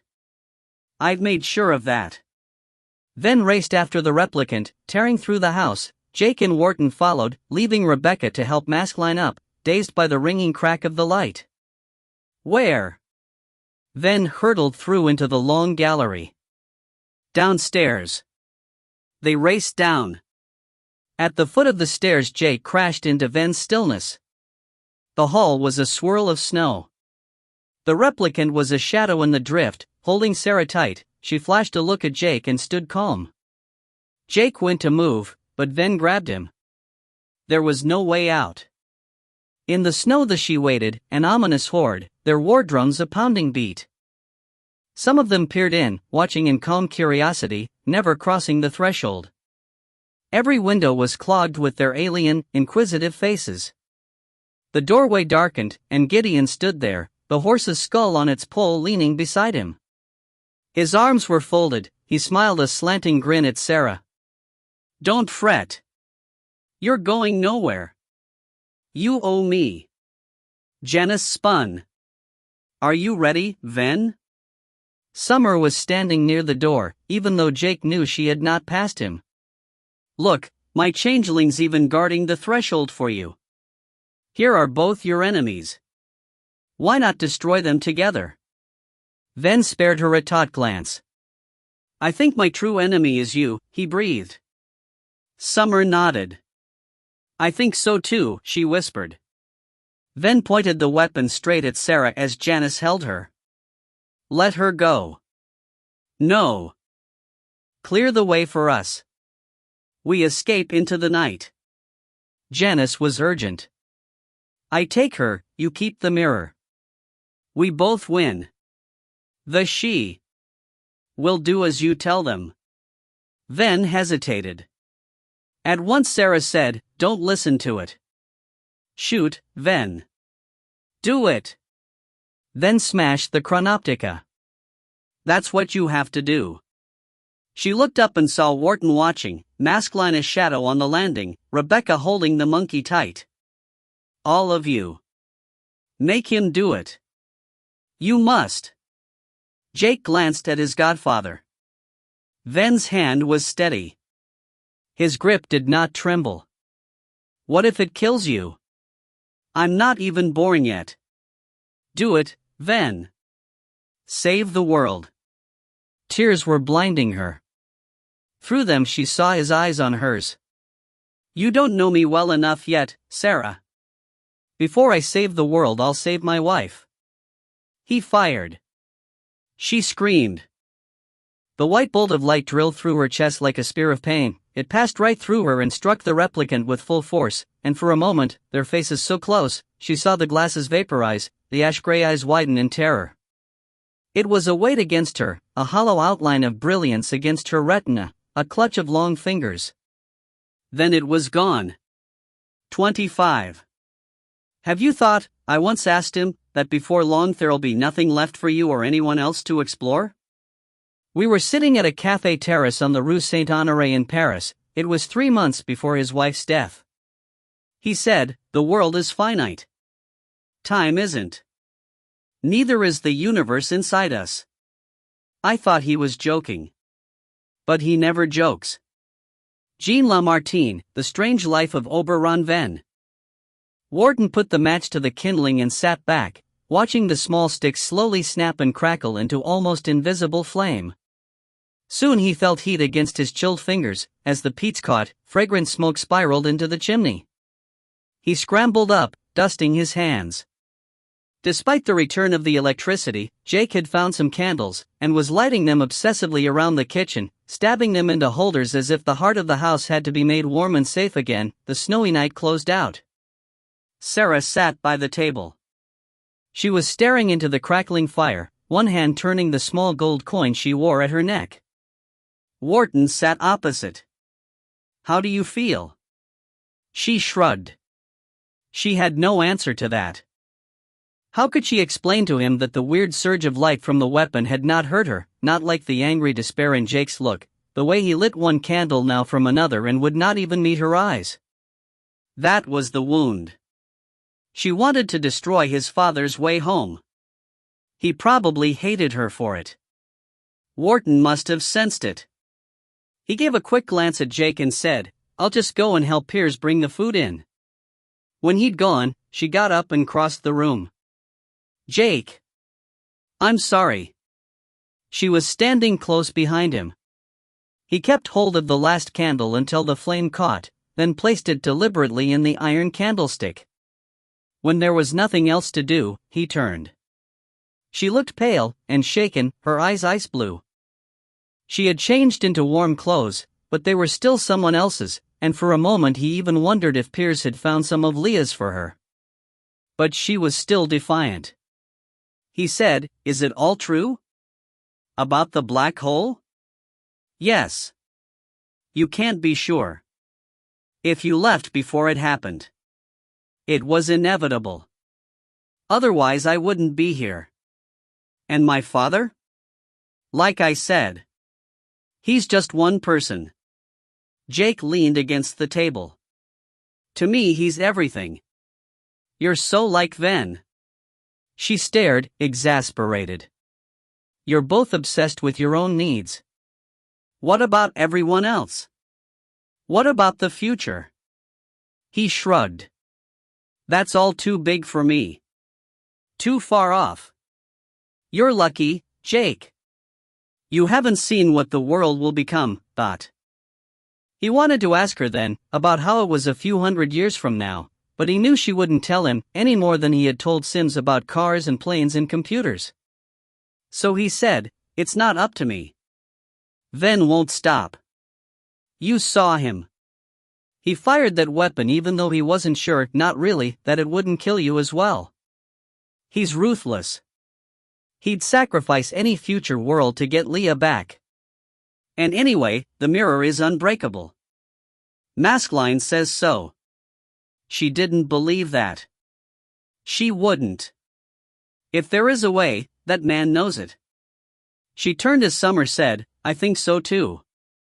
The she-queen sat delicately on the bench in the inglenook. She swept her bare feet down and stood lightly. "I've come for my treasure, Sarah. As you promised." Sarah glanced around. Slowly, she drew out the diamond brooch from her pocket. Jake saw her reluctance. "You promised her that?" "She did." Summer came and stood opposite Sarah. They were the same height, but the woman seemed oddly younger, with a peculiar, childish petulance. She said, "But I told you, I don't want it." "I want that." She reached out a small finger and touched the half coin. Jake saw Sarah flinch. "Why that?" "A whim." "No reason." "Anything, you said." Summer glanced around, smiling. "Should I ask for him instead?" She pointed to Jake. He went cold. "No." Sarah put her hands up and slipped the coin off, quickly. "Have it. It has no value except that it once belonged to Sims. My father gave it to me, but I doubt that means anything to you." "Nothing." Summer eyed the shining thing. Her sideways glance made Jake think of a bird's sharp, predatory greed. Then she walked calmly to the archway and through it, past Gideon. She touched his hair, lightly. "Say goodbye to them, human child." When she was gone, he leaned against the wall, his thin silky clothes still stained with snow. New swirls of green lichen obscured his skin. He seemed more she than they had ever seen him, defiantly alien. He smiled, cold. "You should never give her what she asks for." "Come to the fire," Jake said. "What's the point?" Gideon glanced around at the racks of plates, the gleaming pans, the huge hearth with its hanging spits. He glared at Sarah, his resentment erupting into anger. "You used me. You just wanted her help. You made me a promise you knew you could never keep." "I'm sorry," she said. "Are you?" He laughed, harsh. "I thought I was the one trapped in a spell, but maybe yours is worse than mine. Maybe neither of us can ever go home. It's not over." Jake leaned on the table. "I'm not going anywhere. And I make you a better promise. I'll get you free from Summer, if I have to give." Gideon jumped forward, alarmed. "Don't! Don't make stupid offers.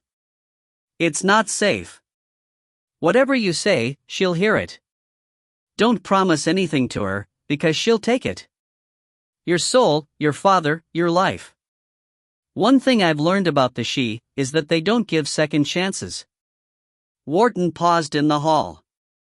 The doors of the abbey were shut and bolted, the windows locked, the cameras showing nothing, but there was a murmur of voices from the front entrance, and he went to the window and peered cautiously out.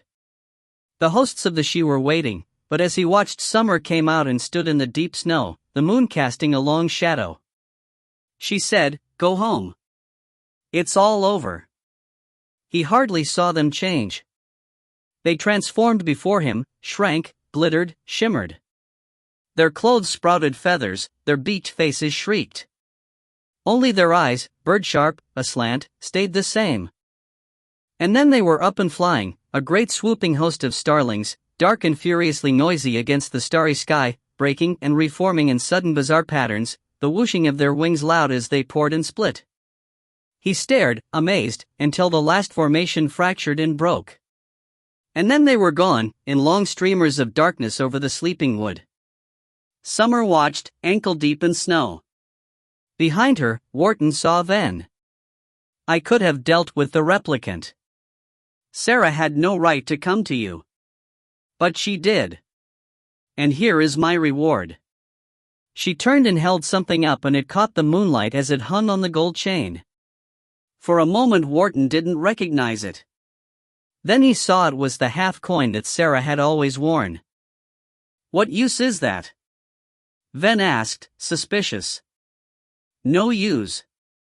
Summer hung it carefully around her own neck. "So? What will you do now, Ven? Go back to your useless experiments?" He seemed to reach out for her. Wharton saw a sliver of moonlight, it lit Summer's cool smile as she stepped away. "Let me use the Summerland," he begged. "Let me go through." "To save my rival? Never." He heard Ven say, "You always hated Leah." "Did I? I don't need to. She means nothing. You belong to me. And one day, when you realize that, you'll come into the wood and never leave it again." She raised her small lips to his, and Wharton felt a cold shiver travel up his spine as Ven stood still as a ghost and was kissed by her. Far off and deep and sonorous he heard the bells of Wintercombe Church, chiming for midnight. The effect on Summer was instant. She drew back, like a snake. "What is that?" "You know," Ven said quietly. "It's Christmas Day." She shivered, and turned lightly in the snow. "So it is." "I'll be back, Ven. Now that I can get in, you'll never know what I might do." She took a step, and seemed to become in an instant nothing but an edge of the moonlight that fell across the blue-shadowed banks of snow. Wharton swallowed his gasp and kept still. So did Ven, for at least a minute, a tall, remote figure on the snowy steps, as he gazed out at the night. And then he said, so quietly Wharton barely heard the whisper, "I love her more than you, my lady." Gideon looked up, eyes sharp. "Hear that?" "What?" "Bells. The church bells." "I can't stay." "Of course you can." Jake came and grabbed his sleeve. "Don't go back to them. Stay here. They can't get at you." "Can't they?" Gideon laughed his practiced bitter laugh. "You have no idea." He watched Piers come in, carrying a tray of hot spicy drinks. "Enjoy it, Jake. Enjoy it while you can. The food, the warmth, the people. Do everything, taste everything. Enjoy your life because outside is only the cold and the dark. We'll release you. I swear." "To be just dust and ashes?" Gideon shrugged. "Maybe that would be better. Better than this." "I won't let you go," Jake said, angry. But even as he said it, Gideon wasn't there. The frail green velvet faded from between his fingers, and he held only air.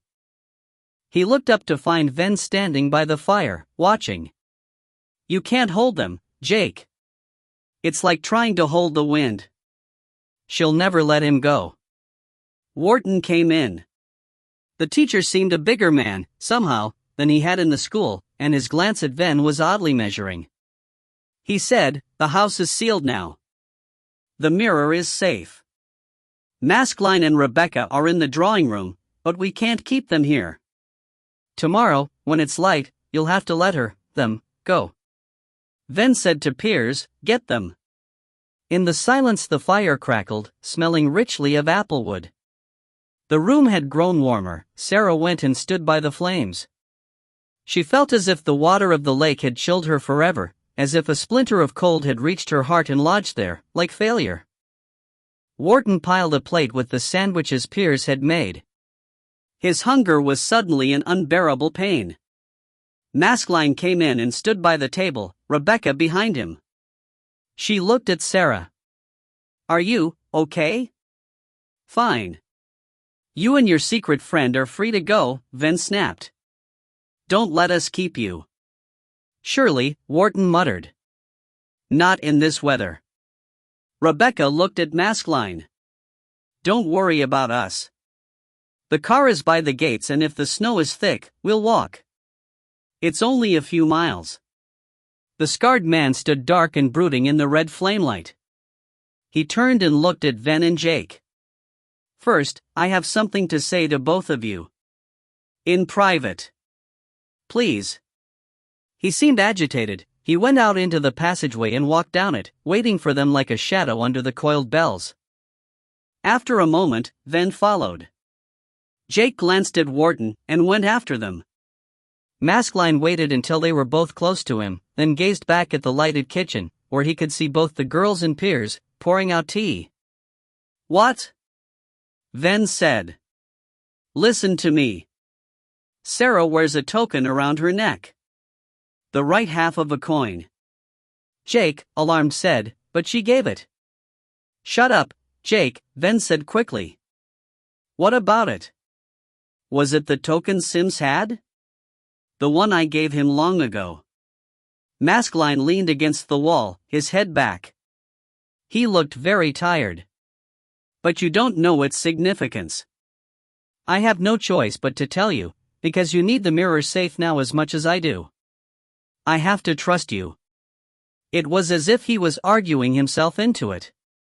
Ven said, the coin is a danger. The mirror cannot be broken. Not by force or fire, by wind or water. There is only one way to destroy the mirror. Maskelyne's haunted eyes flickered to Jake. The Zeus coin was forged in ancient times as a safeguard by the original creator, in case the power of the mirror should ever threaten the world. It contains enough energy to obliterate the Chronoptica, to destroy it utterly. Ven said, how do you know this? But Maskelyne ignored him, talking in a low, rapid voice. It was cut in two, and the halves separated widely in time and space, so that they would never be brought together by accident. The left half is lost. It has been lost for centuries. But if it should be found, if they should ever join, and the crack be sealed, his voice was a whisper now, his lips barely moving. A wave of terrible intensity would be generated. The coin holds the only power in the universe that could do this. Or so I believe. Jake stared, appalled. If Sarah knew. She doesn't. She never must. Maskelyne looked at them, his eyes dark. And you must somehow get that coin from her. He stopped, as if he was too weary to go on, as if everything he could say had been said. Jake looked at Ven. There was nothing to say. Silent, the three of them watched Sarah talking to Rebecca, stirring sugar into her tea. After Rebecca and Maskelyne had trudged away in the deep snow, warm in borrowed coats and boots, Wharton gave a great yawn and said, sorry. I really need my bed. He smiled at Jake. Maybe I might even get a few days at home after all. Before you go back, Jake said. Wharton's face fell. Great. The play's the thing. That bloody school. Perhaps, Piers said softly, Mr. Ven's godson might need a personal tutor. Everyone looked at Ven. He shrugged. What do I care? Do what you want. He stood up, then turned on the small man abruptly. And you? Where were you when all this was going on? You're supposed to be guarding the place and you just vanish. Piers shrugged. Busy. Janice scuppered every power source we have. Cue heroic efforts by yours truly. One of the black cats, washing its face on a chair by the fire, stopped and stared at him. He glared back at it, hard. Ven said, stay if you want, and went out, toward the study. Let me think about it. Wharton turned. Merry Christmas to you all. To his surprise, Sarah came and kissed him on the cheek. Merry Christmas, George, she said. Jake ran upstairs to check on the monkey. He found Horatio curled in tight sleep on the pillow of his bed, and just for a moment lay next to him and rubbed the smooth dark fur. The marmoset snuggled under his arm. They had failed. But they could try again. Dad was out there somewhere, and they had time, all the time in the universe, to find him again. And Moll. Maybe even Moll. He woke with a start. The room was dark. Someone had put the lights off and pulled the quilt over him. He shrugged it away and sat up, then slid off the side of the bed and hurried to the door, opening it and listening. Something was wrong. Wintercombe Abbey was utterly silent in its deep frost. But there was one sound, very faint, and it was coming from below. He raced down, filled with an unreasoning dread, fleet and fast below the moon-striped faces of the portraits, hurtling along the corridor to the kitchen, but it was empty, the teapot cold, the fire almost out. Cursing himself, he ran back. Outside Ven's study he stopped, hearing her voice, and then Ven's, low and ominous. He went in. Ven was lounging in his armchair, one arm hanging over the side, a whiskey glass in his hand. The bottle, half empty, stood on the littered desk. Sarah, by the window, turned. They both looked at Jake. "What's going on?" She shrugged. "It's time for me to go." No, he stepped forward, barring the door. "No way, Dot. Why stay? I can't do what I came for, and you see me as a danger, rightly. I have a duty to Zeus. I have to find my own way, sort out my ideas, do research, work out what to do next." Ven laughed, slurred and bitter. "And if you find out how to save the future, you'll come back and tell us how." "Yes," she said. Jake took a step forward. "Sarah." "Goodbye, Jake." She was at the window. He said, "You know this house in the future." She was still. "I know its ruins," she whispered. Then, abruptly she turned to Ven. "Don't give up on the mirror. You will succeed." He shrugged. Words. Meaningless. His moroseness annoyed her. "I know. In my past Leah does come back." He sat up, slowly. His ice blue eyes caught the moonlight. Shadows of branches moved down walls and ceiling. "Prove it." She came over and pushed something into his hands. It was a small diamond brooch in the shape of a starburst. He stared at it with open, vivid astonishment. "Sarah." She smiled. "Till next time." She turned away. And wasn't there. Jake gasped, dived after her.